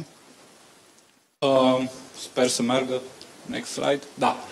Bun, deci evident începem cu o mică istorie. Acum 2 ani de zile șeful meu a zis hai să facem o soluție care să ia toate atașamentele dintr-un mail, să le bage în niște mașini virtuale. Și de ce? Adică IBM-ul făcuse chestia asta prin 2002-2003, ceva de genul ăsta și nu s-a mai auzit nimic de acel proiect de atunci. Nimeni nu înțelege, cel puțin eu nu înțelegeam care ar fi utilitatea. Aș vrea să spun că totuși la vremea aia trăiam într-o oareșcare peșteră cu proiecțiile mele pe acolo și habar n-aveam că devenise un nou trend tehnologia de sandboxing, network sandboxing și așa mai departe. Nu auzisem pe atunci de FireEye și care mai sunt alți jucători în domeniul ăsta. Evident, fiind un proiect de research, n-a fost, să zicem, cel mai important proiect. Nu am avut cele mai multe resurse. A durat foarte mult până să ne stabilim o stivă de tehnologii pe care să le folosim. La un moment dat, totuși, am ajuns la ceva, să zicem, utilizabil. Ceva ce putea să facă automat această deschidere, că la momentul ăla asta aveam deschiderea atașamentelor în diverse mașini virtuale. În momentul în care am avut asta, s-a schimbat puțin importanța proiectului, au adus cavaleria, exact atunci am intrat și eu în proiect, dar eu nu fac parte din cavalerie, de fapt e vorba de laboratorul nostru de anti-malware și lucrurile au început să devină puțin mai serioase. Am început să acordăm mai multă atenție informațiilor pe care le puteam obține din acest sistem. După ce, evident, am dezvoltat, am făcut, am analizat, am studiat, am rulat mii de fișiere, totuși nu aveam să zic, ceva util, ceva care să fie catchy. Pentru că nu aveam date reale. Noi aveam niște fișiere pe care le aveam noi pe acolo, care erau maluri, care erau curate și așa mai departe. De asemenea, nouă ne place principiul de dogfooding. Ca că nu știți, dogfooding înseamnă să-ți folosești propriile tale soluții ca să dovedești că merg și să-ți faci reclamă cu ele. Drept urmare, am ajuns să punem acest proiect, această soluție Serenity, să o punem în producție pe traficul nostru de mail. Tot a fost fain frumos, am început să învățăm, am început să luăm o grămadă de feedback, după care, nefiind cel mai important proiect din momentul respectiv, nu am putut să mergem la echipa de IT sau echipele de produse, de servere de mail, să ne facă ceva special. Drept urmare, am ajuns la concluzia că cea mai simplă soluție este pur și simplu să redirectezi o parte din trafic către această soluție și ne ocupăm noi de toate. Bun, păi în momentul în care am avut traficul, am stat și ne-am gândit că de ce să ne uităm doar pe traficul SMTP? Hai să ne uităm și pe traficul HTTP. Hai să ne uităm și pe alt tip de trafic, să vedem pe unde se mai pot transmite fișiere, obiecte care pot aduce într-o formă sau alta cod executabil pe mașina de endpoint. Drept urmare, am început să trimitem absolut tot traficul pe care îl face biroul nostru din București să treacă prin acest sistem Serenity. Evident, pe parcursul acestui proces de dezvoltare am făcut o grămadă de greșeli. Noi avem o părere foarte bună despre noi. Credem că putem să le facem pe toate. Câteodată nu e chiar așa. Dar între timp am deșteptat. Am învățat că există soluții care sunt mai bune și care sunt mai robuste, în special în open source. Începem să adoptăm din ce în ce mai mult, începem din ce în ce mai mult să give back to the community, să fixăm dacă găsim probleme, să găsim îmbunătățiri și așa mai departe. Pe partea de ce am spus acolo, focus on the wrong side of the optimization war. Am vrut să optimizăm locuri în care aveau impact de performanță de 0,01%. Am vrut să scăpăm de acel 0,01%. Ne-a mâncat foarte mult timp, dar într-un final totuși ne-am dat seama că nu merită și am început să ne focalizăm pe punctele principale, pe payload-ul acestui proiect. Evident, în momentul în care am dat drumul, în principiu, ca să înțelegeți ce face în momentul ăsta acest proiect, ea și execută fiecare obiect care poate aduce un cod executabil pe un calculator al clientului. Obiect înseamnă ori fișier exe, poate să fie un document, un PDF, un orice, flash, whatever. Și noi urmărim absolut tot ce face fișierul ăla pe sistem. Orice fișier deschide, orice conexiune deschide și așa mai departe. Și putem să tragem niște concluzii, o să vedeți puțin mai târziu. Problema e că prima dată când am dat drumul la acest sistem, practic luam orice document Office care venea, îl consideram noi că infectat, pentru că făceau niște lucruri care ni se păreau nouă weird. Și, mă rog, toată perioada asta a fost o perioadă de învățare, în care ne-am asimilat feedback-ul venit din datele din piață. Au fost, evident, și avantaje. Cu acest sistem am reușit să descoperim variante noi de virus și chiar zicea cineva mai devreme de un crypto wall sau crypto locker. Cumva la început, la sfârșitul lunii iulie anul ăsta, asta este o variantă de crypto wall pe care în momentul în care noi l-am găsit, nu-l găsea niciun antivirus. Din ce am testat eu pe virus total. Aici vedeți, practic, e același fișier. Suntem atât de paranoici încât 6 motoare, ca să zic așa, de analiză au reușit să prindă acest singur sample. Ziceam mai devreme că avem o grămadă de informații și deocamdată nu avem cum să le vizualizăm. De asemenea, ziceam mai devreme că urmărim absolut tot ce face un fișier pe sistem. Ăsta e un virus pe care l-am primit eu personal ieri pe mail și cu acest, output-ul acestui sistem sunt, pe lângă faptul că dăm detecții, sunt și niște descrieri a ceea ce face obiectul ăla, respectiv în mașina virtuală. Cumva paralel cu proiectul Serenity a apărut un alt proiect numit Karma la noi, care este un fel de bază de date centralizată în care noi raportăm diverse evenimente. Inițial a fost făcută pentru corelarea evenimentelor raportate de către engine-urile noastre. Da? De exemplu, raportăm fiecare virus pe care îl găsim la un client, raportăm, am găsit virusul ăsta la clientul ăsta și așa mai departe. De asemenea, din motoarele de anti-spam, detectăm un spam, raportăm, am găsit spamul ăsta care vine de la IP-urile astea și așa mai departe și destinația asta. Din anti-phishing, raportăm că am găsit phishing-ul ăsta pe site-ul nu știu care și așa mai departe. Aveam o grămadă de informații care erau cumva separate, nu se puteau face corelații între ele, nu puteam să facem search-uri agregate, comune. Drept urmare a apărut acest karma. Evident, am început și noi să trimitem evenimentele, mai ales cele de malware. Am găsit malware-ul ăsta, care are ca sursă IP-ul ăsta și așa mai departe. După care am văzut că putem să adăugăm și mai multe informații în această bază de date. Și am început să punem honeypot-uri prin internet și să raportăm de acolo evenimente. Și am început să raportăm logurile de pe sistemele noastre. Să le punem acolo, să convingem web serverele să trimită absolut fiecare, nu știu, access logurile de la Apache sau Nginx și așa mai departe, în care aveam o grămadă de informații. De asemenea, v-am zis mai devreme că cea mai simplă modalitate prin care am primit trafic în proiectul Serenity a fost o redirectare de trafic, un tap mode pe un router. Păi, în momentul ăsta ne-am dat seama că avem mult mai multe informații decât fișierele pe care le interceptam noi. Drept urmare, acum raportăm inclusiv netflow-uri în această foarte mare bază de date. Acum, ce putem să facem cu această bază de date? Putem să facem ceea ce ne place nouă, să spunem, un search 360. Avem o bucată de informație. Nu știm exact ce înseamnă. În cazul ăsta e un IP. Dar nu știm dacă e un IP de sursă sau e un IP de destinație și așa mai departe. Putem să-l căutăm absolut în toate proiectele care au văzut vreodată acest IP și afișăm foarte frumos unde a apărut, de ce a apărut, când a apărut și putem să facem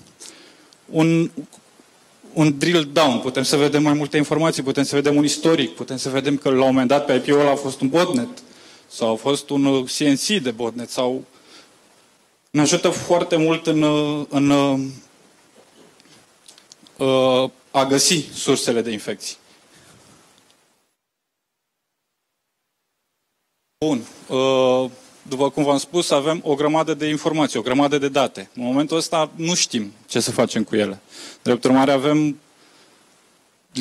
efectiv două echipe cu doctoranți și teoreticieni care studiază bazele astea de date și încearcă să găsească tot felul de algoritmi și de procesatori ca să scoată automat diverse trenduri, să învățăm, să detectăm automat incidente ce pot apărea. Ca exemplu, prima dată când am pus un senzor de event loguri dintr-un server de Linux, în ceva de genul 10 ore am găsit deja un atac de brute force. A fost detectat automat de către procesele astea, fără să facem noi nimic. Adică pur și simplu ne-a apărut în interfață.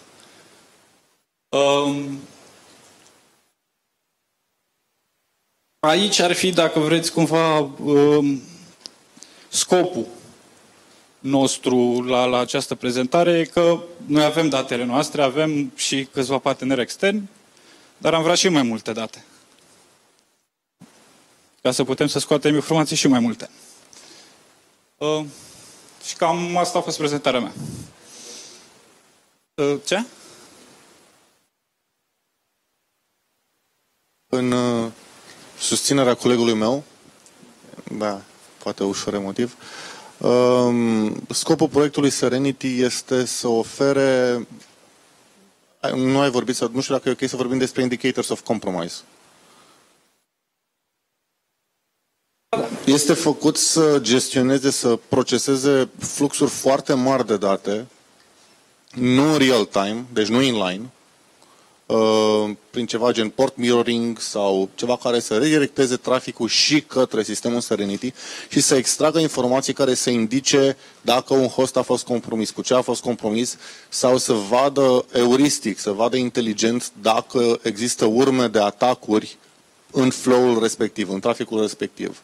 Din nou este făcut să gestioneze trafic la volum foarte, foarte mare și să găsească diverse pattern-uri de fișiere sau atacuri și informații care pot să fie relevante atât pentru furnizorul de servicii, atât pentru providerul de internet, cât și evident pentru noi pentru a face threat intelligence.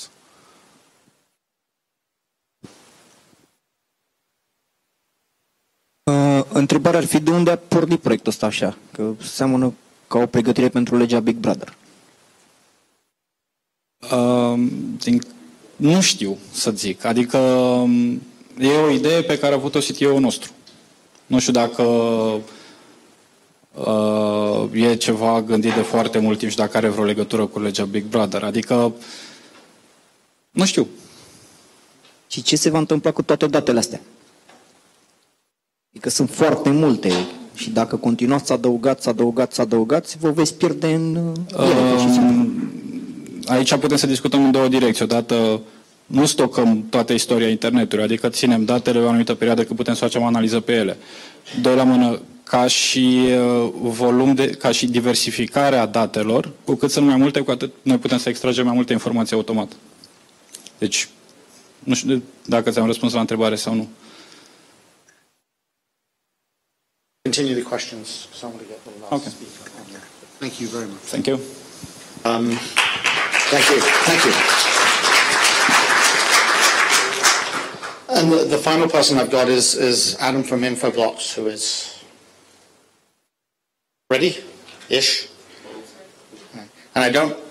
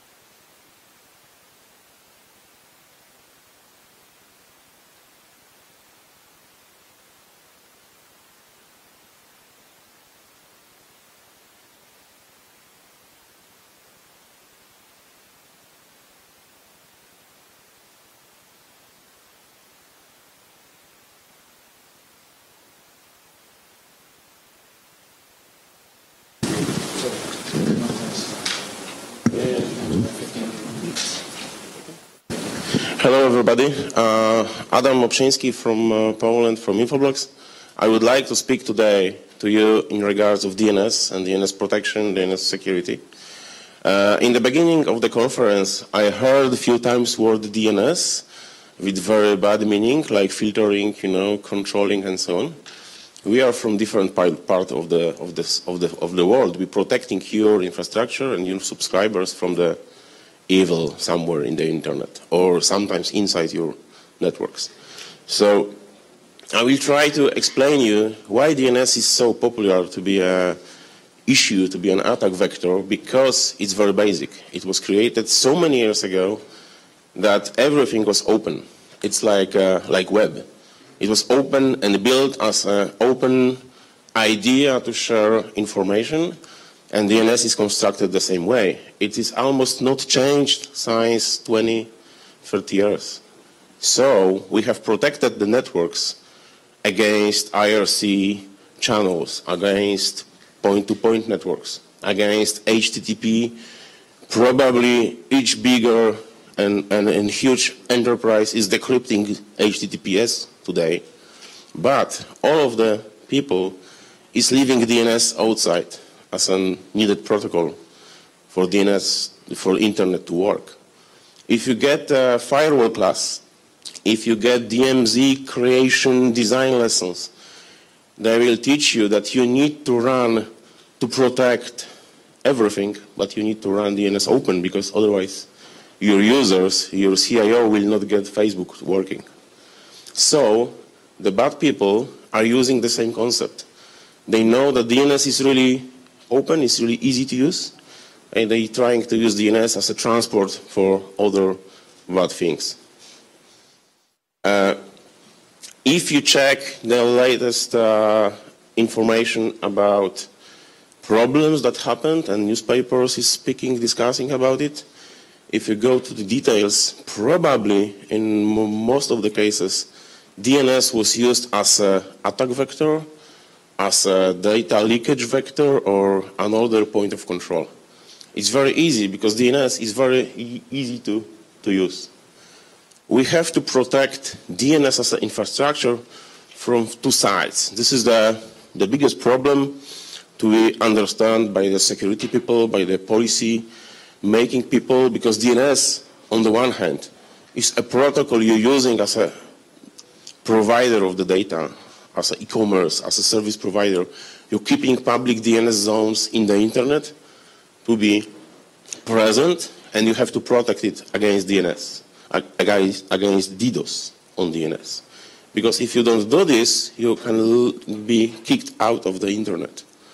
And one of the best attacks you can serve to the bank, to the e-commerce industry, is not to attack their data, is to attack the DNS, forward it somewhere to China, to Poland or US, and set TTL to highest number, like 1 month. Then you are lost, because you have to call all service providers worldwide and ask them to clear the cache. So it's easy. Sometimes it's easier to attack registrar than attack your own DNS servers. And as Infoblox, we're trying to protect you from DDoS attacks on DNS, from being kicked out, being blocked out from the internet, but also we have to look in the data that is leaving from inside of the networks. So if you are service providers, you have like problems from both sides. You have Wild West and Wild East going from the outside of the world to your DNS servers. And you have internal users that are getting much bigger pipes, much bigger uplinks today. And they have mostly non-secure PCs, laptops, TV sets, and so on. And they will kick your internal DNS servers. And you have like problems of both sides. So Infoblox is trying to protect you from all of this. We cannot say that we are blocking everything, because each security vendor that claims that it's his solution is 100% secure is not telling you the truth. The idea is that we are DNS aware and we are only doing DNS. So we are not the guys that doing everything from email up to the Facebook protection. But we had like PhD in DNS, and we only want to protect you from DNS attacks and security issues. So if you are a service provider, you have the choice. Keep your own DNS infrastructure for your subscribers, or you can just resign and use Google or any other open spaces. But what you lose time, you gain delay because of your users. So what Infoblox is able to do is able to secure you from the attacks.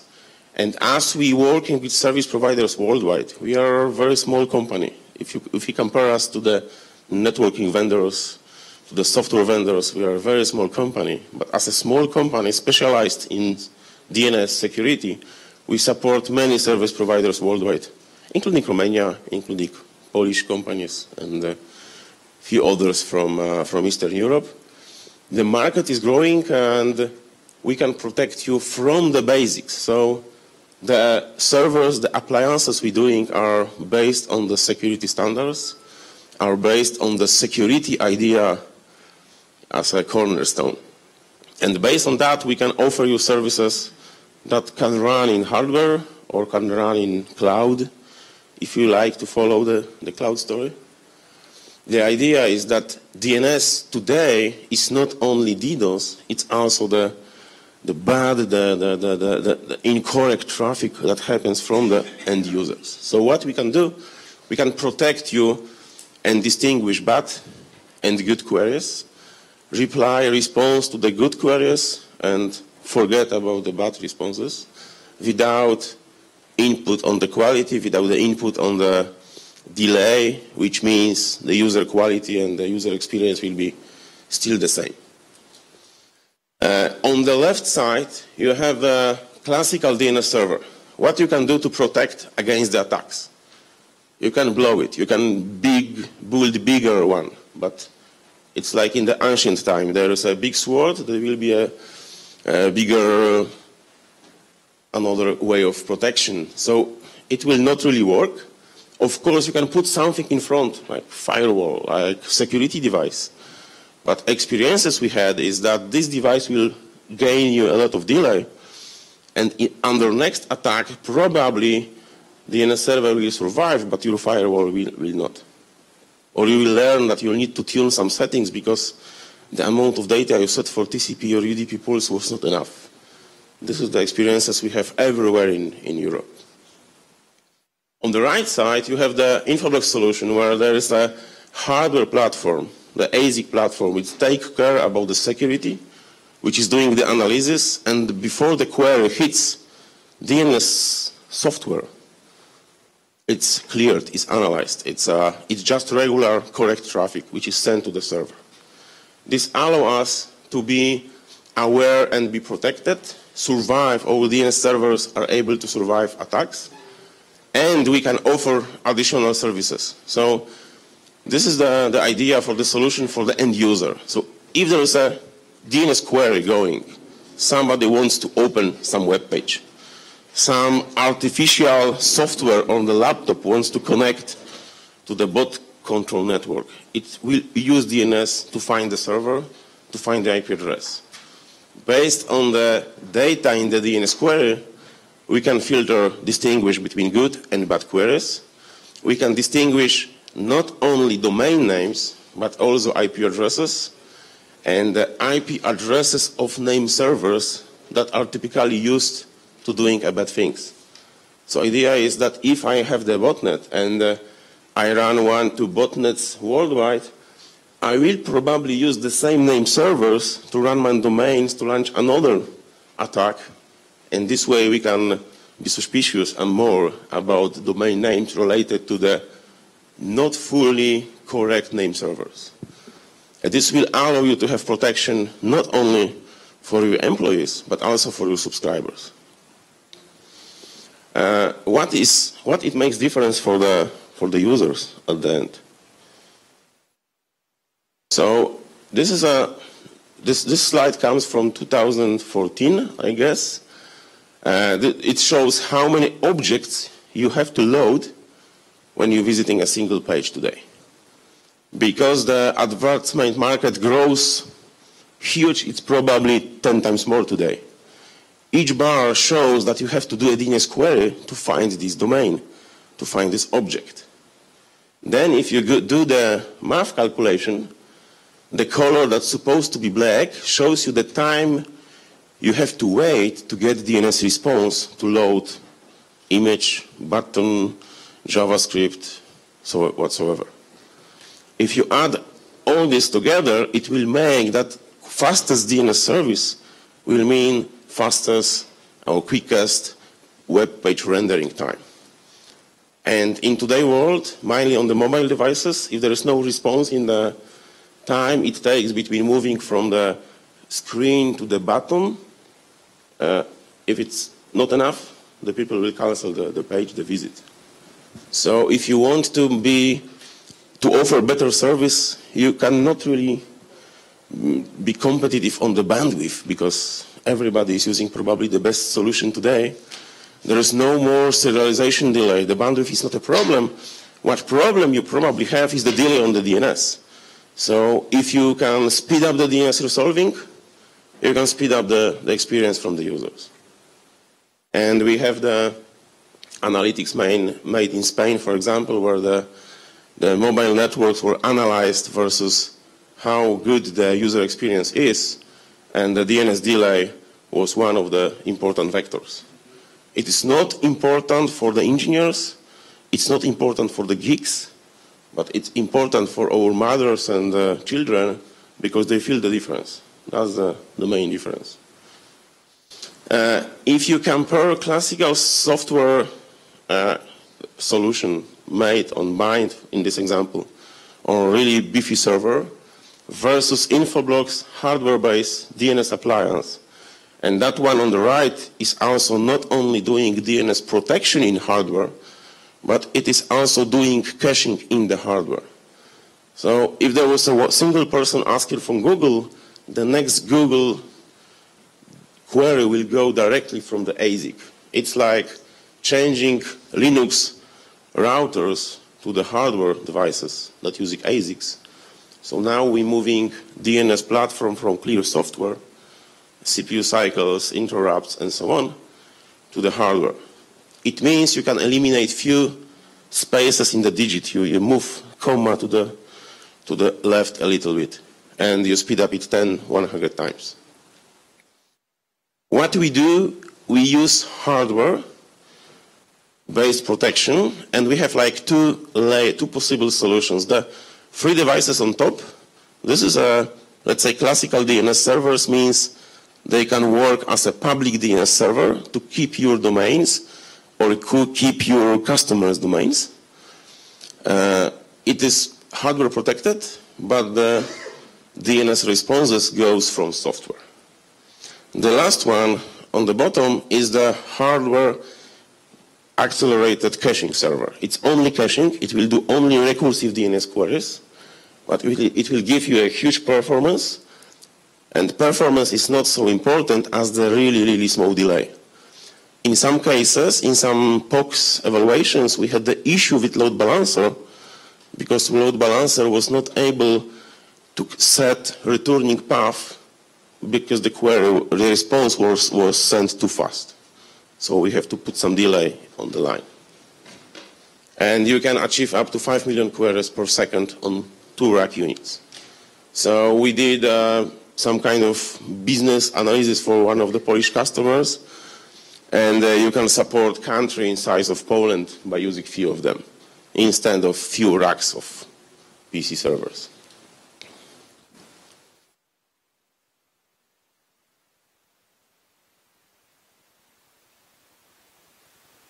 So, because the PowerPoint presentations tends to be always true, and you can do everything you want in Flash or in PowerPoint, it will be true. So if you want to test, we can do a very simple test for you. You can capture traffic for us, the classical pickup, classical Wireshark, and you can send it to us.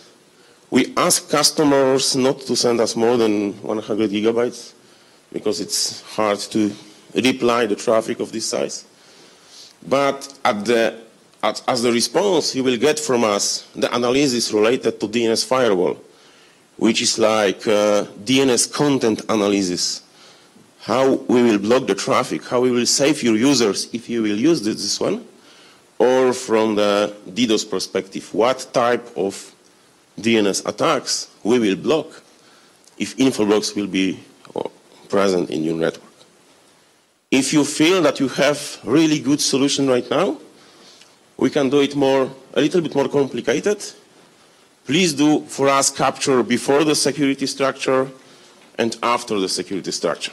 And then you can compare what was blocked by your current solution and what was passed by to the internet. We're speaking about the DNS public queries. This is not internal information. It's not, risk to share this with us. It's just internet.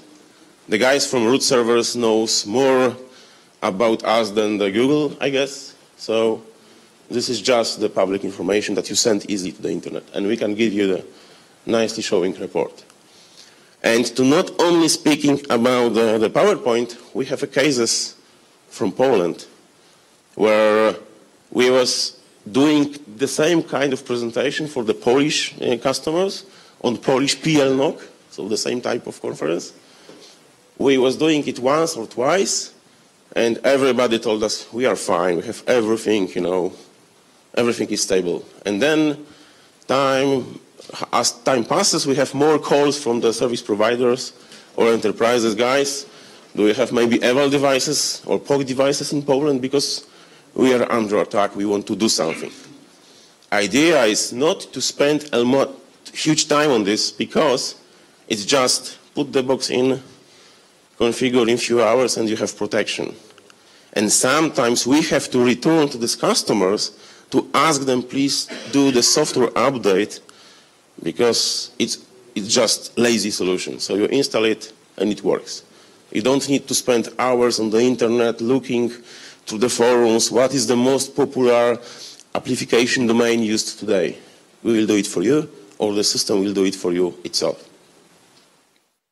What we did for this customer, this is the cable provider in Poland. We just installed 2 this hardware-based acceleration caches, and plus the central management and central reporting. It's just a case of finding two rack unit space in the rack, install the hardware, change the ACP settings to redirect users to the new platform, and you're done. This is very simple design. You can make it more complicated. You can add any casting. You can add IPv6, IPv4, and so on. You can add DNSSEC validation if you want to. It works. But it can be also very easy design. It's up to you. What they observed, there was an issue they had. They were blocked, the DNS was blocked for half a day.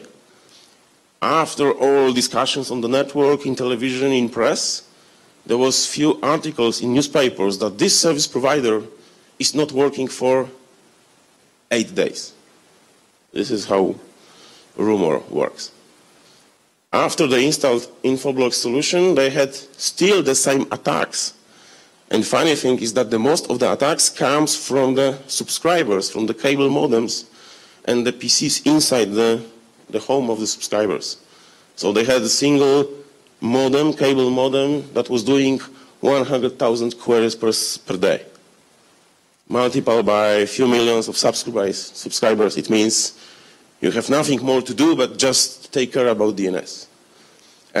It's like an anti-spam solution today. If you run anti-spam, you probably have like 99% of the trash and 1% of emails. For DNS, it's going into this direction. So we have like 5% of good DNS traffic. All the rest is just trash. And there are some vendors from antivirus space that are using DNS and using checksums from the files to do DNS query if the file is somehow related to virus. And they're using DNS for it. If you have closed networks, like military networks, it can close your DNS inside the network very easily. It's like internal DDoS, and you have to pay a license. So the guys installed the Infoblox solution. They were still under attacks, but the user perspective is like there's nothing happening. It's like PR.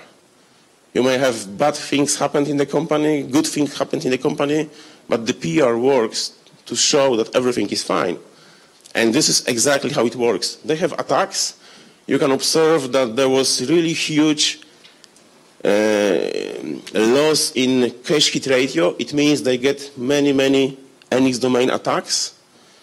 But the last graph on the top shows you that the user erasers, the user experience was still the same under attack as before or without attack. This is the idea we want to achieve.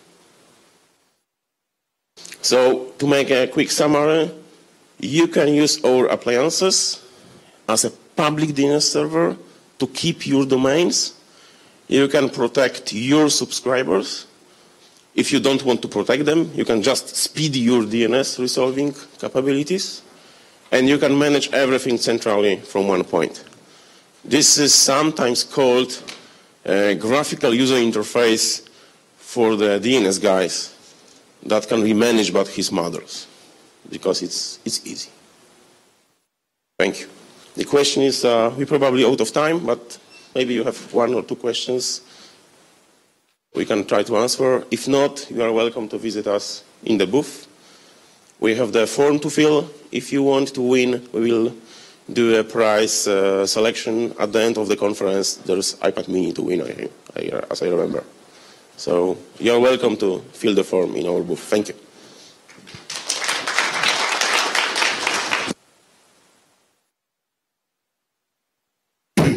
Well, thank you for all 4. Thank you very much.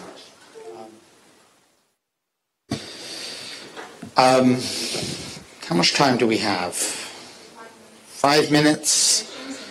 All right, I have a whole page of questions, but I'm biased. Who's got the microphones? Oh, right. So you've got 4 different areas to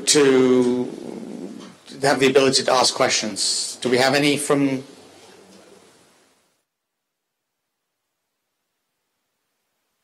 Otherwise, you're going to hear questions from me.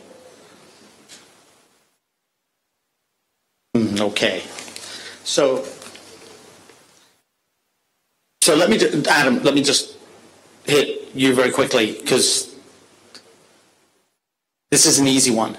You quickly mentioned 99% of queries get thrown away in some cases. In spam. Sorry, we said it the right way.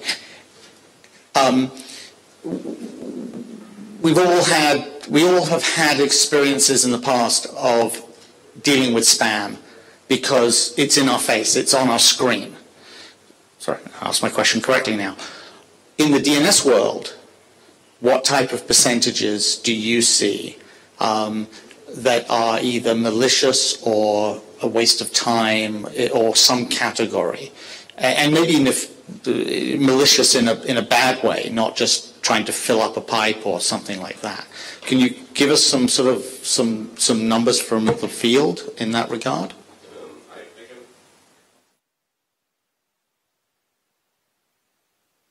So the experience is, if you are a big service provider and you have like half of the country on your network, you will see it today, I guess, like 80% of something that is not useful at all. It's just NX domain queries or the queries related to bad domains like xxx something that is existing today, tomorrow they are new, or DGA attacks and so on. But the issue is that once a year, 2 times a year, there is a new script released, written in Perl, written in Python, to do bad things. And if you do the graph on the service provider side, you can correlate the forum when the new script was released to the huge spike in the DNS queries. There was 2-3 years ago, there was a new script released about amplification attack, and guys in few Polish service providers, they grow like 100 times the level of queries they get, because it was just a matter of logging to the forum, save script, install Perl if you don't have it, and run it. For friends from Russia, they were able to find the web design portal to do DNS attacks. You can pay by bitcoins if you want to. If you don't worry, you can pay by credit cards. And it was like $1,000 few years ago to run the script. Right now you can get it for 300. So this shows that we can expect the same as for spam. So I can be a wizard today that 99% of the DNS traffic will be spam in 5 years, more or less. Thank you. Okay, thank you. Tim, you talked about, I mean, you're a company that's 9 or 10 or 12 years old, and this is work that you have done over many years. Where do you see your work going after doing virtual machines for spam and attachments and the like? I mean, is there other areas that you see need attention? Well, earlier today, Mr. Pampukcian just said that security is going to change because there will be a lot of IoTs and stuff like that. And we believe that in the next few years, security will start to migrate from the endpoint protection to the network level. So my project Serenity is just one of the many sensors that would gather information and provide that to what we call the event correlation project. And basically, I think my personal opinion is that we will see a shift in how we will understand security. We will not be able to run on endpoint terminals anymore because we cannot have anything on iOS, for instance, and devices will be more and more closed in the future. That's what I think. And the only thing that we will be able to have is some kind of behavioral information of each device. So I think this is the trend in terms of security. Okay. Throw one more out there. Does the CERT start looking at Internet of Things, of devices, more away from laptops and mobile phones and tablets into these, I mean, whether smart TVs or heating controls or anything else? Do you get to look at this area as well from a security point of view? Yes, of course. We in the third row side, we look to the trends in cybersecurity. We know that Internet of Things is something that we are going to have. Every home will have this. We will have TVs. We saw and we also documented some vulnerabilities on the IoT devices for home users.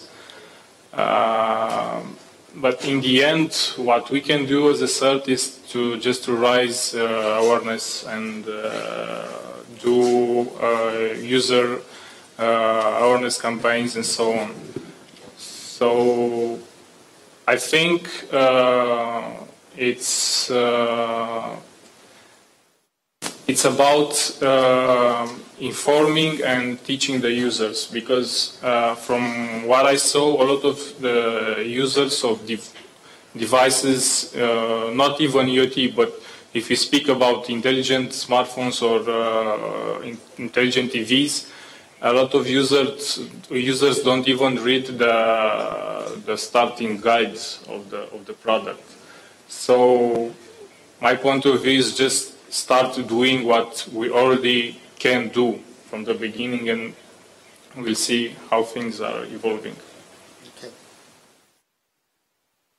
I like asking this question. I've done it before. How many people here have a smart TV? How many believe it's safe? One taker on that one. Okay. You're a network operators group. Think about this for a second. Be the smart ones with these. It's not TVs, by the way. You can, I mean, anything. We've lived with many years of laptops and computers, and we know we've got problems. But think about those other devices, and think about the people that aren't in this room, the general consumer. Like you say, no one reads the manual.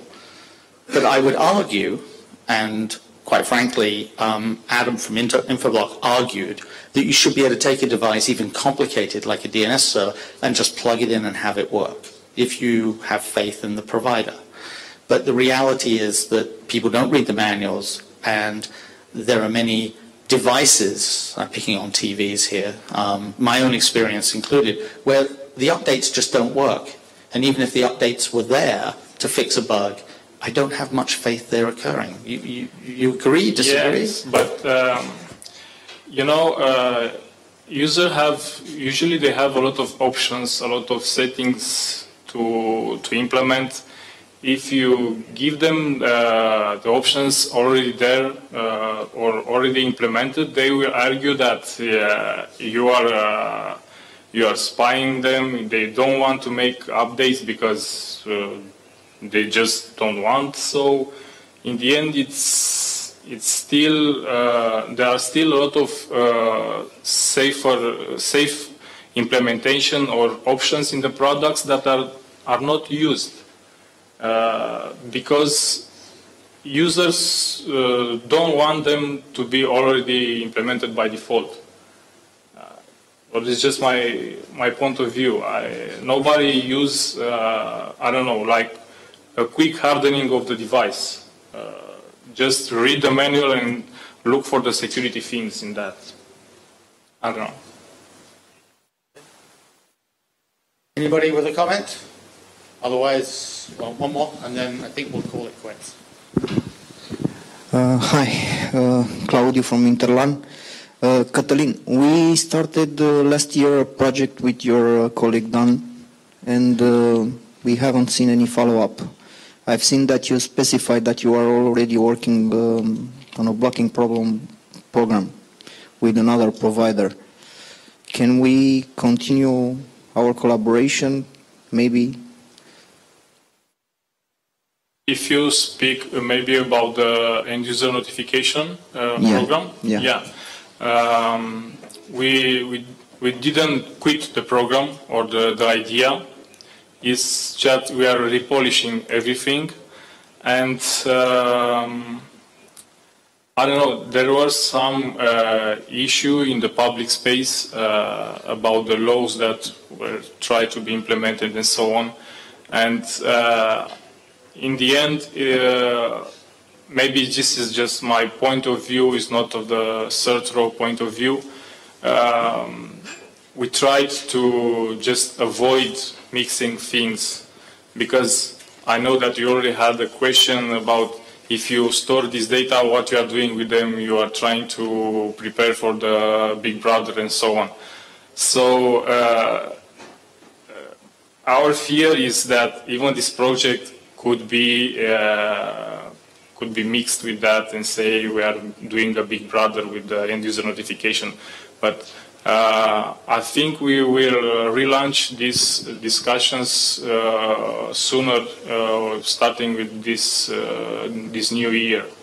Because in the end, we are coming with something to the user. We don't want to monitor the user. We just want to give him information, and we will continue the cooperation.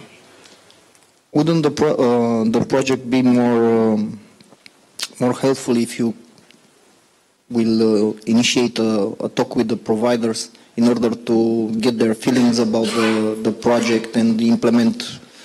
Yes, that's what I tried with my quick presentation. We also want to know your opinions on that. What do you think about end-user notification, about the implementation? Just to help us to do it better, maybe, to fulfill your needs, because I'm sure that you'll have something to implement to do that. And we want to take in consideration your opinions as the providers on this.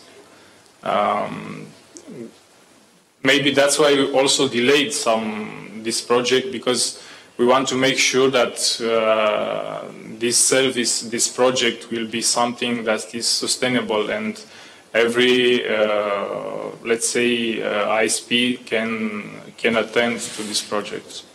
Maybe. Okay, thank you.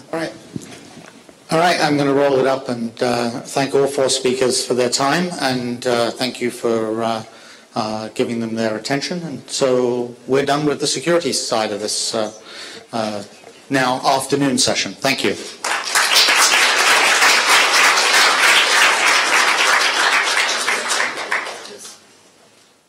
Just a quick notice to everybody. We are already 1 hour and a half late. So we invite you to lunch, and we will shift the other panel after lunch. Thank you.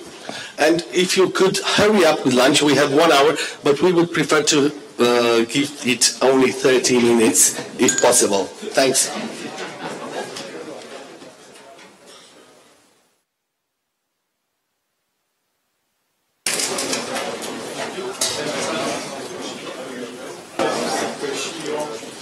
Auzi?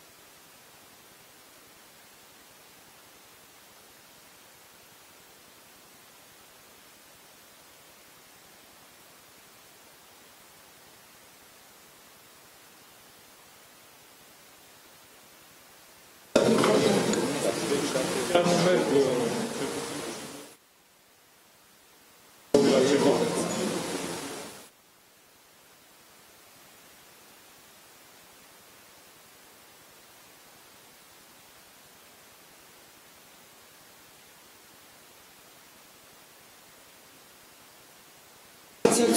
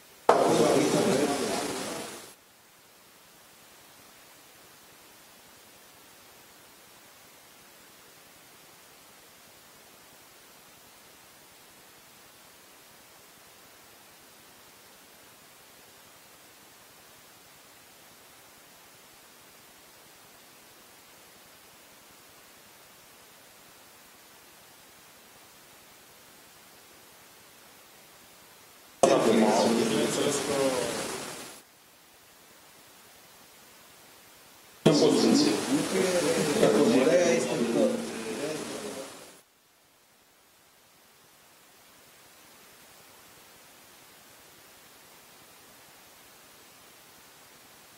auzim, că m-am gândit.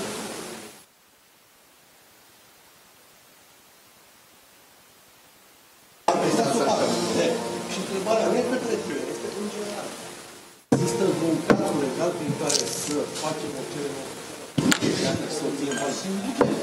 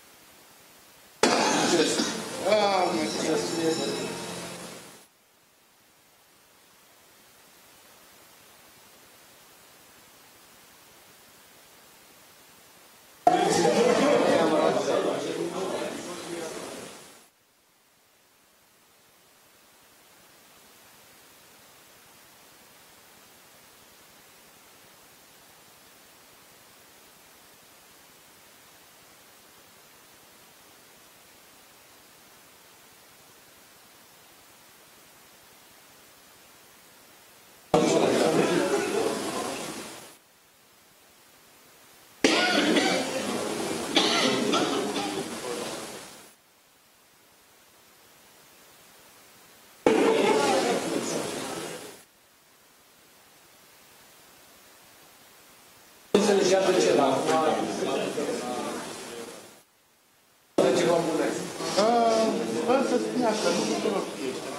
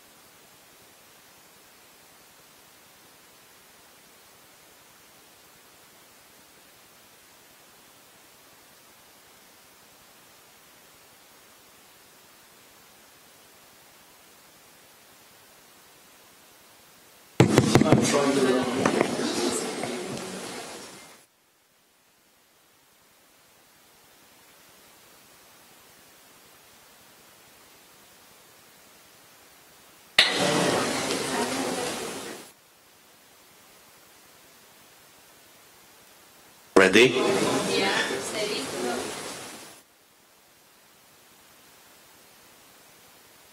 I have somebody missing. No, it's over there. Martin, would you like to stay there or to come here? Okay, thanks. Natalie, please. So we have the Networks and Operators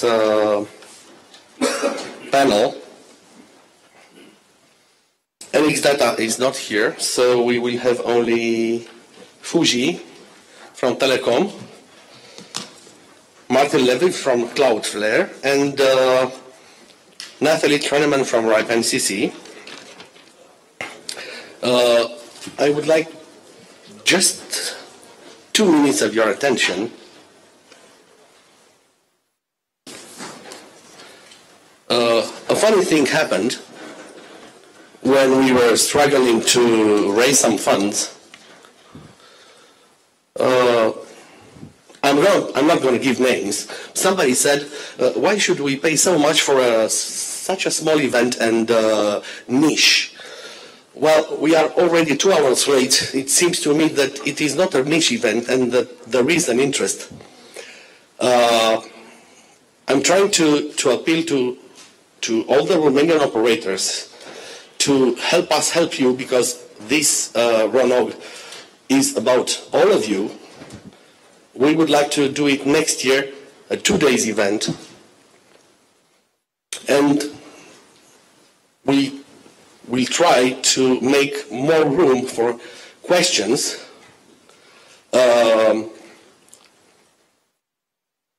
Uneasy questions,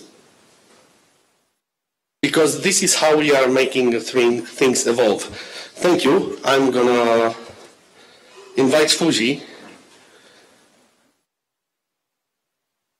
Natalie instead? Okay, ladies first.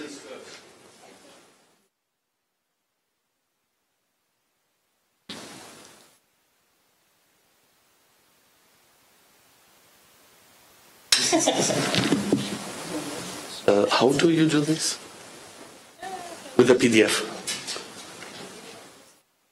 What? It doesn't show.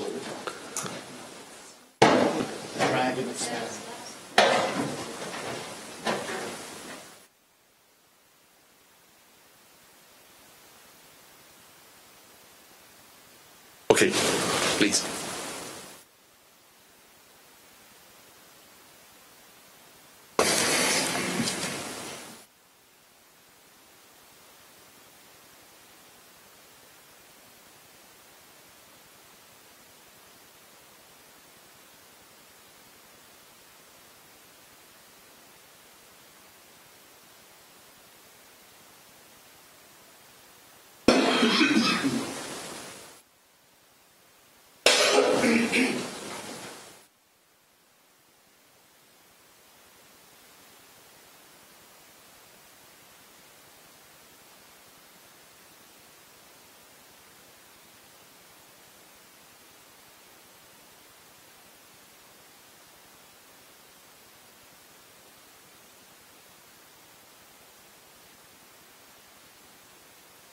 One doesn't work either. Next time we are expecting for a PowerPoint presentation.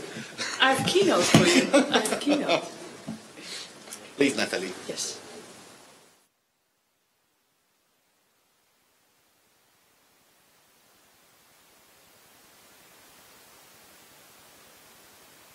Now it's working. It's working. Yes. Yes, it works. Okay. Welcome after lunch. We're running a bit behind schedule, so I try to keep it as short and concise as I can. My name is Natalie Trenneman. I work for the RIPE NCC. I have 2 jobs at RIPE NCC at the moment. First of all, I'm a trainer, and second, I'm the IP6 program manager. Today, I bring you a bit of an update on what we are working on at the moment with RIPE NCC. But before I do this, I'm curious, who of you is a RIPE NCC member at the moment? Can I see your hand if you are a member? Oh, okay, so that's quite a lot of you. And who of you holds PI space, provider independent space? Okay, cool. Quite some members. Happy to see that. And before we kick off, in 2.5 weeks, we have the RIPE meeting starting, coming to Bucharest. We're looking forward to that very much. I will be there again as well. It's in the Marriott. If you haven't signed up yet and you would like to come, please sign up. We are very much looking forward to see as many of the local participants as we can. So with that, for those of you who don't know what the RIPE NCC exactly does, we are a secretariat for the RIPE community, amongst a whole bunch of other stuff as well. One of the things a lot of people do know is that we maintain the RIPE database. And that is the database where people put in their IP addresses and the AS numbers and all that kind of information. We have 5 regional registries in the world. We are the one for Europe, Middle East and central parts of Asia. And we do still allocate IPv4, but also IPv6 and AS number. Also, we run the RIPE Atlas project, and that is the biggest internet measurement project that I'm aware of. And if you don't have an Atlas probe yet, but you would like to know a bit more about the project or want to know or have an Atlas probe, come see me in the coffee break or at the social tonight. I brought some for you. So we are also independent not-for-profit. And with that not-for-profit, I come back in a moment because that is some relevant information for you. And anyone can become a member. So organizations, internet providers, but in the last few years we've seen a big uptake in non-traditional RIPE members. So we see big enterprises, but also small companies that now also become a member of RIPE NCC and get IPv4 addresses. We're funded by the members, and we have, at the moment, we've got the big office in Amsterdam, where we are working with around 125 people, and then we've got 4 people working in Dubai and 2 in Moscow. We have been busy. A lot of people ask me the question, you have run out of IPv4, what are you doing these days? We have been busy. Our membership numbers are still increasing every year. And we opened our office in Dubai. We are expanding the regional presence. Also, IPv6 is picking up, and this is where my job also comes in promoting IPv6, teaching people about IPv6, and answering a lot of questions. We also facilitate IPv4 transfers, and we can tell that there is also a lot of work involved in the IPv4 transfer market, of course. This is a picture of our membership growth. And as you can see, we still get a lot of members. At the moment, we have almost 12,500 members of RIPE NCC in 76 countries. And every one of that member can get 1/22 in IPv4. And this is one of the reasons we think we still see an increase in membership, because people want a /22 IPv4 directly from the RIPE NCC. I also made a graph of the numbers of resources that we've issued to Romania in the last couple of years. And there are some interesting trends here. Looking at this, but this is the old presentation. Anyway, I'll make sure you get, this slide is outdated.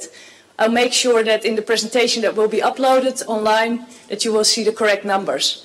What we see is that there is a very high number of AS numbers throughout all the years. So where you see the low numbers here, this is actually not correct. All the bars for the AS numbers are high. Every year we issue around 300-400 AS numbers to Romania. And that number is quite high, because what we see in Romania is that also the requests for PI, provider independent space, are also quite high. IPv6 in the real picture is not so high, and we see that in the last 3 years, since 2012, almost all the RIPE NC members have requested their last /22 IPv4. So this is the story about IPv4. We do still give IPv4 addresses out, only for our own members, so no IPv4 PI anymore. We give out a /22 once to every member that we have, upon request. Now, at the moment, there is a policy proposal. I don't know if you've seen it, but it was posted 2 weeks ago, I think. There's a policy proposal because our pool of IPv4 is not really getting smaller. That is because if a member closes, we get IPv4 back. And sometimes we still get little blocks back from IANA. So the overall pool of IPv4 is not getting smaller. And this is why somebody made a policy proposal that says every LAR can get a /22 every 18 months. So not just once, but every 18 months. Now, if you have an opinion about this proposal, if you like this proposal, I do recommend that you go to the mailing list and the Address Policy Working Group mailing list and just say +1 or I like this proposal. Because this could actually impact your pool of IPv4. Now, if you are against this proposal, that's also worth going to the mailing list, because we would like to hear people from both sides, of course. So there is this new policy proposal. It's not through the process yet. Like I said, it's very new, just 2 weeks. So it's not decided if this policy will be accepted or not. Express your opinions, please. We have a whole bunch of transfers. I'll show you some numbers on transfers in a moment. But I can tell you that Romania is very active on the IPv4 transfer market.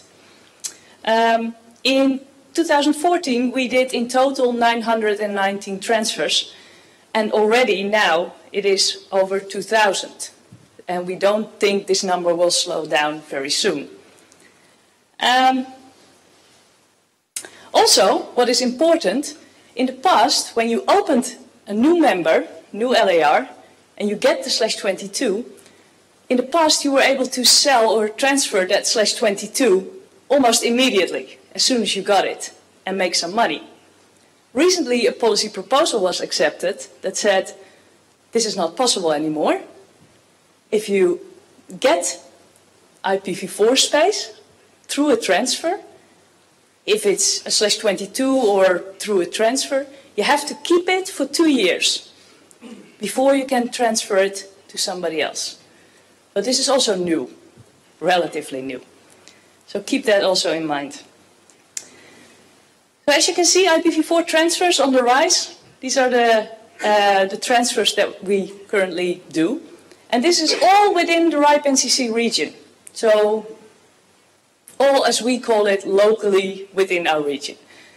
Also, we have just, there was just a policy accepted that said that we could do transfers outside the RIPE region.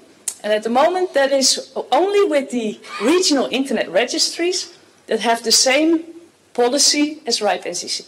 So at the moment, that's ERIN, and that is APNIC, Asia Pacific. So only with America and Asia Pacific region, you can now transfer from and to blocks of IPv4 address space. So we expect these numbers to go even more up. These are the numbers of addresses. As you can see, there was a big spike. This was because it was a very large block that was transferred. But yeah, sometimes we see big blocks transferring, sometimes we see small blocks transferring. There is no minimum size anymore for transfers. Also relatively new, because in the past the minimum size was /22, and now you can transfer anything. Then we are also very busy with hijacks. At the moment we've got 3 or 4 hostmasters working full-time on hijacks. Martin, can you pour me a glass? That is because the IP address is becoming more valuable. I'm sure that most of you know the current running price of an IPv4 address. No? Anyway, they are, thanks so much. IPv4 addresses become more valuable. So people do more crazy things to get them. And our hostmasters are very busy with verifying documents, websites, etc. because they use nowadays the hijackers very sophisticated methods to get IPv4 addresses. For example, they try to steal maintainer passwords and have the password reset of a maintainer password. And they do that by falsifying documents, Chamber of Commerce documents, websites, letters, company letterhead, etc., etc. So we have to do more thorough checks, and that is sometimes when people say, why is a transfer taking so long? Or why does it take so long to change my maintainer password? That is because we have to do so many checks to see if you are really the person who you say that you are. So that is a bit about transfers. We're quite busy with that. We're also quite busy with the IPv4 hijacks and fixing things. And then we have IPv6. And I'm happy to say that as of last week, early this week, more than 9% of all the Google users in the world come to their website or to YouTube over IPv6. More than 9%. That number more than doubled since last year. So there is a massive uptake in IPv6. It's reaching end users. And my question then is, why do people implement IPv6? Because you can still buy IPv4. And I went around and asked many organizations, providers, large websites, why do you implement IPv6? Well, if you look at the top 3 of countries where IPv6 is the most used by end users, Belgium is number 1. So I went to the 2 providers in Belgium and I said, why did you do that? And they said, well, IPv4 for us was the main reason. We were depleting our pools, and to connect more customers would be too costly. So now we are looking at ways to use IPv6 only and make it work for customers to also access IPv4 websites and apps and all that kind of stuff. Then I also talked to a very large enterprise, and they are Swarovski. And Swarovski also did IPv6. And Swarovski asked them, why are you doing IPv6? And they said, well, we have this really big website where people buy our stuff. And if providers are going to use double net or are going to use translation or tunnels, we don't get a clear idea of who the users of our websites are. Because we don't, the Google Analytics or other analytics that they had could not provide the real addresses or the real locations from those people. So they said, if a user comes in over IPv6, we want our service to be reachable over IPv6, so that there's no tampering with that information of that user. So that was a clear enterprise goal of why they wanted to do IPv6. They want to know who their users are and keep knowing who their users are. Then Apple made quite a bold statement this year. You probably heard it in the news. And they said all apps submitted to the App Store, all new apps, I have to add, all new apps submitted to the App Store must support IPv6 starting 2016. And some newspapers said iOS 9, but basically if you look at the press statement, it's iOS 9 early 2016. Now this is all valid for the new apps. I'm still curious to know if that still works for the old apps that are currently in the App Store. If they publish an update on Twitter, for example, if then Twitter would support IPv6 or not. So I'm not sure if it's just for the new apps or for existing apps that have an update. We'll be moving. Where do people implement IPv6? If we look at the top 10, Romania was in there once. And Romania is now currently on place number 16. And so you dropped out of the top 10, I'm afraid. Belgium, currently, more than 1/3 of all the Belgians is using IPv6. Older people, younger people, not only techies, everybody. Switzerland, also very high, but I want to bring you to the two newcomers in this top 10, and those are Greece and Estonia. If we look at Greece, Greece made, a bit like RDS, RCS, made a big jump from one day to the next. And that was mostly because they had two big providers in Greece, OTEnet and Fortnet, and they were battling in the IPv6 task force on who would be the first to push out to their customers. And they even started a bit this competition on Twitter. This is a tweet from quite old, but you see that OTEnet already made promotion for the IPv6 of Fortnet, and the other way around as well. Now, Greece had a big IPv6 task force with the two big operators, but also with a lot of small operators. And this April, when both big operators started to roll out IPv6, they said, our IPv6 task force is not needed anymore. They said, what can we do? Because we brought together all these people, these knowledgeable people, how should we proceed with this IPv6 task force?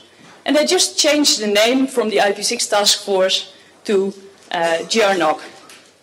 So that was, they dismantled the IPv6 task force and renamed it to Ronog. The reason they did IPv6 was, of course, again, the IPv4 shortage for both providers.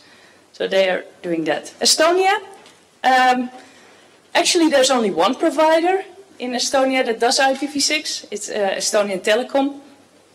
And they did some restructuring in the network. And while they did the restructuring of the network, they also implemented IPv6 as they went along. So from one day to the next, also there was a big jump because they could finally enable it.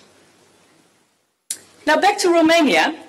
We do measure IPv6 from our 86 members in Romania.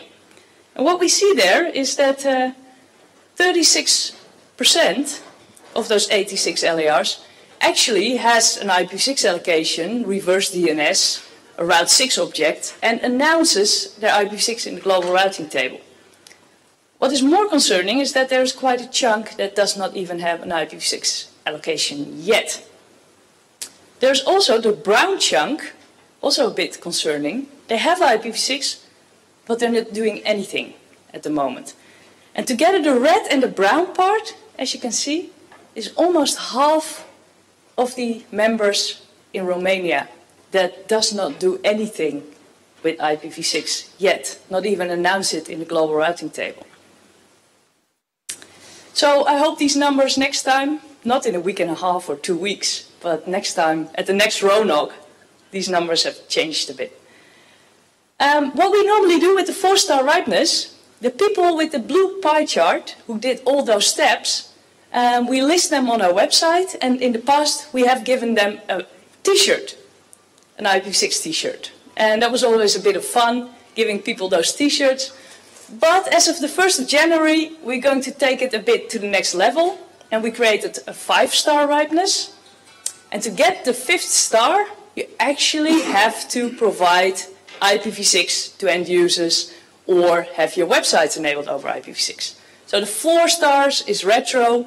Now we're going for the 5 stars, actually pushing packets on IPv6. So then you will probably come to this list, where currently the people are who have 5-star ripeness in Romania, and they will get a new t-shirt. Now, this 5-star ripeness, if you drop off this list because you disable it or you don't make the threshold, because there's a threshold of 8%, I think. 8% of your users have to be accessible over IPv6, 8% of the websites you operate, etc. If you don't keep up with the threshold every year, we're not going to ask the t-shirts back. That would be weird. But what we instead do is that every year you are on the 5-star ripeness list, you can get a new t-shirt. So you will get a 2016 t-shirt, you can get a 2017 t-shirt. Yes, so more t-shirts with 5-star ripeness.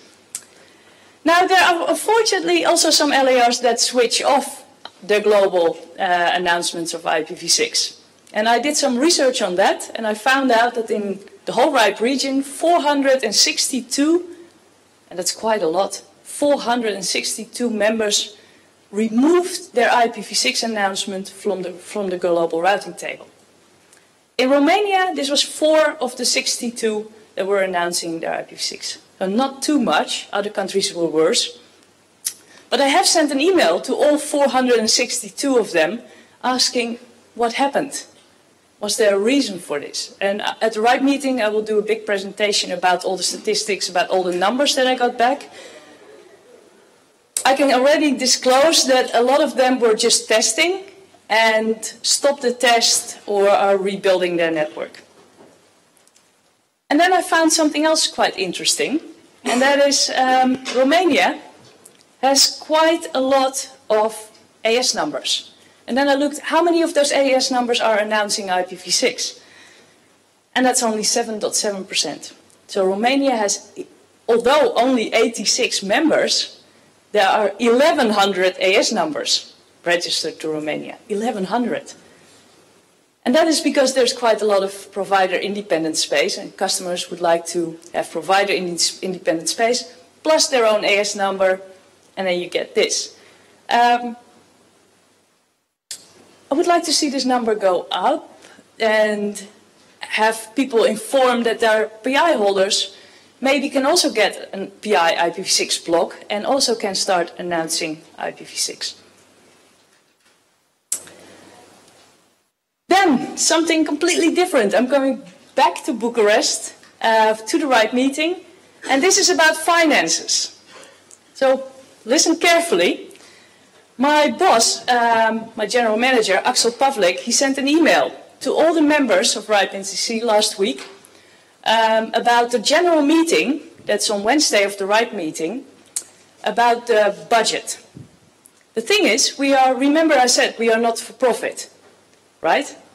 And at the moment, that means that we cannot have too much money.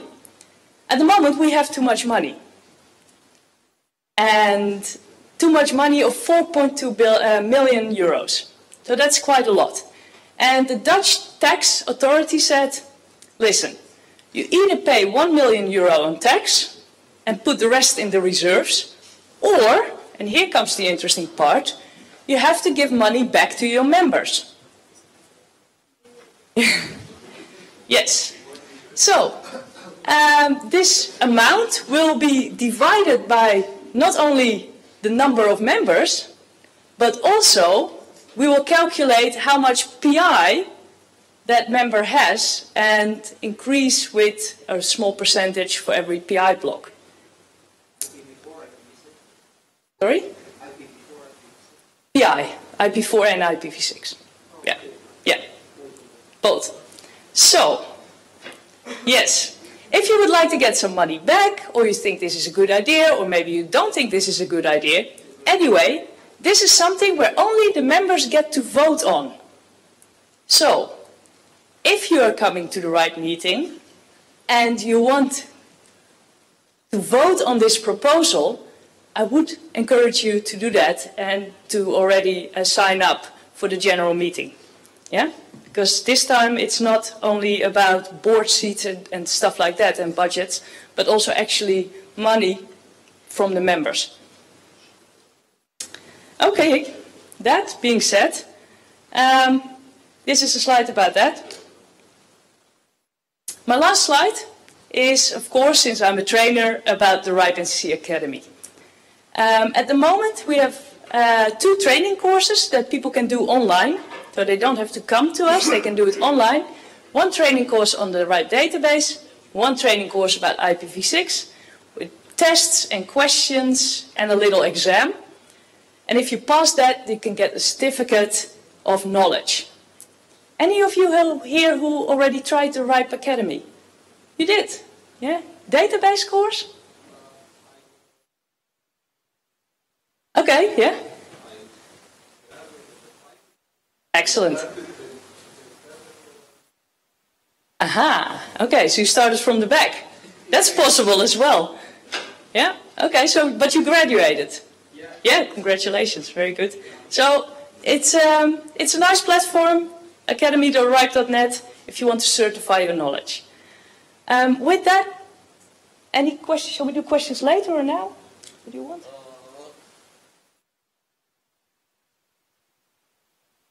Yes, let's take the questions now. Any questions?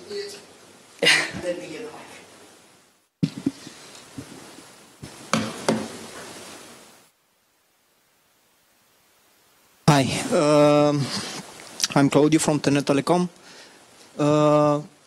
What's your view on the IPv4 transfer? Because Romania suffered quite a bit due to the transfer done from this country by the big LARs.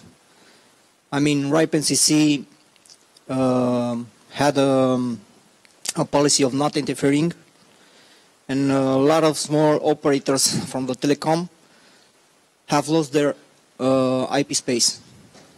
That's why you've seen an increase in the members you have, because some of them try to transfer their space. Some of them requested the last /22. They were entitled to. So my question remains: what's your policy? I mean, you somehow from your presentation seem to imply that's a good thing. Oh, no, I'm sorry if I gave that impression. No. I think on slide 2, we said that RIPE NCC is neutral and impartial, right? So that means I have no thoughts about that, if it's a good thing or a bad thing. The thing is, the RIPE community, that's you guys, make these policies and make this possible. So we are acting as a secretariat and just facilitate that the policies that are accepted can be implemented.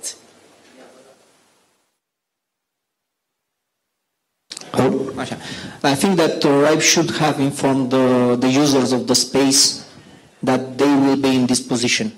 I mean, Romania lost something like 3 million IP addresses, I think. Yeah. Due to your slide. I mean, RIPE should have emailed the users using the space and say, you may be losing your space due to the transfer policy. Please read carefully the instructions or whatever in order to become a member of the RIPE NCC or do something to keep their space. But I'm not really sure what you mean here, because the organizations who transferred away their space, they did that themselves. RIPE NCC did not take their space. Not RIPE, but the LERs transferred the space in detriment of the operators. Because for my example, I had /24, let's say, and my LER sold it. And that's it. I couldn't say anything. They give me a notice that said in 3 months, please free this space up, and that's it. And they just sold it. I had nothing to say about it. And I used that for 10 years. Yeah. A little backstory here. As a secretariat, I think you should see for the policies that are set to be respected. We are a very old, small ISP, and we had our PI space, and we were advised by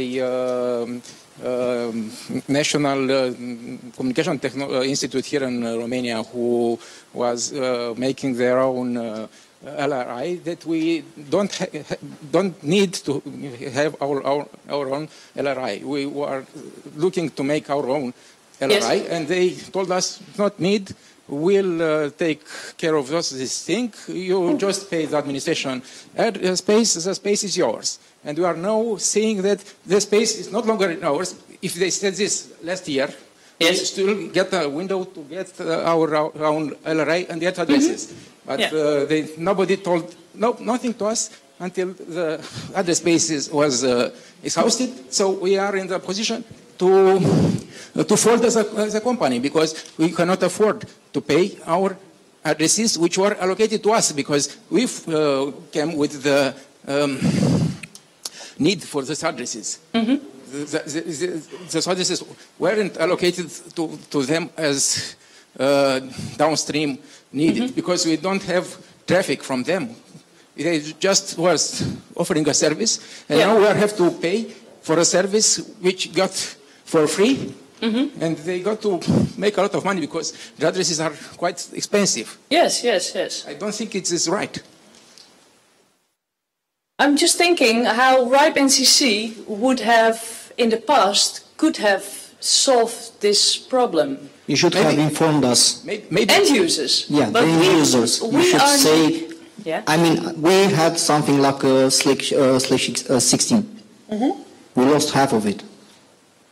Yeah. I mean, if you see a huge amount of IP address space allocated to one company, you should maybe call them and say, maybe you should become a member, because you have too much space, no internet provider to your LAR, because the LARs in Romania already broken the policy. The address space should be assigned to their clients, but no LAR in Romania served me with internet. They just gave me the address space, and that was it. Or maybe the addresses which are allocated under first pretenses should be retracted and allocated to the ESPs themselves, because the ESPs are those which are needed these addresses, and they were how to say, they didn't know that they are supposed to be their own ELRI. We're advised that you don't need to be your own. Nobody told us otherwise until today. I'm still thinking how RIPE NCC could. Well, the thing is, it's quite difficult because RIPE NCC has 12,500 LARs, right? That's quite a lot. And contacting end users, you have to remember that if you operate an LAR, half of the information in the RIPE database is not correct. A big announcement on the site will be sufficed. We'll see it. On our website? Yes, but we didn't have the information that our ISPs were supposed to be our RRIs. Okay. We just didn't know this until the addresses were exhausted. So some big RRIs were hoarding IPs on our behalf. And after there are no IPs, we are put to pay for them. I don't think it is quite right. Maybe a possible option will be for this things, because it's easy to see which is ISP along. You may have maybe a operating time. The ISPs which are operating for 10 years with the same could get their own IPs without paying transfer prices. Okay, I get the issue now. I have quite a clear picture of what went wrong. I will bring this back to our hostmaster team, to the management of the hostmaster team, and see if we can work on a possibility to further contact other organizations, users of space. I'm not saying that we will, I'm just saying that this is the first time I hear from this issue, and I will bring it back to the registration team. I guess it's a specific Romanian problem, because the same message we got, I think all our ISPs were getting. Maybe these things haven't been a problem in other countries. Could be. So it's a Romanian problem. Thanks for bringing it up. Yeah. Any other questions? Okay. Thank you very much.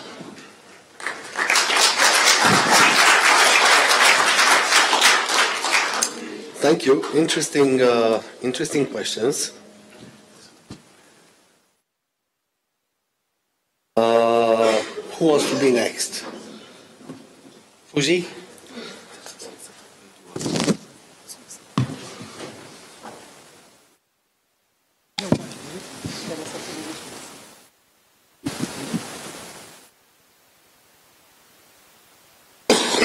Asta pe undeva la microfonul mobil.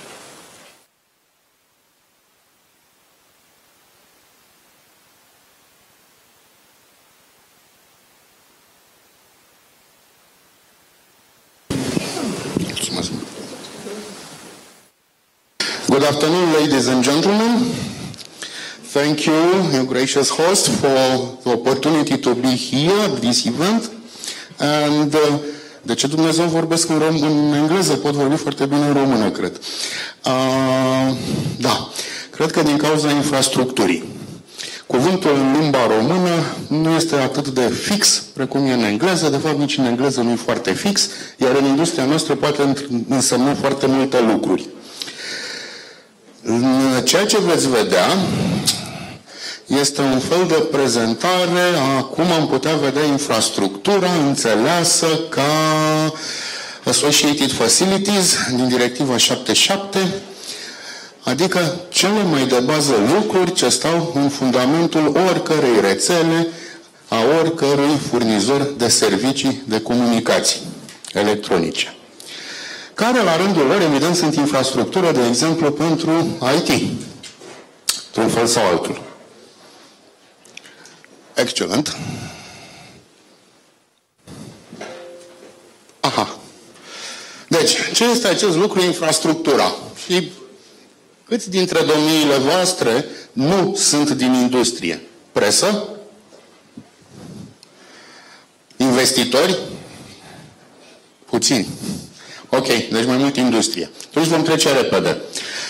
Ne referim la tot ce se află sub rețea. Orice echipament care se bagă în priză este element de rețea, nu infrastructură în accepțiunea acestei prezentări. Care sunt problemele și de ce astăzi? Din cauza a cel puțin 4 factori care presează pe umerii tuturor. Avem regulamentele locale. Nu vorbesc aici de ANCOM, vorbesc aici de fiecare municipalitate. Avem o criză economică care a lovit toată industria. La ea putem să pigmentăm și diverse alte lucruri interesante. Avem CAPEX-ul. Orice schimbare în rețea înseamnă pentru orice operator să pună adânc mâna în buzunarul cu resurse și să se gândească că poate sau poate nu le va recupera. Și mai avem costurile operaționale. Și toate acestea, la nivel de infrastructură, pot face diferența între un succes sau un succes parțial sau poate chiar un insucces. Și toate acestea se întâmplă în acest moment. Nu am să vorbesc doar de București cu Net City. Am să vorbesc de taxarea, de exemplu, de preconizat în Oradea, unde costurile doar pentru a-ți menține cablul pe stâlpi în taxe față de primărie vor fi mai mari decât ceea ce plătesc astăzi operatorii pentru 1 kilometru de Net City în București. Sau de prognozatul Galați, unde pentru un cablu aerian onor operatorii vor plăti pe kilometru cel puțin 2500 de euro pe an. În condiția în care Galațiu are jur de 20.000 de household-uri, de apartamente, de unități de locuit goale, ce nu mai sunt cetățenii. Deci, De fapt, de ce țin prezentarea? Cea mai bună întrebare. Va trebui să ne uităm puțin la problema aceasta a infrastructurii, ca să repetăm, e vorba de tuburi sau de fibră neagră, întotdeauna din două perspective. O perspectivă a costurilor, dar și o perspectivă a duratei de viață a acestei infrastructuri. Și aici aș dori să arăt că există două drivere pentru această durată de viață. Unul este durata de viață contabilă. Ai îngropat ceva și se așteaptă toată lumea să te țină între 16 și 24 de ani, dacă nu intri în categoria clădirilor, să te duci spre 32 de ani.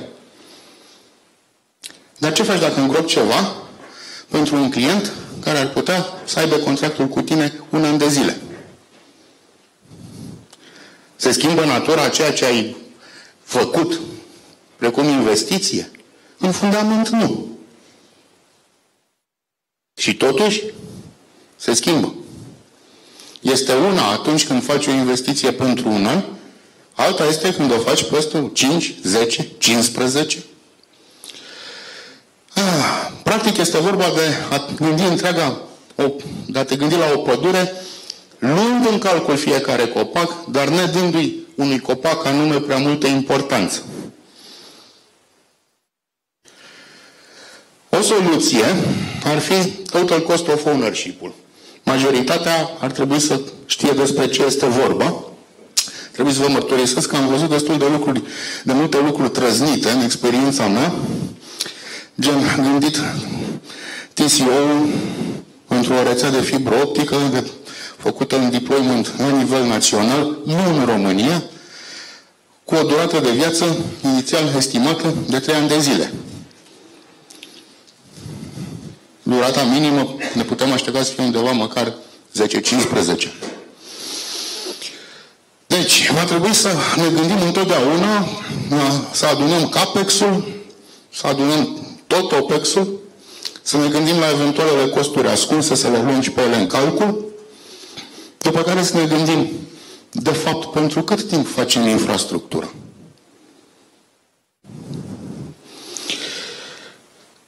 O facem pentru un client anume? Cât îl putem ține? Ce fel de client este? O facem pentru mai mulți clienți? O facem pentru o oportunitate de business? O facem pentru o relație între operatori? Întotdeauna vor fi întrebările care vor fi puse sau ar trebui să fie puse de mai toți operatorii. Istoric nu au fost puse. Deci da, într-adevăr, după cum spuneam, o diferență în așteptarea timpului de viață pentru diversele elemente de infrastructură. Și vom avea elemente cu viață scurtă, chiar foarte scurtă unele, iar altele, bineînțeles, cu o viață lungă și fericită. Sperăm cu toții. O exemplificare mai mult pentru rețelele fixe. Backbone-uri și respectiv accesul. Ultima last mile-ul, poftiți. Dar, o să vedem imediat, acesta ar fi un model simplificat. Pentru că întotdeauna trebuie să ne punem problema ce va urma. Și să ne gândim că rețelele mobile și fixe se află spre unificare. Și ce ne putem întreba că se va întâmpla în viitor cu infrastructura noastră? Vom constata că deja avem semne că aceasta depinde de modă. Cred că nu sunt singurul de aici care cunoaște că foarte multe servicii de telecom se vând împreună cu cutii negre. Cred că sunteți cu toții conștienți că acele cutii negre sunt de fapt capitalizări în așteptarea realizării unui venit. Dar ce ne facem? Pe piața de mass market, clientul astăzi vrea telefonul albastru, iar mâine vrea roz, apropo de schimbarea telecomului. Avem o problemă în comportamentul consumatorului. Și este diferit. Este diferit de la moment la moment. Vă puteți imagina sau vă puteți aduce aminte jocurile de acum, știu eu, 10-15 ani? Eu îmi amintesc foarte bine, în urmă cu vreo 22 de ani existau niște simulatoare de zbor foarte simpatice. Astăzi sunt unele și mai simpatice. În fundamental, aceleași cu cele din trecut, doar că au nevoie de un volum mult mai mare de date să fie transmis între calculator și zona server unde este postată aplicația de gaming. De ce vă vorbesc de gaming? Pentru că entertainment-ul este unul din lucrurile care se vinde cel mai bine pe internet, de exemplu. Și zona socială, evident. Dar nu cred că o să vedeți pe cineva încercând să dea ordine de cumpărare sau de vânzare de pe telefonul lui mobil aflat în metrou. Nu, se va uita la un Facebook, își va cerceta în cel mai bun caz mail-ul, etc. Sau se va juca. Problema cu comportamentul consumatorului mai ține de un aspect. Cu cât mai mult timp ne vom petrece timpul în fața calculatorului, adică folosind partea de comunicații, sau a telefonului, sau lângă telefon, cu atât mai puțin timp vom avea în viața reală. Momentan, timpul ocupat cu statul în fața jucăriilor crește. S-ar putea ca la un moment dat să scadă. Mai avem problema atinsă cu jocul cea de conținut. Se dorește conținut sau se dorește formă? Un ATM, cândva odată, putea să fie deservit bine mersi de o conexiune de 9600 de bits pe secundă.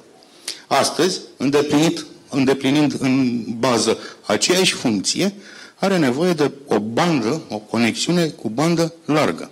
Nu se mai poate descurca cu o bandă îngustă.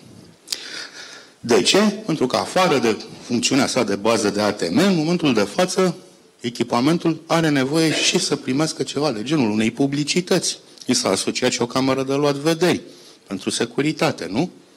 Etc. Și avem problema de raționalitate, unde întotdeauna va fi diferența între a lua ce-ți place, e vorba de decizia de cumpărare, sau de nevoia propriu-zisă. În mare, am încercat să o ating dându-mi voi exemplul cu ATM-ul. Și atunci se va pune întrebarea, bineînțeles, și ce poate să facă un operator? Este un lucru pe care l-a fost Varujan înainte, l-a sugerat și el. De un anumit timp îl sugeram și eu, acum îl reiau.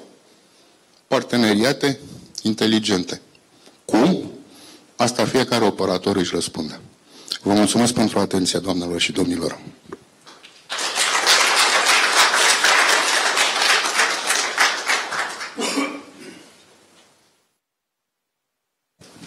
Înainte de a-l pofti pe Martin, mă îndoiesc că cineva are întrebări, pentru că nu am auzit o expunere, am auzit un set de întrebări pe care, de fapt, fiecare în parte ar trebui să și le pună. Îmi cer scuze că v-am ținut atât de mult cu domnișoara Treneman, cu partea de RIPE, care din punctul meu de vedere a fost foarte importantă și am întârziat încă jumătate de ore, dar este un subiect foarte arzător pentru Internet Service Providerii din România de astăzi. Cu acesta le invit pe Martin.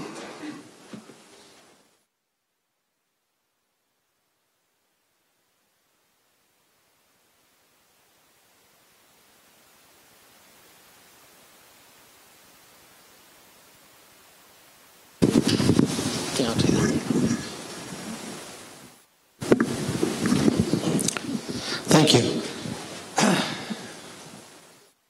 I'm going to skip some of my slides to help the time, but I know that the PDF will be on the Ronog website at some point. Yes. So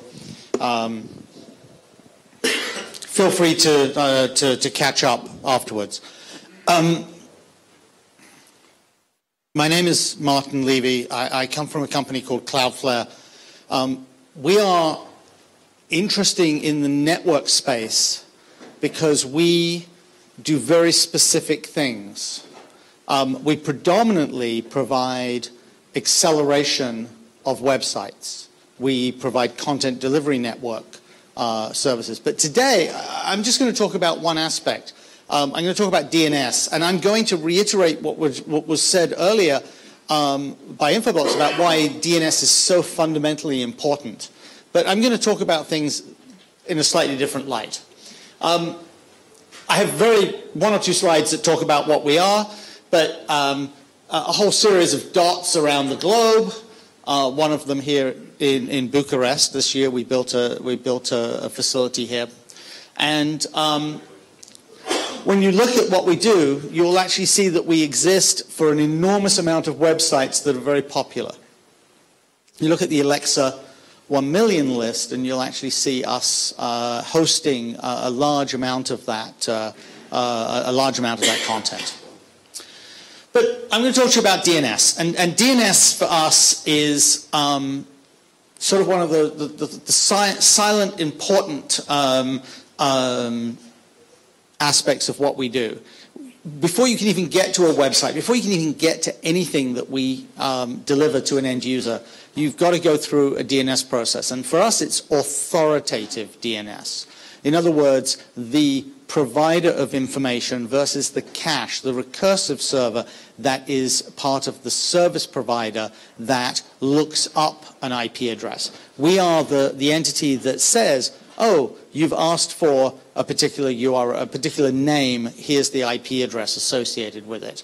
And so this operation is normally dealt with by the customer of the web acceleration side of our company, just adding a DNS. But in fact, actually, they don't even do that. They do very little, and everything is run automatically. And that key part is very important. I was talking to somebody at lunch today about automation. In automation, one of the things that's very important is that things change. And the third part of what our company does is we do a lot of DDoS mitigation. We do a lot of work to circumvent attack traffic. And that means we change DNS very dynamically on the fly.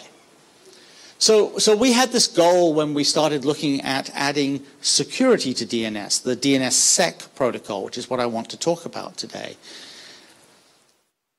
DNSSEC was very much designed in a static world where you would compile the DNS information, you would build a key, you'd build the security information, the encrypted security information, and you were done. And we actually do something very different than that. Everything is dynamic, everything comes out at the edge. So we had to think very differently.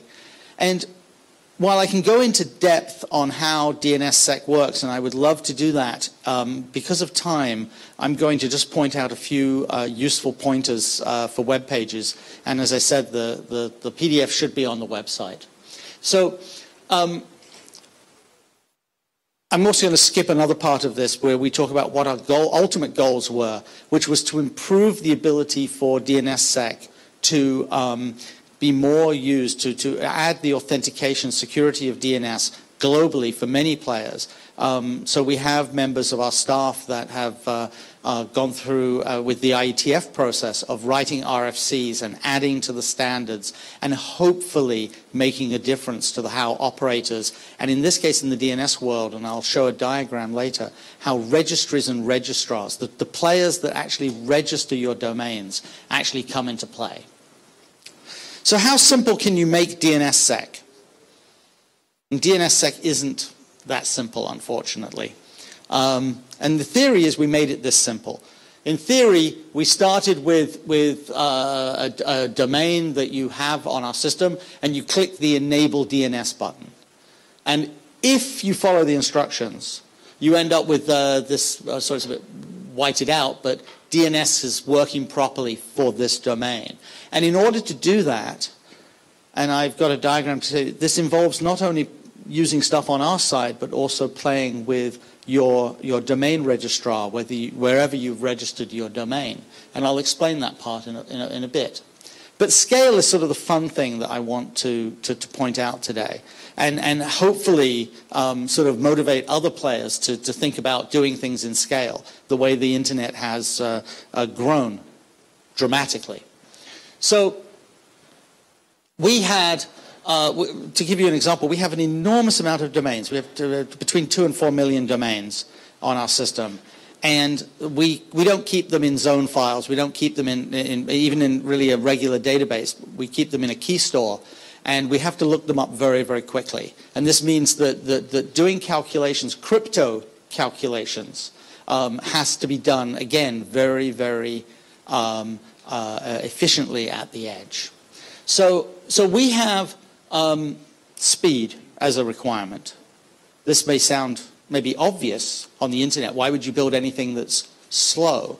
But in fact, encryption is one of the areas that in fact has a very high compute requirement and therefore has the potential of building a slight delay into the way we operate. And the good news is that we have, from the web side, as an industry, put a lot of work into building very fast SSL, HTTPS, secure web connectivity. And a lot of that mindset now follows on to how we do DNS. So speed. One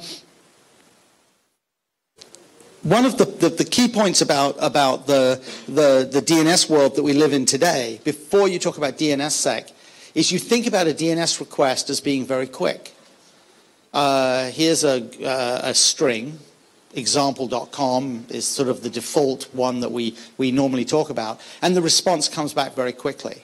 Well, it turns out when you want to secure that response, when you want to make that response actually something that you can trust and that no one in the middle can make a change to, nefariously or other reasons, then you actually have to start putting a lot more work around it. And this is where the cryptography comes in and signing. So we've got all of this sort of very fast environment, and a lot of other players have done the same thing. But when you do DNSSEC, you start having problems. And the reason is for a couple of reasons.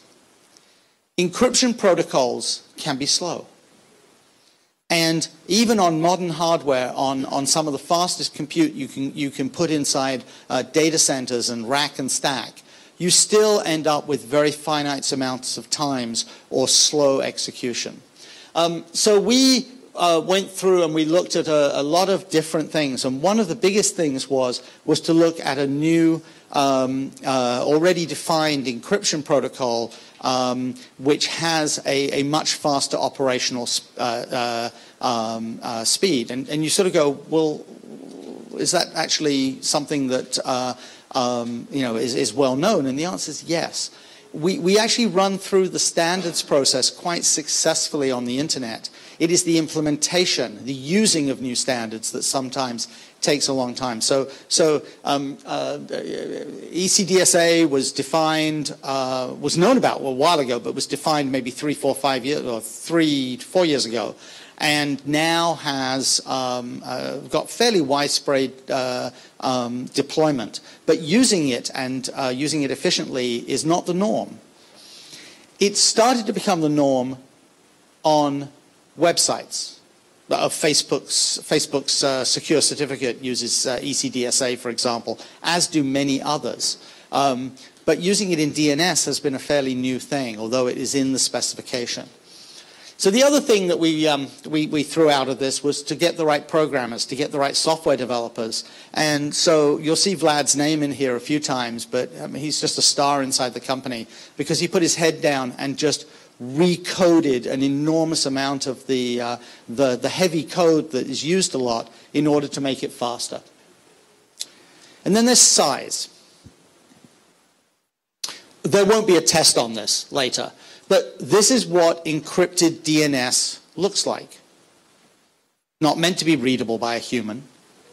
It is a set of information that is cryptographically created, and if you change one bit or many bits, it will become invalid, and the receiver of that information will know that. The data is not usable, and if you are paranoid or worried or want to be secure, then you would throw away any response if somebody has messed with that response. But the response, as you can see on the top there, is quite big. So a large amount of DNSSEC actually uses this environment and unfortunately, as you can see, generates a fair amount of data. And this 1181 number is actually rather important, which I'll talk about in a second. The second version down here is what ECDSA does, and it's a newer algorithm. It generates for the same, or in fact in this case slightly better security, using far fewer bits, and yet still acceptable, still secure, still unable to be tampered with. And so you can tell that with the second response, you do two things. The one thing that's obvious is you move less bits. And that means you actually are creating less bits and you're receiving less bits, and you actually have this ability to in theory, operate faster. But there's something else rather magical about DNS. DNS works really well when a query or a response sits below 512 bytes. Once you go above 512 bytes, all hell breaks loose and things slow down. I'll leave that as an exercise to find out why.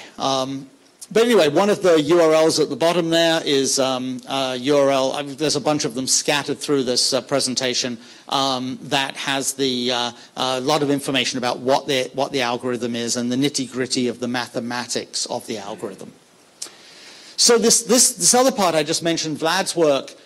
So the other thing we did was we did some significant speed ups. And what was interesting is we were able to get a much greater speed up inside the ECDSA protocol than within the standard RSA protocol. So we got size and we got speed, and this was a big win. And by the way, a lot of this work, again, documented, and a lot of this work sent back to the open source community so that it can be used by other companies, that we can promote the use of better technology throughout the internet. And in fact, actually, I think this code is the code that finally got resolved yesterday or today. The open source world deals very carefully with copyright. And so part of this code was out of Intel, part of it was out of Cloudflare, and some of this stuff has now been resolved in the last 24 hours. So I'm going to skip a little bit of this, but I'm going to talk about this very quickly. When you look at a website and you go to www.example.com and you get a page that looks correct and is correct actually, and you're happy and you haven't typed any typos, life is good. And it's very easy to build computer programs and network protocols that will operate in that mode. It turns out you actually have to put a lot of effort into making sure that when somebody asks for the wrong thing, they type the wrong letter on the keyboard, their fingers are slightly off, and they type qqq.example.com. It's actually a lot more compute power and network that you have to deal with to get what is called this negative answer, the answer that you're wrong. And DNSSEC actually is one of those protocols that makes the wrong part actually more complicated. I'll leave this and just skip through it because there's some other stuff. But basically, the original protocol was not built for edge processing. It wasn't built to be very fast in this environment, and we didn't like that. It was taking a lot of effort. It actually generated lots of information. The protocol spec is not enjoyable to read, and I would not highly recommend it. But you end up with these large answers, which was another problem for us. And so we went through this, and people talked about how to build negative or these non-existent answers that weren't invalid, that weren't going to cause you problems in the future. Because you've got to be very careful when you say something doesn't exist. Because if you think about how the internet works, occasionally something doesn't exist because a pipe is broken. You can't get to somewhere. And saying something doesn't exist in a very definitive way is hard. Because sometimes it could simply be, the internet isn't working quite well at the moment, so this probably, I can't give it to you today or now, but maybe you want to try again in a minute and it'll work. If you give a negative answer saying explicitly it does not exist, sometimes that will get cached. So we played around with the protocol, and within our model we got message sizes down to half the size or better. We also got it down to fewer lookups, fewer encryption lookups, which was useful to us as well. And so we ended up with this very, very small signature, which again helps the community. And we've documented exactly what we've done so that other people can either understand this and use it or think twice about how this protocol evolves. So I'm sort of saying the same thing here, but we importantly got the response down to less than 512 bytes. Makes everything fast. I'm going to skip a few of these because they're just esoteric protocol issues that you do to speed up, and I want to get through some stuff. So this is the fun part. How do you actually make all these keys? If you in the process of encryption, in nearly all internet environments, if I sign something myself and then I announce to you, which is what DNSSEC does, that this is my encrypted information, how can you trust me? And even if I'm right, how can you trust me?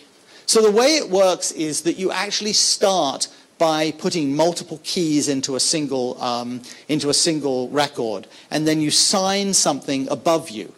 And above you in the DNS world means .com if you're example.com, or .ro if you're example.ro. And above .ro and above .com and above .anything is the root. And the root actually has a signature, and we'll see that in a moment. And it is the ability to go up the tree and check and recheck all the time that the signatures are correct, that you actually know that this works. So it's done with a DS record. And so you sign your own information, and then you generate a DS record, and the DS record is actually something called a hash, a very simple, or not simple, but a numeric interpretation of your key, and you pop it in the root, in the one above you. So this sort of tree here, this is example.com that exists as a domain, generates a set of keys with all of its records, the A record for looking at the website, the MX record for looking at for email, the SOA record for actually saying who you are, and that then generates something called a DS record, and you then go one above you. So from a .com you go to whoever runs .com, which in this case is VeriSign, and they have exactly the same process. And they go then above them to ICANN, or IANA really, that holds this, and then the DS record gets put all the way into there. And finally you end up at the root. And the root has got a known signature. And the signature is provided as part of your DNS infrastructure. And so you go through this process so that at any part you can go through the process of signing it, but you must tell the person above you your DS record. You must send them. And it turns out this is probably the hardest thing to do with DNSSEC. And I have a problem, because I'm presenting this in Romania. And unfortunately, Romania is one of the few countries that runs a top-level domain, the .ro domain, that is yet to be enabled for DNSSEC. So if I was taking this to the many, many customers that we have here in Romania, or any other provider wanting to do this level of security within their DNS environment, they would suddenly come to a grinding halt, because whoever's running .ro has yet to go through the process of adding the appropriate DNS security that has been done for hundreds and hundreds of other top-level domains around the globe. So if you know who that is, or if you're here in the audience, push a little bit, because this is what makes not only DNS secure, but also means that third parties, intermediaries, can't play with anything. This diagram is rather important, Because although I gave you the diagram here for something that exists, the key point is that once you sign something in this tree, which is, I know, upside down, but pretend it's a tree going up, once it's signed, the moment you make a change to anything, you decide to interject a different IP address against a domain, or you decide to make a domain disappear, the negative answer part that I sort of skipped, is that once you do that, DNSSEC says, hey, something changed. I wouldn't trust this response. Think about the usefulness of that. Okay, so this is really, again, to sort of the type of audience that plays in DNS registration space, but think about this for a moment. We can do some amazing stuff. I'm pretty certain that, you know, we've all taken a picture and then posted it onto social media, and it shows up to our friends or the world very quickly. One of the things that we've sort of learned in the DNS world is that we're doing a very poor job. I mean, we have situations where it can take days upon days upon days to move a DNS record, a DNS setup from one provider to another. And it turns out DNSSEC is no different. So as much as this is definitely the direction that DNS is going, that's the good news. Unfortunately, the bad news is that we still don't have the processes, and that's one of the things that needs to happen. So you also have this, you also have the other problem, so I'm sort of making sure that I'm being honest on both sides here. DNSSEC has the ability to cause problems. There's nothing like a typo to ruin your day. There's nothing like typing something incorrect and then have it be propagated badly for a period of time. And this, for example, is a great example. With great fanfare in the United States, one of the video services, HBO, announced their on-demand service and managed to typo their particular DNSSEC information. So it was a wonderfully secure domain with one of those nasty cryptographic strings typed in incorrectly somewhere. And that's enough to ruin a day, because it literally took a whole day to flush that out of the various cable providers and other providers in order to get that moved forward. This happens. I'm going to talk about this diagram just so that you can get an understanding of the DNS infrastructure, but I won't go into much more of this. The DNS world lives starting here with with you, the registrant. The end user that wants to come up with a brilliant name for the next brilliant idea that they're going to put on the internet. And they are the registrant. They're the person that goes and spends money, but actually says, I want a particular name. They go through resellers or registrars, either way. These are the people that actually do the registration. They're the people that take your money. They're the people that maybe provide you value-add services like hosting or email processing or whatever. And then, ultimately, they send something to what's called a registry operator. Now, occasionally, the registrar and the registry are the same entity. And that happens with certain countries, country-level domains, where you actually go to the same entity to register as well as to actually operate the domain. But the database sits here in the registry operator. And ultimately, this all reports to ICANN because these are all at the top level of the domain world. And the problem with this diagram is actually very simple. If you're a DNS operator that's out on the side, getting this to actually operate involves a lot of work, and that's where the DNSSEC, as good a protocol as it is, actually starts to fail. So there's work at the protocol level and at the relationship level to fix this. I'm going to skip, as I said, just for time to get through this. But anyway, the goal is to make things actually work faster. The last thing I want to do is, just to see if I've got people, system administrators, anybody in the room that still plays around at a Linux prompt in some way or other, or Windows? No? Just a few? We'll admit it. All right, I have one slide out of this set of slides I'm going to talk about. So, in DNS, there's a really cute shortcut. It's been there for 30-odd years. It's called the any query. It's the query that says, tell me anything about a domain. Give me back the information. Please don't use it. It was one of those nasty little sort of, oh, we can put this in for debugging way back, literally in the 80s. And it causes problems. But some people still use it. Firefox, for a while, actually decided that it was a great way of retrieving an A and a quad A record for V4 and V6. And it's been used by other people. So look at what happened with Firefox. There was always this latent interest in using any request, and all of a sudden, there's this massive uptick in the use of the any queries within inside DNS. And no one realized that this was an amazingly expensive operation, because it isn't asking for something specific. It's actually asking for anything you know. But a lot of people started using it, and have been using it for a long time, without realizing that the actual spec, if you sort of go back and read it, any does not mean all.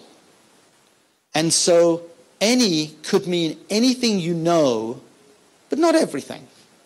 There was no definition in the spec, and a lot of people didn't see that. Interesting enough, this graph has gone back down again because people have realized it was a bad idea. But it's a good example of not reading the spec.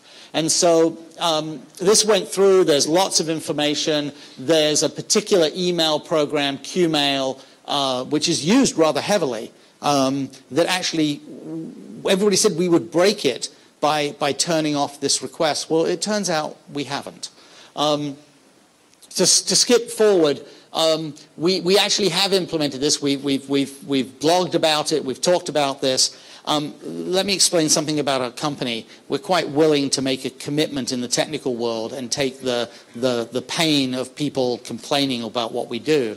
And in this case, we've also helped draft in the IETF this is something that will get discussed next week at the IETF meeting. But this will then discuss a way around it. And one of the ways around it is to return a piece of information that will be small and negligent, which in this case is just a string that says, you know, please stop doing this and see this particular document for any more information.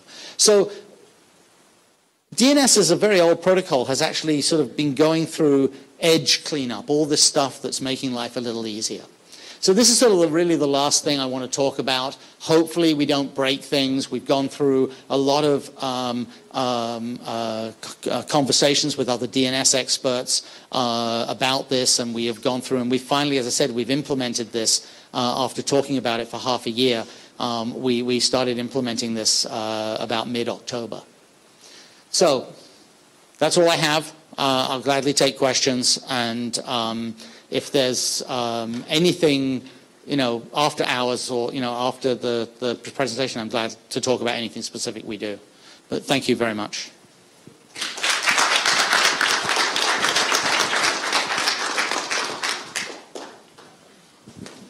So, any questions for Martin?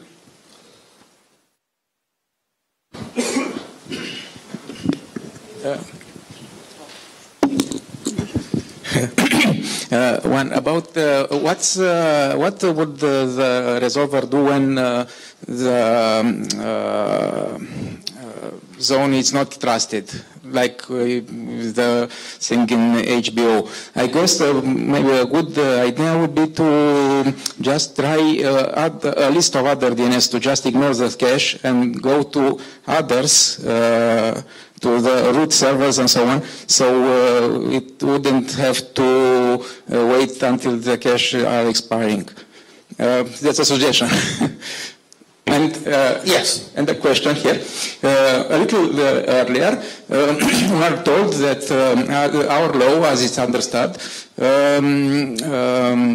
is forcing ISPs to offer fake DNS addresses for some sites. So if in this case, if we use such a system, we'll break the law.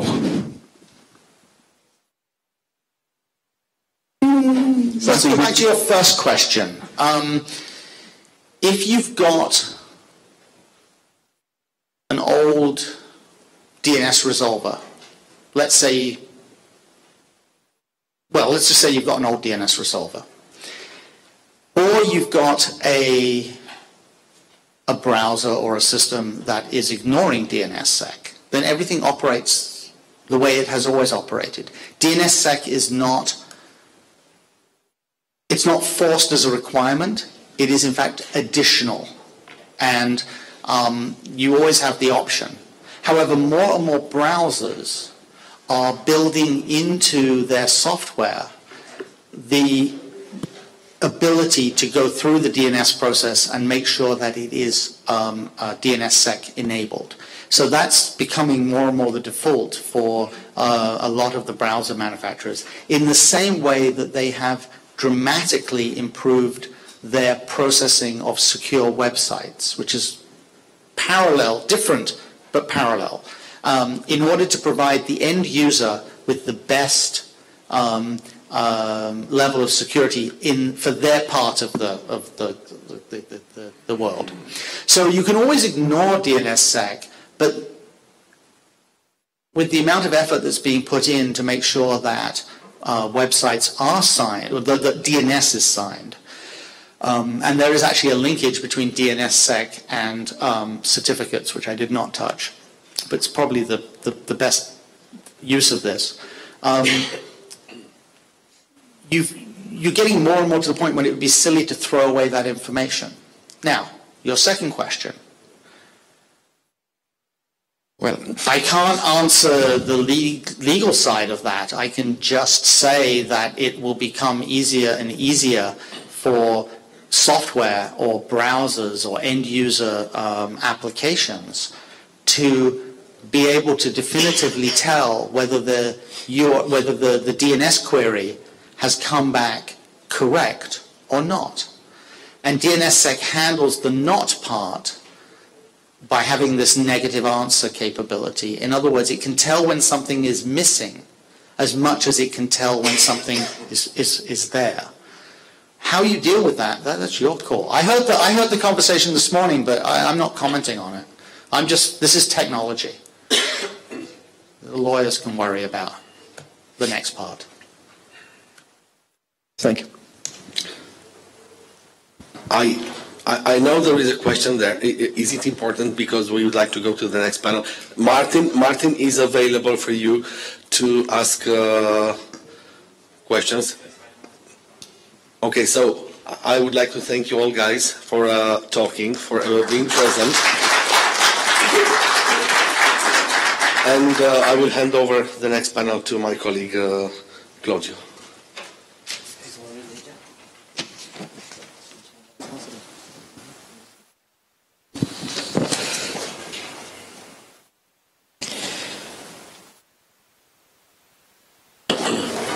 Ok, bună ziua, numele meu este Claudiu Foranu de la Interlan și o să invit pe domnul Sorin Lorian Vintilă de la ZTE, Dr. Hans from MTEL, AFL Telecommunication, Nicole Cryptea, Cezenic, and Afor Cornel. Should we get more chairs?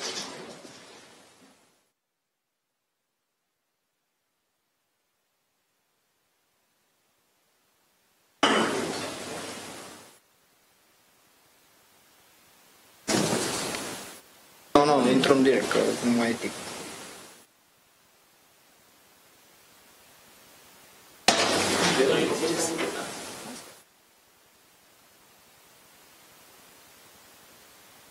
So from ZTE, MTEL, AFL Communication, Krapkia Networks, and GSNIC, please come forward.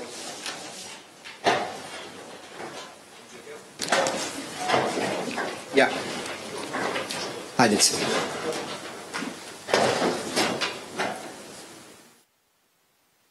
Yeah.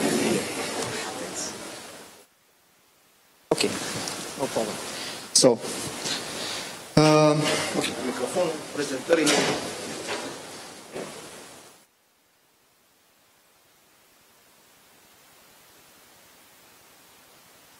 Ajustă, te rog.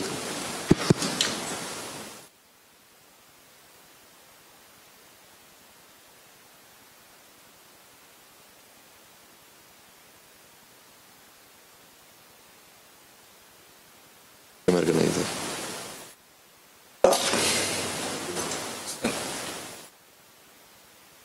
Doamnelor și domnilor, bună ziua! Numele meu este Lorian Vintilă. Reprezint ZTE Corporation Europa de Sud-Est și am plăcerea să vă vorbesc despre un concept care se numește SMART. Am să trec de la conceptul de Smart Equipment, de la Smart City, Smart Meters, Smartphones și așa mai departe. Haideți să discutăm în general despre Smart People. Este un lucru care, ca român, îmi place să cred că trebuie să-l dezvoltăm. De ce? Pentru că acesta este viitorul tehnologiilor noastre. Este cineva de la autoritățile locale în sală? Nu e nimeni. Ok. Poftiți? În regulă. Aș vrea să vorbesc despre tehnologiile pe care deja le-am implementat la nivel global. Voi fi foarte scurt, promit că nu vă voi reține mai mult de 10 minute maxim. Am să discut despre avantajele și haideți să spunem, viitorul acestor tehnologii, beneficiile unor echipamente și unor soluții care se găsesc în spatele unor producători. Eu reprezint unul dintre cei mai mari producători globali și primul din China, primul producător listat din Republica Populară Chineză care se ocupă de industria de IT în si, cum îmi place să vorbesc mai nou despre ICT. N-am să fiu foarte tehnic. Dumneavoastră sunteți de fapt cei care ne ajutați să implementăm produsele și serviciile noastre. Dumneavoastră aveți nu altceva decât layer-ul pe care noi ne dezvoltăm. Dumneavoastră sunteți furnizorii de internet. Aveți baza la dumneavoastră.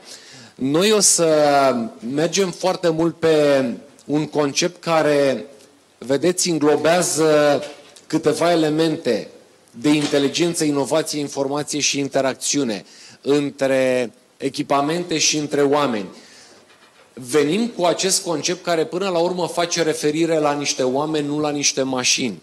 Venim cu un concept care aduce avantaje și beneficii pentru cei care își desfășoară activitatea într-un oraș mai mare sau mai mic. Este mai puțin importantă dimensiunea orașului, ci avantajele dezvoltate de către acest concept. Aici există o arhitectură. Mulți dintre dumneavoastră care sunteți tehnici înțelegeți foarte bine de ce avem nevoie. Uitați-vă la bază, este nevoie de o infrastructură pe care mai mult sau mai puțin o avem în orașele noastre. Chiar antevorbitorii noștri discutau despre Smart City și de asemenea despre un concept care se numește internet în orașe. Vorbeau de Smart City cu ghilimele de rigoare, pentru că chiar și domnul Pambucean, într-o pauză, îmi spunea: Lorian, ar trebui să faceți mai multe eforturi, voi, toți producătorii, eforturi conjugate pentru a moderniza orașele și, în final, țara. Aici sunt câteva aspecte din Republica Populară Chineză. Multe dintre orașele din China beneficiază de aceste elemente evolutive care se numesc Smart City, Smart Concept. Uitați-vă la ei cât de important este zona de disaster recovery, zona de emergency management, zona de monitorizare stradală, facială și așa mai departe. Mai departe, haideți să discutăm despre zona guvernamentală, zona în care până la urmă un cetățean ar putea să-și completeze de acasă, din fața calculatorului, absolut toate datele pentru a obține permisul de conducere sau ar putea să aplice pentru a-i se elibera un nou pașaport sau diferite acte sau a se informa cu privire la oportunitățile dintr-o anumită zonă a unei regiuni sau a unui oraș în ceea ce privește zona turistică, să spunem, interesul turistic. Cu siguranță, ca producători de echipamente și totodată ca dezvoltatori, avem în spatele nostru absolut tot ceea ce ne trebuie, mai puțin infrastructura. Aceea o aveți parte dintre dumneavoastră, a fost mai devreme și colegul de la operatorul Telecom România. Există și Orange, Vodafone și așa mai departe, RCSRDS, care pot furniza, de asemenea și orașele. Avem un oraș deja, o comună mai bine spus, 5800 de locuitori care deja au acest concept în zona lor implementat și pot să-și desfășoare, ei de fapt au o buclă locală până la urmă, da? În România este asta, sigur că da. Se numește Remetea și este în județul Harghita. Imposibil de crezut. Și au devenit operatori locali, cei de la primărie. Uitându-ne puțin la zona din pare rău, nu cred că are. Avem. Aici discutăm de o zonă de smart traffic, de smart concept, pentru ceea ce noi denumim un transport inteligent. Cei care suntem bucureșteni și nu cu căruțe, cu RATB-ul, dar să spunem un RATB, un transport. Nu, acolo discutăm o să vă spun în pauză nu vreau să captez toată atenția publicului cu ceea ce am făcut la Remetea, dar este un experiment fabulos, credeți-mă, cu foarte puțini bani, aproape 3 milioane de euro. Discutăm de un smart education, foarte frumos arată pe panel, în practică lipsește cu desăvârșire. Iarăși revin la partea de smart transportation. Uitați-vă la ceea ce înseamnă parcări în București. Dezastru. Există o aplicație pe care am creat-o în China, am dezvoltat-o în orașele europene și cu siguranță este mai mult decât apreciată de către participanții la trafic, de către primării și așa mai departe. Cu ajutorul telefonului mobil știu clar că pot să plec de la... Haideți să dăm un exemplu. Rolling Stones are un concert în Craiova, în cartierul Craiovița. Da, bun, cam greu toată lumea, în fine, să știe unde este cartierul Craiovița și unde se desfășoară respectivul concert. Ideea este că trebuie să plec de la București, să găsesc un loc de parcare cel mai apropiat de zona în care se desfășoară acel concert și să-mi rezerv locul de parcare pentru o perioadă de 10 ore, să spunem, da? Ei, ideea este că această aplicație îmi dă voie să plec din București, mă duce până la Craiova, la cel mai apropiat loc de parcare de eveniment, mi-l rezervă, plătesc electronic și toate lucrurile sunt cât se poate de clare. Există această aplicație, o avem implementată atât în China cât și în multe țări din Europa. Partea de iluminat public, și aceasta este inteligentă. Și pentru aceasta avem soluții de asemenea implementate la nivel european. Lucrurile nu se pot face decât cu un sistem de parteneriat public-privat. Asta este conceptul nostru, aceasta este gândirea noastră. Am utilizat-o în Europa de vest, în Europa centrală, sperăm să putem utiliza și în România. În Franța, Marsilia, dacă vă spune ceva, infracționalitatea era fabuloasă. S-au montat camere de la vederi, infracționalitatea a scăzut dramatic de la o cotă alarmantă la undeva sub 5%, datorită acestui sistem. Partea de smart metering, și acesta este un nou concept al viitorului. În Olanda, toată țara aceea este securizată cu smart metering de la ZTE Corporation. În Italia am livrat 22,4 milioane de unități și așa mai departe. Vă mulțumesc foarte mult. Întrebări, dacă aveți, propun să le dezvoltăm în pauză. Las microfonul colegilor mei. Mulțumesc mult.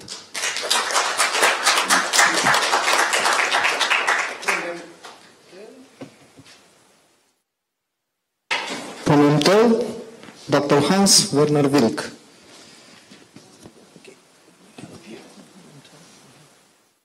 Yeah, I know. Where's the mouse?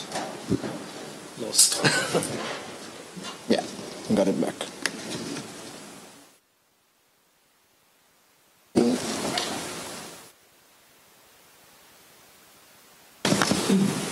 Yeah, take the pointer. Forward? Yeah, yeah. Hello, everybody. First of all, I'm very thankful to all of you didn't leave before my presentation starts, because this is a highlight today. Thank you very much. And the second is, I want to warn you, because in all presentations I heard a lot of interesting information about the highest layer, about bits and bytes, and now you have to follow me to the lowest layer, to the trench and the mat, and we are talking about fiber and about tubes. Sorry for that. However, we all have the same problems. We want to push fiber to the home, we want to provide high-tech services, and we all have three problems: money, money, and money. And I want to give you some input and some information how to save costs, to use the right technology, to use the right material. I want to introduce myself. I'm a German alien. That means I'm living in Germany, working for a Scottish company and representing a Scottish company. What do you know about Scotland? Remember three things. The first is Nessie, Loch Ness. The second is whiskey. And the most important from now is Mtel. Okay, thank you.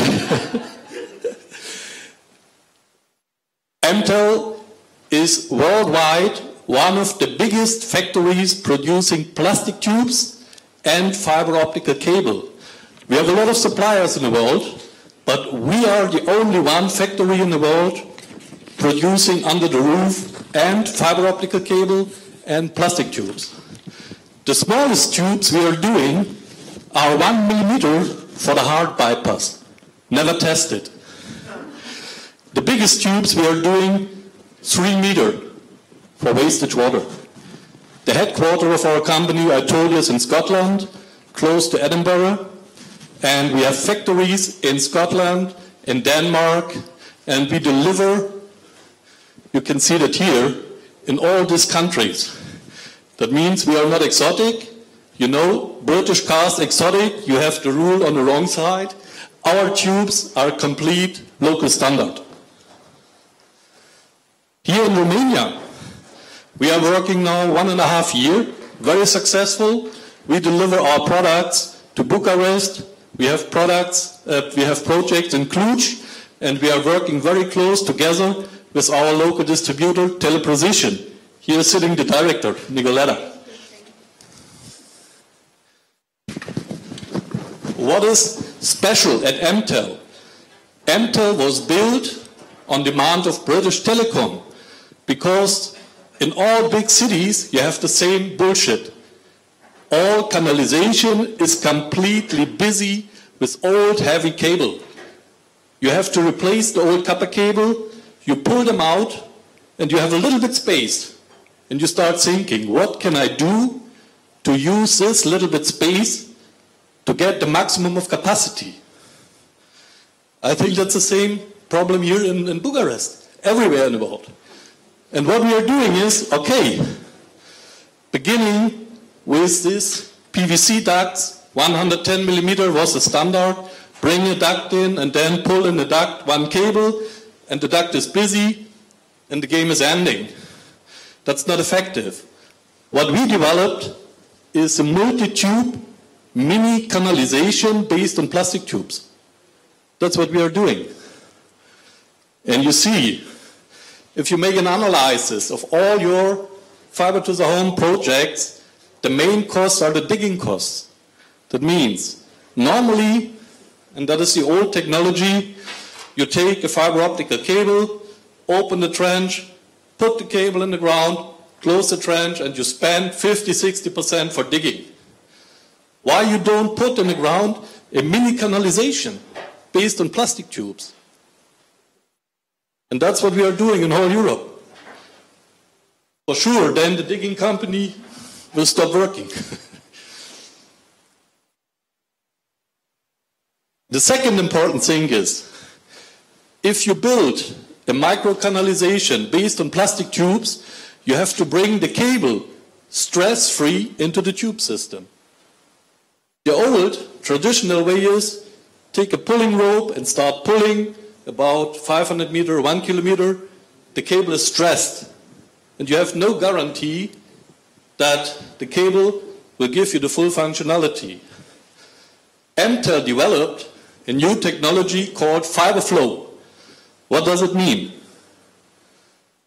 With an air compressor, 15 bar or 10 bar, you bring an air stream in the tube system, and the fiber optical cable is floating on this air stream on a distance up to 6 kilometers, stress-free. And that is the advantage. Here in the picture you can see some example of a blowing machine. In this green pan you have a fiber optical cable developed by Mtel, 12 fiber. The outer diameter is 1.6 millimeter.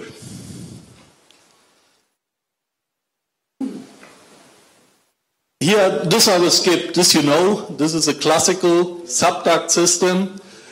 Only this picture on the right side maybe is interesting for us, for you.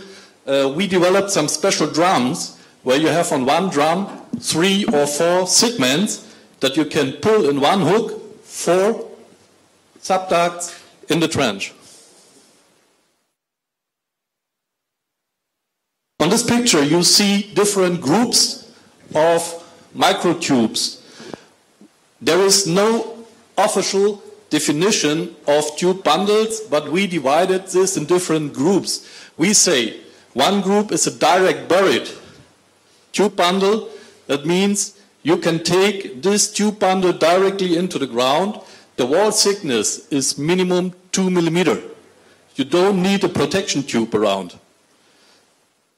This is the orange one. The black one in the middle we call direct install. The outer sheet is very, very thin, so you need a surrounding protection tube. If you have an existing canalization, plastic or concrete, you can take this bundle and bring it in the existing canalization. And the third group is, you see this aerial. So we have a special group of bundles you can fix on policies. In some countries it is allowed. In Germany they will kill you for that. I don't know how in Romania, but you like aerial. I've never seen in my life so much aerial installation than in Bucharest. Congratulations. It's a lot of work to do for us then, I mean, if we replace that. And it's cheaper for us. Yeah, still. Some ideas how to save costs. For sure, if you say, I want to bring a tube bundle in the ground, you can dig a normal trench, you can plug it in with a mole plug, or, and this is something new, if you have some asphalt road, we have some slot cutting machines, and we have some special products in this length form, maximum 30 millimeter wide, and you can bring the bundle directly in this asphalt, slot cutting. Very effective, only one problem. The road operator doesn't like it if we bring the bundles in their roads. However, everybody wants to save costs, and this is cost saving here. In addition to the bundles and to the fiber, we deliver for sure to our customers all passive components he needs for the full route. That means closures, endpoints, end caps, gas blockers, and so on. Some words about the cable production. I learned that Romania has a very strong local supplier. They have a big factory here. I don't call the name because I don't do other marketing. However, we are competitive and we are better, Nicoletta, you can confirm that, in the quality. What is the quality of a fiber optical cable? For sure, the optical parameters, that is okay, but the blowing performance, that is the point. What I mean with blowing performance, I told you in the first step, we have to plan and to build the microtube canalization. In the second step, the fiber optical cable is blown by air pressure from the distribution point to the end customer. We give you the guarantee for excess network of blowing distance 1,000 meters. There are a lot of factors have a negative influence in the blowing performance. If you have a lot of bands in your route, or if it is going up and down, you have a lot of friction during blowing and the performance is going down. That you cannot change. You can only train your installers that they make a right installation and don't bring any water or any mat in the tube system. But what is important? I told you we are the only factory producing and the cable and the tubes. And the outer surface of the cable and the inner surface of the tube have to be optimized, that you have a minimum on friction. And that is our secret. And we don't offer that to our competition. Some new ideas. Last year we started selling pre-installed fibers in the tube bundle. That is something new. That means on customer demand, he can order for the access network a 24-way tube bundle with pre-blown 2 fiber units, so that you don't have to blow outside. You save the blowing costs outside. If we have some representatives of blowing companies here, they will hate me for that, I know. However, this is a cost saving here. On this picture is a typical structure of a blowing fiber network. You start from the last distribution point, that means incoming, normally you have a 96 fiber cable or a 72 fiber cable, and you have here the last splice. And the last mile connection is a 2 fiber unit pre-blown in a bundle. If you come to house 1, for example, you make a window cut, pull back the pre-blown fiber, push forward to the house, and the house is connected. That takes you 2 minutes. Very simple.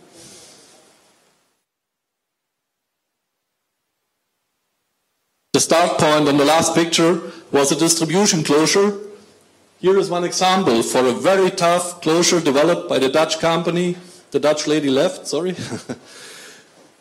This is an Atema splice closure with a fiber management, low-cost closure, but IP68 rated, watertight. So I like this closure. Here you have the fiber management system. So this you have seen. This is a little bit the feeder network. I think you have a similar system here. You come out from the POP with the tube bundle, 7-way or 6-way, 14 by 10 we prefer, because in a diameter 10 millimeter you can fill with maximum 288 fiber mini cable on the market. Yeah. In addition to tubes and fiber, we also offer plastic chambers with some splice arms or with some splice closure holders, including sealing systems to make the chamber more or less watertight. But I will never give you somebody a guarantee that the chamber is watertight. I have never seen that in my life. But it's protecting, definitely. So from the root, the water is not coming into the chamber. I will skip it. One word about that. In all projects we are doing now in Central Europe, normally the fiber ends in the cellar, in the distribution point, and the rest is copper. I hope that when the time comes that we will go into every flat and finish the connection on the end box in the flat. Still, it's not done in Germany, not in Austria, not Switzerland, not in UK. So, what is interesting, and be aware of that. Months ago, the European Union signed or defined new rules about fire protection for tubes in houses.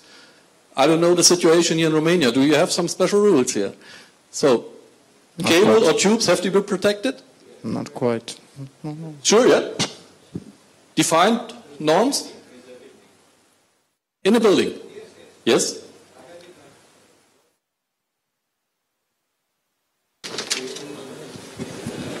Fire protected, I mean. Not mechanical, fire protected. No one does that here. Trust me. I'm talking about fire protection. Not mechanical. Mechanical Nobody is clear. does that in Romania. But be aware of that, because that is very new, and the time will come that you will be faced with this problem.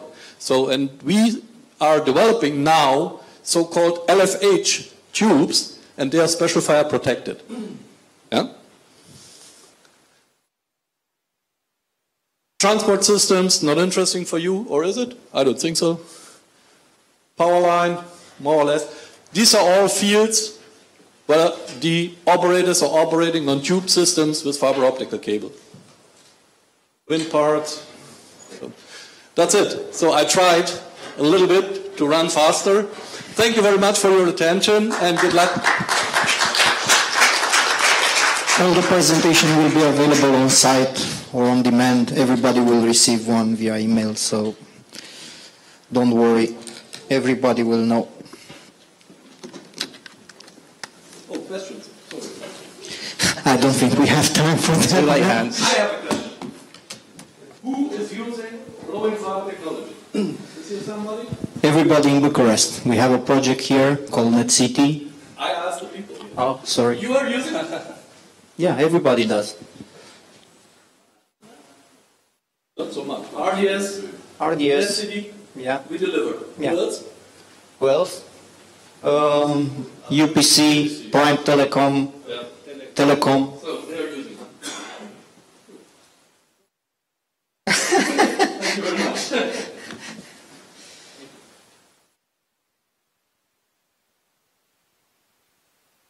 So firstly, thank you for having me. So my name's Nicholas Cole. I work for a company called AFL. Thanks for staying, and thanks, Hans, for lowering the tone down to infrastructure. You've given me a platform to build from. Thanks for having me, and thanks for staying for this. Just put it in slideshow mode.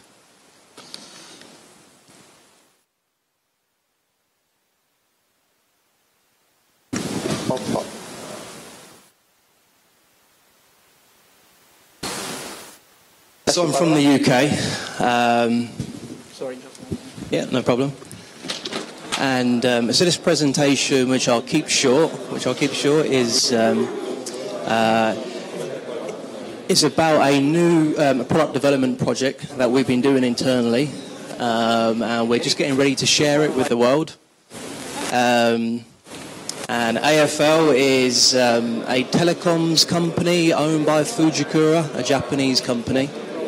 That draw about $6 billion in revenue, and we are AFL, so we are approximately $1 billion in revenue, and we have different divisions, and I work within a division that manufactures fiber optic test equipment. Okay, should just hit the slideshow button at the bottom. Yeah, so. You want to hit this one here? So the title of the presentation is called Network Testing Should Drive Value. So what I've tried to do here is, rather than just talking about the product, I've tried to look at the purpose of the project that we've taken on and try and talk about it more from a technology and application perspective. So just a bit about the company that I shared. So in addition to that, the core focus of the business is the manufacture of fiber optic related products. So as I say, I work for the division that designs and manufactures test equipment. And AFL employs 4,600 people worldwide. And the format of this presentation is probably about 10 slides. And so I try and look at the perspectives of people towards testing in our industry, so testing infrastructure, cables, and then how that influenced our next generation product architecture, and then just a quick overview about the actual products that we're bringing to the market. So what we try to do was look at how people view testing, and we looked at different groups. So the first group is the network design planners and operators. And these groups are quite neutral towards testing. They put it in their specs because They feel it is the closing step in the installation process. So testing is usually the closing step in the installation process. And they feel that it serves as a reference. So if something's been tested, then it serves as a reference of quality. So their perspective is quite neutral, but they expect cable installers to make measurements in the field. And our customers today are the people that are digging the trenches and testing the cables, so they're the cable installation teams. And we really try to look at this project from their perspective. And they believe that testing is time-consuming, and configuring and keeping records is complex, configuring the test equipment. And it's often considered from contractors as a cost center. It doesn't really drive value, it just drives cost. And then from the supplier side, which is what we belong to, we have been promoting that if you test, it confirms the quality of the network, so it measures performance, and we've been doing different promotions about, especially in the fibre world, about inspection and cleaning has been a big driver from the industry.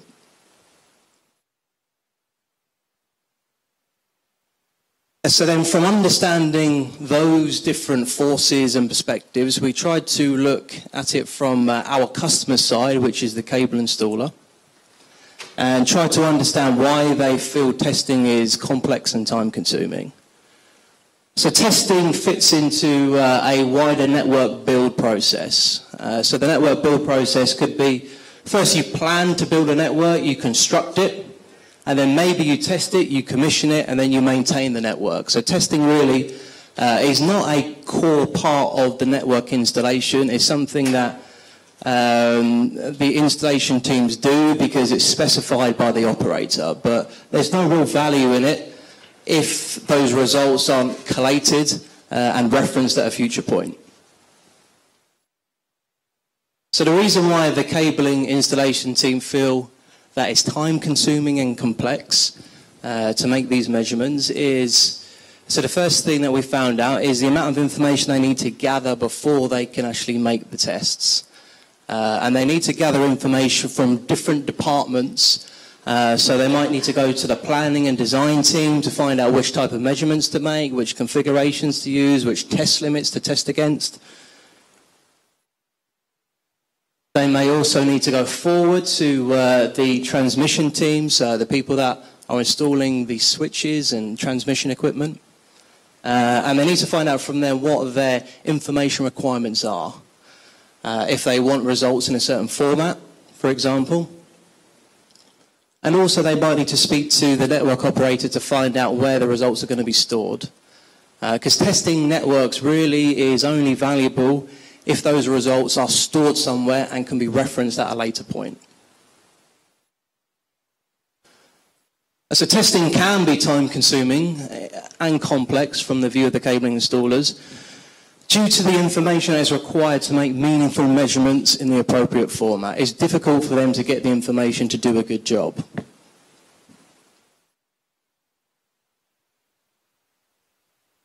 So even if they gather the appropriate information to test a multitude of different technologies, the next challenge that the cable installation team now have is dispatching this information down to the technicians that carry out the testing in the field.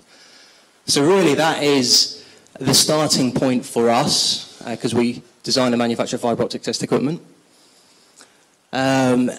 Our customers find it difficult to share information within people that are conducting these tests in the field. And a particular challenge for the technician then, so once he gets the information, he has the challenge of trying to configure the tester. He needs to make sense of the results that he's obtained. And then he needs to get the results back to somewhere in a format that is valued by whoever's storing the results, whether it be the network operator or his installation firm. So what we did then is we took a clean slate and tried to design up from the ground a new way of thinking about testing. So our design goal became to devise a solution that reduced the overall cost of testing, focused from a CapEx, which is the product level itself, and also from an OpEx perspective to try and drive value. So we understood that we had to think about the challenge not only from a product level but also a systems level. So the guiding principles we used were that we need to consider how testing can better integrate into the wider context of the building and maintaining of networks. So that context that I presented of planning, construction, testing, commissioning, maintenance. So we have to understand where testing fits into that to really drive value. And that our solution must integrate into the workflow for the installation team. So they have a particular way of building networks, and we needed to find a way of integrating testing into the natural flow of work.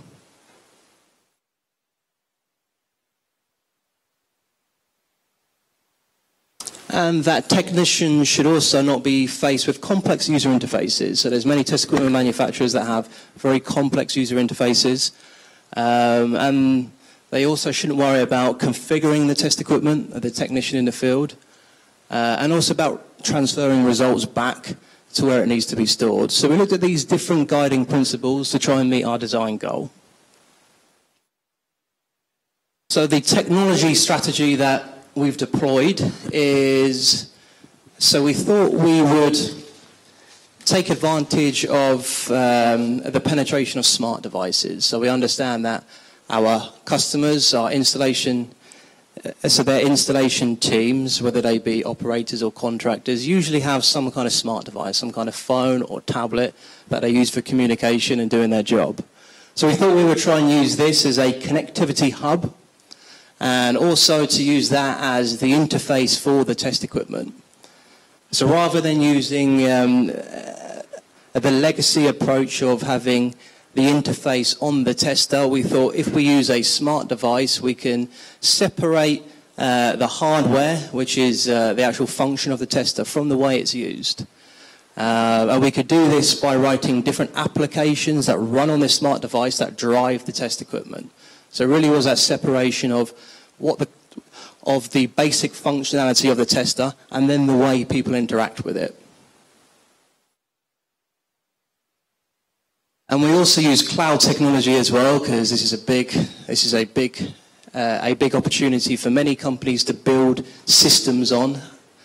So the particular cloud provider that we've used is Google, because they're worldwide, they're local to wherever you may be in the world. And the key benefit there is to use the cloud now as a system for transferring information down to people and taking it back up from technicians in the field. So we thought that this will allow for remote configuration of the test equipment downwards and then storage back up. And our concept is open, so the whole product architecture that we have is an open one. So it's modular, and we have the ability to offer our customers the chance to design their own module. They can design their own app, for example. So it's a complete open system, an open approach that we've decided to take on because we are, relatively speaking, the smaller player in the industry, so we have less to lose. So we thought it was a good approach for us to take. And then also, whatever we do should be able to plug in and integrate with different systems that our customers run. So in particularly for the big network operators, it has the ability to integrate into their operational support system. So this is just a quick overview about the actual products. I've only got a couple of slides on this, and we are just about to go into the commercialization of them. So they're now available to buy. We've got some beta customers that we're trialing the system with, and they'll be available for mass purchase in January next year. So the cloud-based workflow management system is called Eros, and the actual test equipment, the hardware, is called Rogue. That's the name of the actual platform.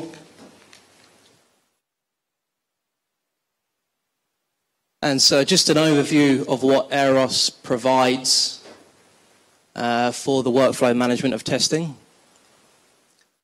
So it now allows the project manager to configure information about the test settings, the test limits, and also the identification of the tests, where they are in the world, the name of the cables, where they go from cabinets to other enclosures.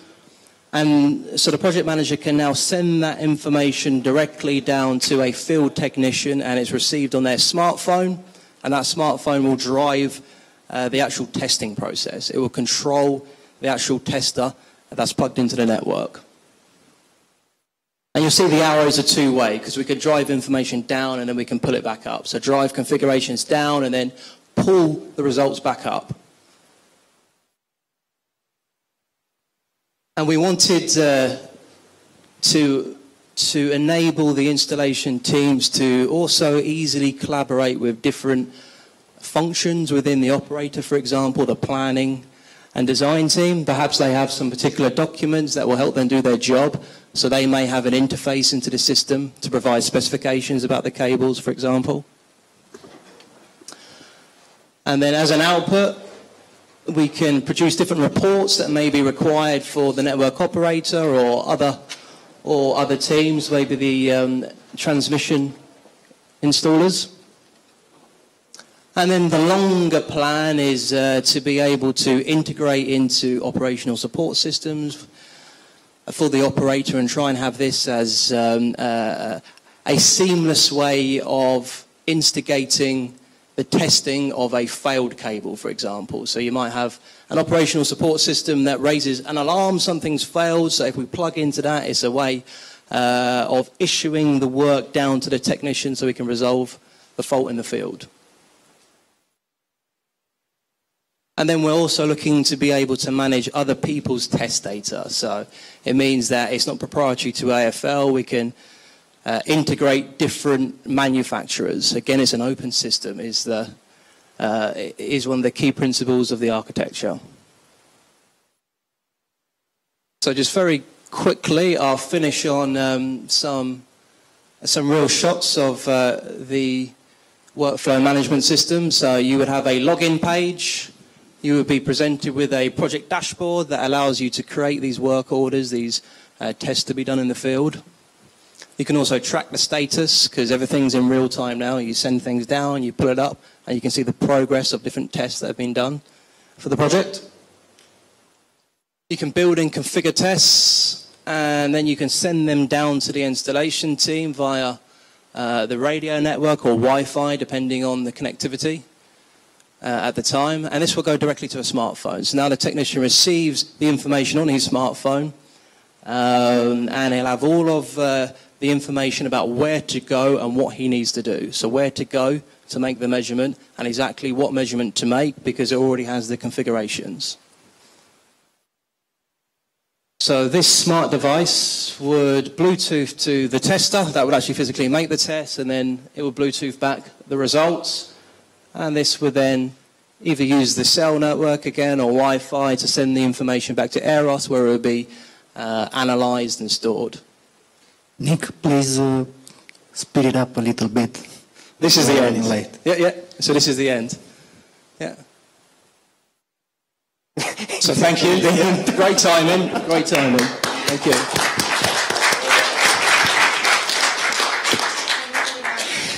Thank you. Criteria, George. Stick. Thank you.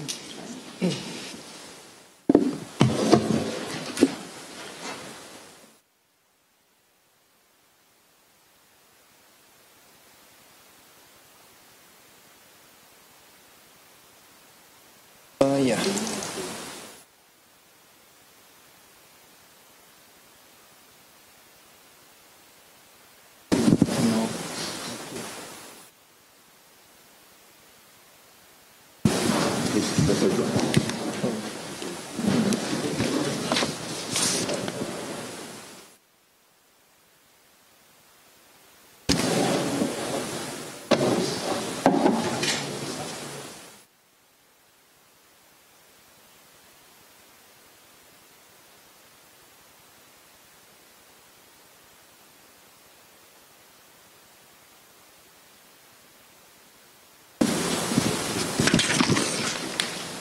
I don't need it.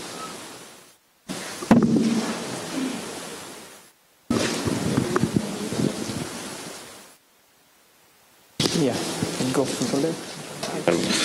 Hello all, thank you for having me. I'm Yorgos Barlas from Cryptia Networks, a PCW global company. I feel that you want me to keep it quick, so I will try. My presentation is focused on threat management service, which is one of PCW global security services. And on top of that, I will share very quickly with you some information regarding Cryptia Networks and the environment and our market. Cryptia was founded in 2011, purpose to implement edge technologies to big data management, analytics area, and also network security, following the business model of managed security services. Almost 1 year later, we decided to design and develop our own platform, Morial, through which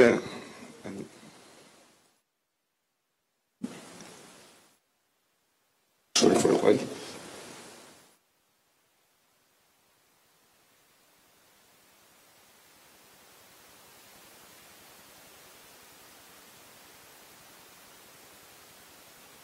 I don't know how to.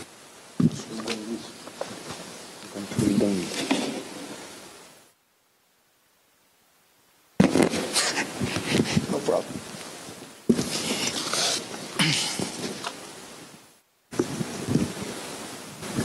Okay, we developed our platform Morial, through which we can analyze and manage events by different network elements using a patent-pending technology.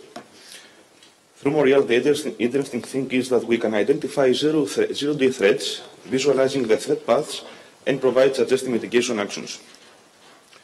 On October of 2014, our company acquired by PCW Global, so now we are the department that handles all the issues that are related to cybersecurity arena. We have around 200 implementations for 50 customers in 4 different countries. All of our services are supported by our Security Operations Center, which is based in Greece and operating on a 24/7 basis, providing incident handling and proactive support services.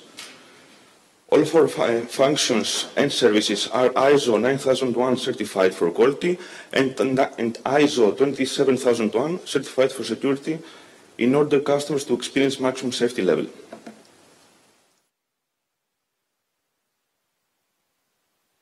PCW Global offers a comprehensive suite of managed security services that are designed to protect and optimize the network of any kind of company or organization.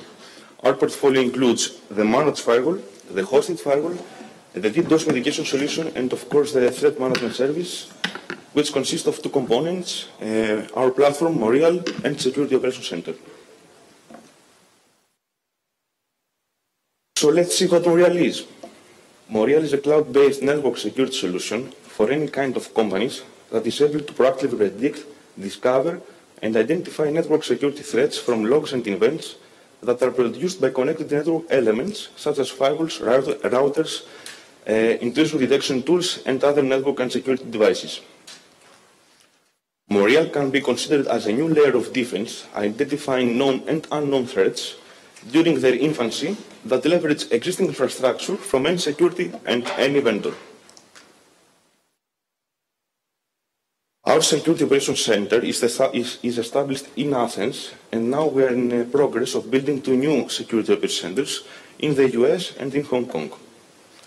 Through our SOC services, the customers can receive advanced security services such as proactive monitoring up to 24/7, incident handling by emergency response team, and advisory. Moreover, our cloud infrastructure is already deployed in 6 data centers in order to cover the needs of our customers globally.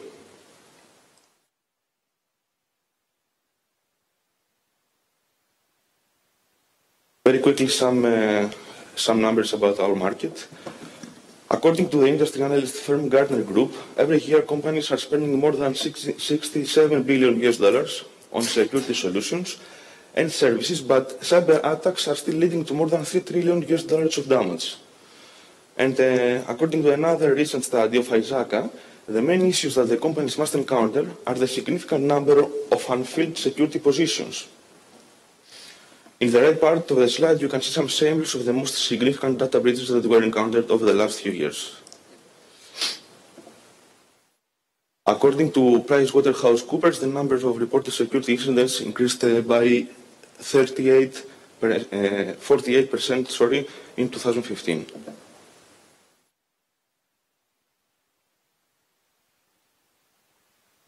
Malware is already inside the organization, according to Gartner. The business risk has a widely footprint in an organization. A significant security incident can create a crucial impact on the revenue, reputation, profitability, long-term trust, operation, customer loyalty, and so on. As cyber threats become more sophisticated and prevalent, our clients increasingly demand better and more responsive protections. Organizations need of teams to automate and minimize the mean time to detection of security incident. Thus, our focus drive comes from the fact that market lacks of responsive security. Let's go to our solution. If we try to categorize the type of network threats, we can see three main categories: the known threats, the unknown threats, and the threats that we only find out about after a compromise like callbacks or targeted attacks. According to a recent study of Margin about targeted attacks which have encountered in the last year, the typical attacker was undetected in a network for approximately 205 days. This is 7 months. It is known that the security vendors and the most security services are focused only on known threats. On the contrary, our approach is totally different. Threat management service is focused mainly on the unknown threats and user behavior.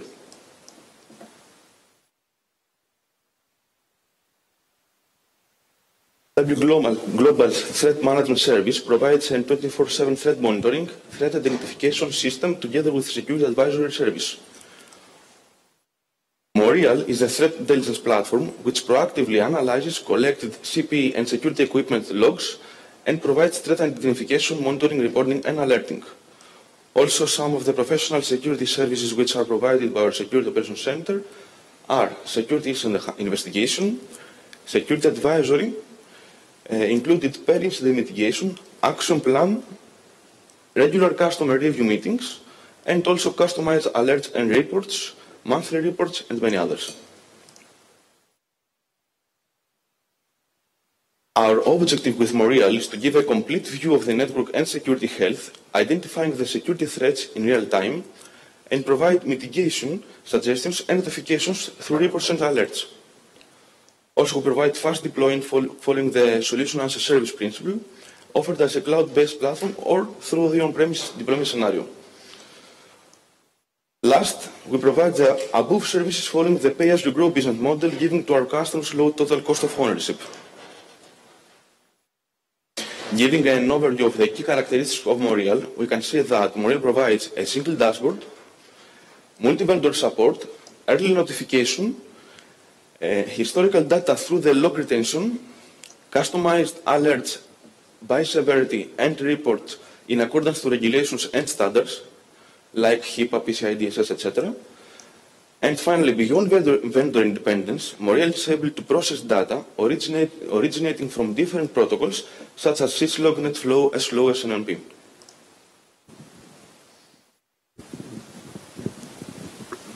As we have already mentioned, most of security appliances, applications, and services in the market focus on known vulnerabilities rather than identifying new or constantly changing threats. So this is why Morial has become an extremely powerful tool for enterprises as it leverages existing data in the network to provide usable information to the ICT departments via a single dashboard. So Morial can be considered as a new layer of defense, identifying known and unknown threats during their infancy, providing a self-learning threat database and a clear picture of network status and user behavior. So how it works. This is the five steps to recognize the cyber attack patterns and any abnormal behavior. First, network and security elements send logs to Morial constantly. Second, the platform correlates the logs, getting a clear picture of all network activities. Then, checks network and user activity behavior with external threat intelligence and identifies threats. After that, creates reports and alerts advising the customer of threat and recommended remedial action. And finally, all the aforementioned information is provided by one dashboard in real time. As I mentioned before, Moriel is vendor agnostic, so we could connect any core network and security element to our platform, and so far we support Cisco, Fortinet, Huawei, Checkpoint, and Palo Alto. This is the heart of Moriel, the threat identification engine, which includes three main components: ThreatDB, behavioral analytics, and threat logic. ThreatDB is for threats that have been already crowdsourced. Behavioral analytics, which identifies anomalies in user behavior, and together these are combined in the threat logic module to produce network security threat alerts. Finally, threat logic is based on threat scoring for alerting, dynamic security, and a real-time analysis of threat and recommendations for mitigation. This is a schema for our ThreatDB, and I think we can skip this because it's a little technical. Please do. Okay. As it's quite late. And this is, we are almost done. One of the final slides, we can have the big, in this we can have the big picture of the process. First, logs are shared with Moriel, then logs are correlated. After that, behavioral analysis evaluates regular behavior. Then threat logic decides the probability of threat. Real-time recommendations for mitigation. All the above steps are visible to the user via the dashboard, and in parallel, the user can receive alerts via SMS or email. Finally, the customer or SOC administrator takes action depending on the results and the input that we receive from the platform. This is the final slide, the difference of Moriel. Very quickly, real-time intelligence, global security through PCW Global's network, enhancing security solutions, and long-term self-learning. Thank you very much. Martin, it's your turn, and you have something like 10 minutes, please. I will try to do my best.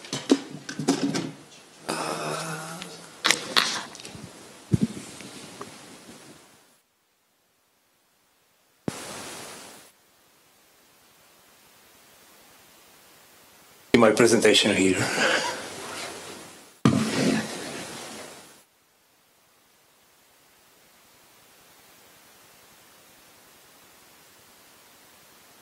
Send it to your colleague. Yeah. Don't you have it on stick or something?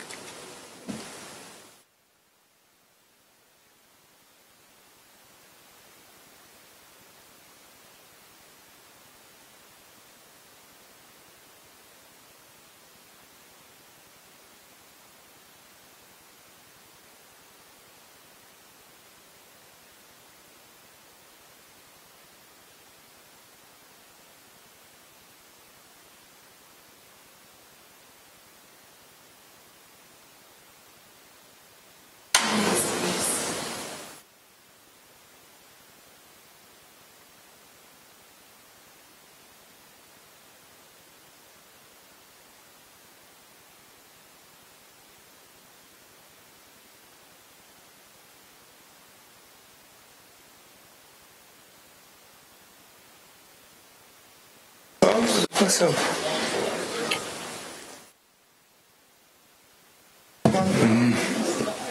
So once again.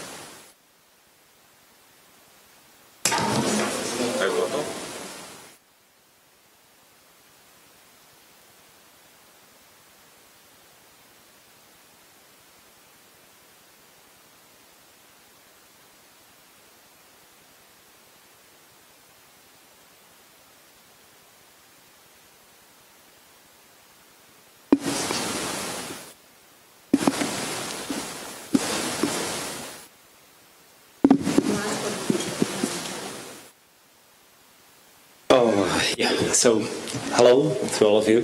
Sorry for the delay that always happened to me. I will try to be as fast as possible. So my name is Martin Strbačka, and I would like to tell you something about our Tourist Omnia, which is open router for small networks. But at first, let me tell you something about the company I work for and the history and so on, but very briefly. Who we are CZNIC, the operator of Czech TLD domain, and I work for a department called CZNIC Labs. And our purpose is to do projects for the good of the internet. Maybe some of you know BERT routing daemon or not DNS server that's made by us. We also do some DNSSEC plugins for browsers and so on, some other project. Important note is that everything we do is open source. One of our latest and biggest project was and is Project RIS.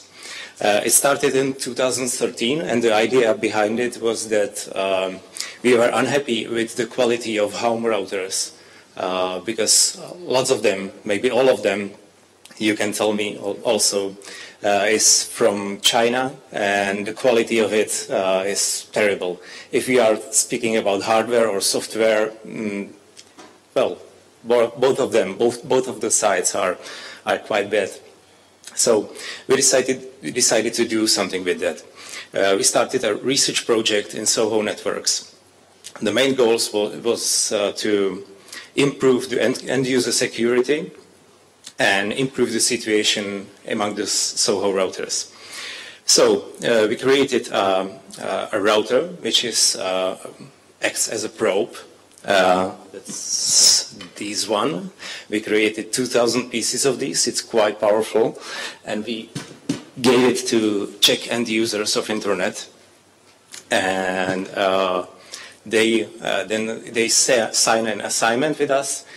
So they are sending their data regarding their network flows and so on for 3 years to us, and we try to do some research on top of the data.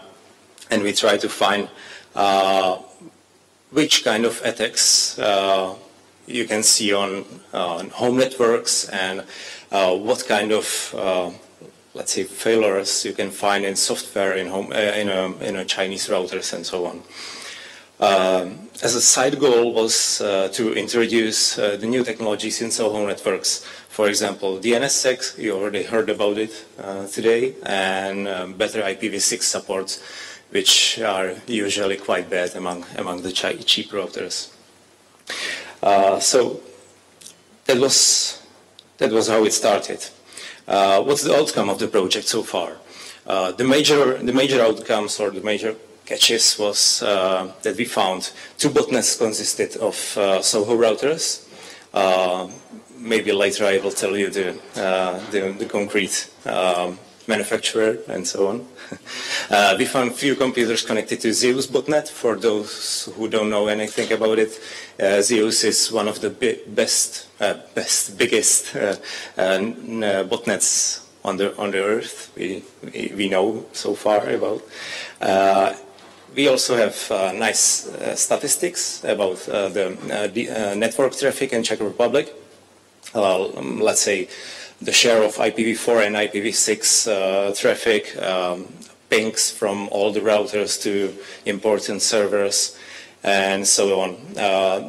One of the most interesting things about the statistics is IP address gray list. Every IP address about which we think it's an attacker, we put it into the gray list. And keep it there for the time of the attack, and let's say leave it some space around. So even if you don't have tourist router, you can profit from our project. Lots of administration does this. So they are using our gray list and feed their IP tables rules with these sets. All of that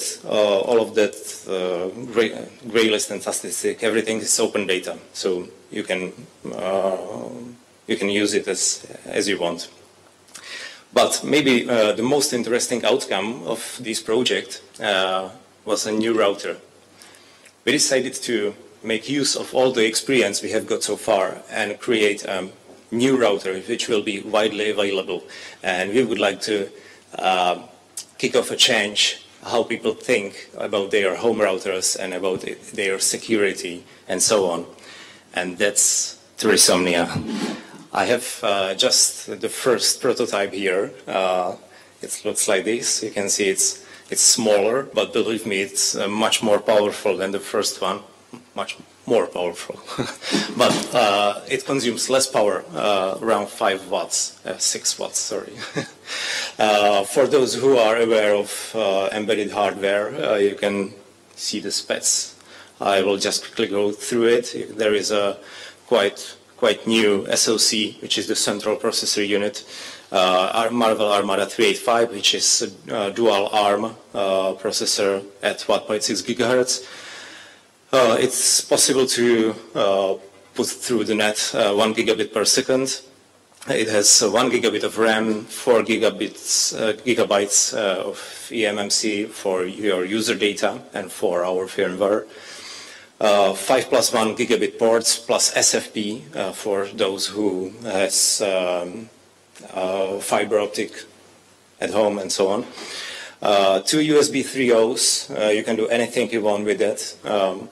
Programmable RGB LEDs, 3 mini PCI Express slots.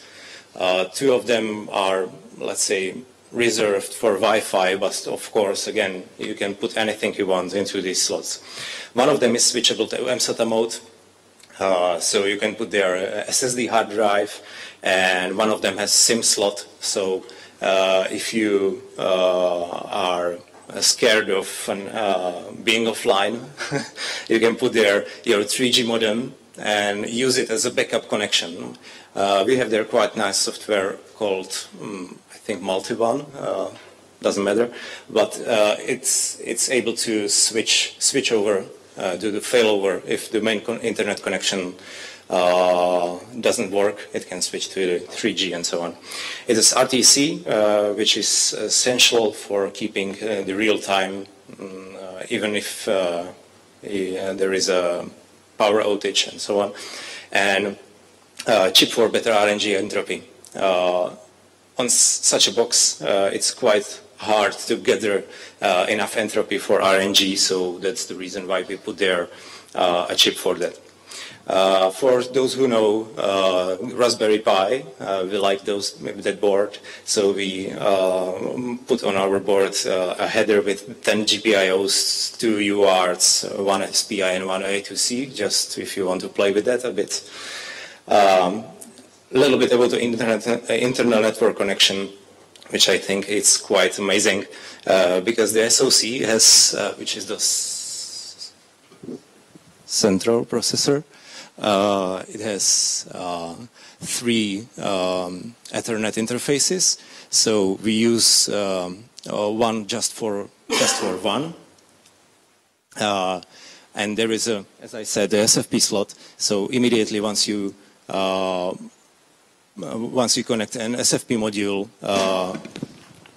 the interface is switched to the SFP, and if you pull it out, then it's switched back to the WAN. 2 other interfaces are connected to the switch chip, which you can configure as you want. You can set up as many VLANs as you need or want. So you can use 2 gigabit lines to the CPU, which is quite unusual among the home routers. That's the board. I think it's somewhere, yeah, there. Oh, no, you can keep it. That's fine. I think it's quite nice. I don't know what you think, but let's go for the next slide. We do some basic benchmarks because we are running on OpenWRT. We do some OpenSSL benchmarks, which is quite common for the OpenWRT. As you can see, we are with the MD5, we are the fastest router. With the AES 128, we are the second fastest. I think that's the reason why we are second is that there was some kernel misconfiguration. I promise you that we will do something with that, and I really believe that we will be the fastest router on the market. Operating system, I already told you, it's based on OpenWRT. Again, for those who are not aware, it's a Linux distribution for home routers. We made a fork of it. And the reason for why we fork it is, I'll tell you on the next slide, sorry. So there is more than 3,000 packages available. So if you are familiar with SSH, it's typical normal Linux box. You can set up anything you want on it. Yeah, the reason why we fork it is that we put some nice features into it. One of them, and the most important feature, is automatic updates. So once there is any security hole in the software we are using, we can immediately prepare an update and push it to all the devices. Let's say, for example, OpenSSL Heartbleed. Once we found it, that it exists, such a problem, we prepared an update the first day, and in the second day all of our 2,000 devices were updated. Of course, in Tourisomnia it can't be turned off, but I'll be happy if you will keep it turned on. We are trying to do also regular updates every month and so on. Yeah. Another nice feature is called Mayordomo. That's for those who are scared that their smart TV are talking with some Chinese servers. So you can easily check which of your client is talking with which server. We also put there really easy wizard how to set up the router at the first boot up. So you don't need to know much about IT, and you should be able to just click through it and have your router set up in a safe way. Of course, you can join the security research with the Tourisomnia as well, but it's opt-in policy. But if you do so, you will have access to more features like the firewall logs with visualization, something what we call HAS, which is Honeypot as a service. That's quite unique because the Honeypot is running in our own server, and your router is doing basically a man in the middle on the SSH. So every attacker is immediately redirected to our own botnet, and you can on our own server. So you are perfectly in a safe position, but still you can see on through the web page what the attacker tried to do on your router, and just for your interest. There is also functionality of passive bandwidth measuring, so it doesn't eat any of your data or FUP. It will just look on the usage of your line and try to predicate your speed, the speed of your connection. As I said, IPv4, IPv6 statistics, and much more. We believe it's much more than just a router. Thanks to its power, we believe you can use it as a decent home server. It can do, of course, file sharing, some DLNA, backup services for those who has Apple devices.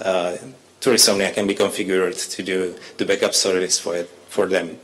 Some of our users already done some do-it-yourself home automation thanks to those 10 GPIO devices, inputs, outputs.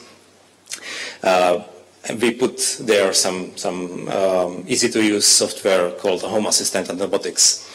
You can use it as a Tor gateway to just stay even more safe. Why not, for those who know.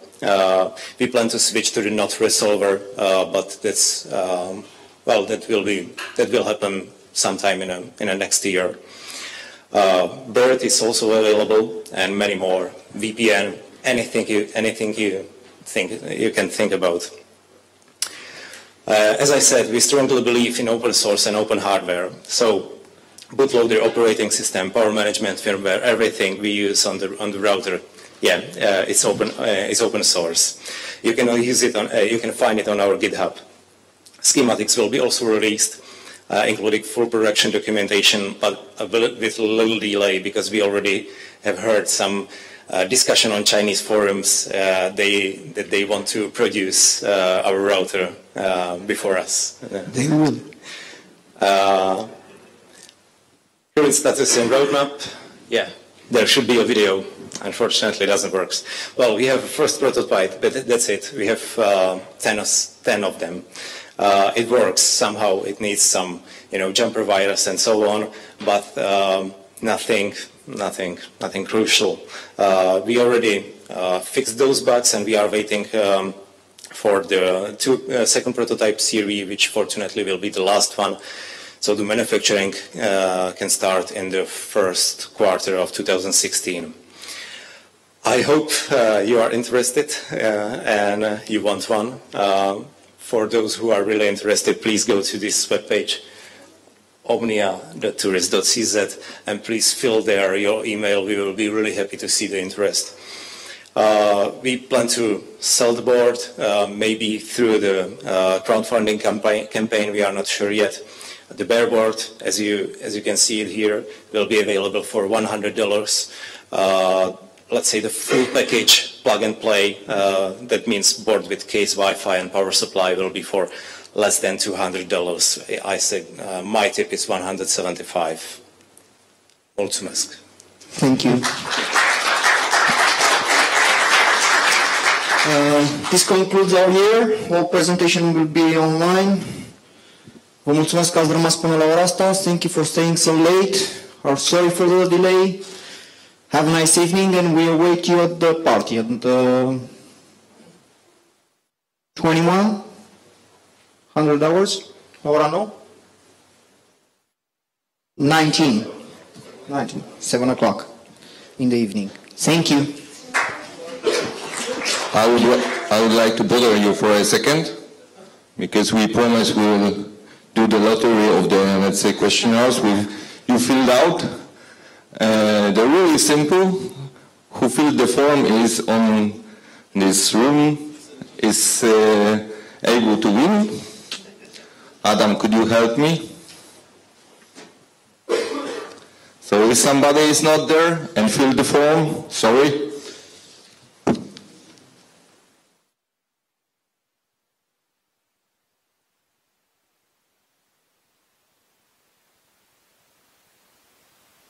And the winner is Ioana Ferdin.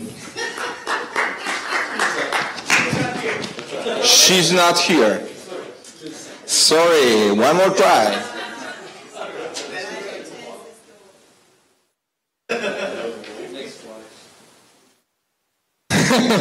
Maybe not. Bogdan Rotariu. Woo! Congratulations. You were lucky to be till the end of this Ronog session. Here you go. That's your prize. Thank you very much.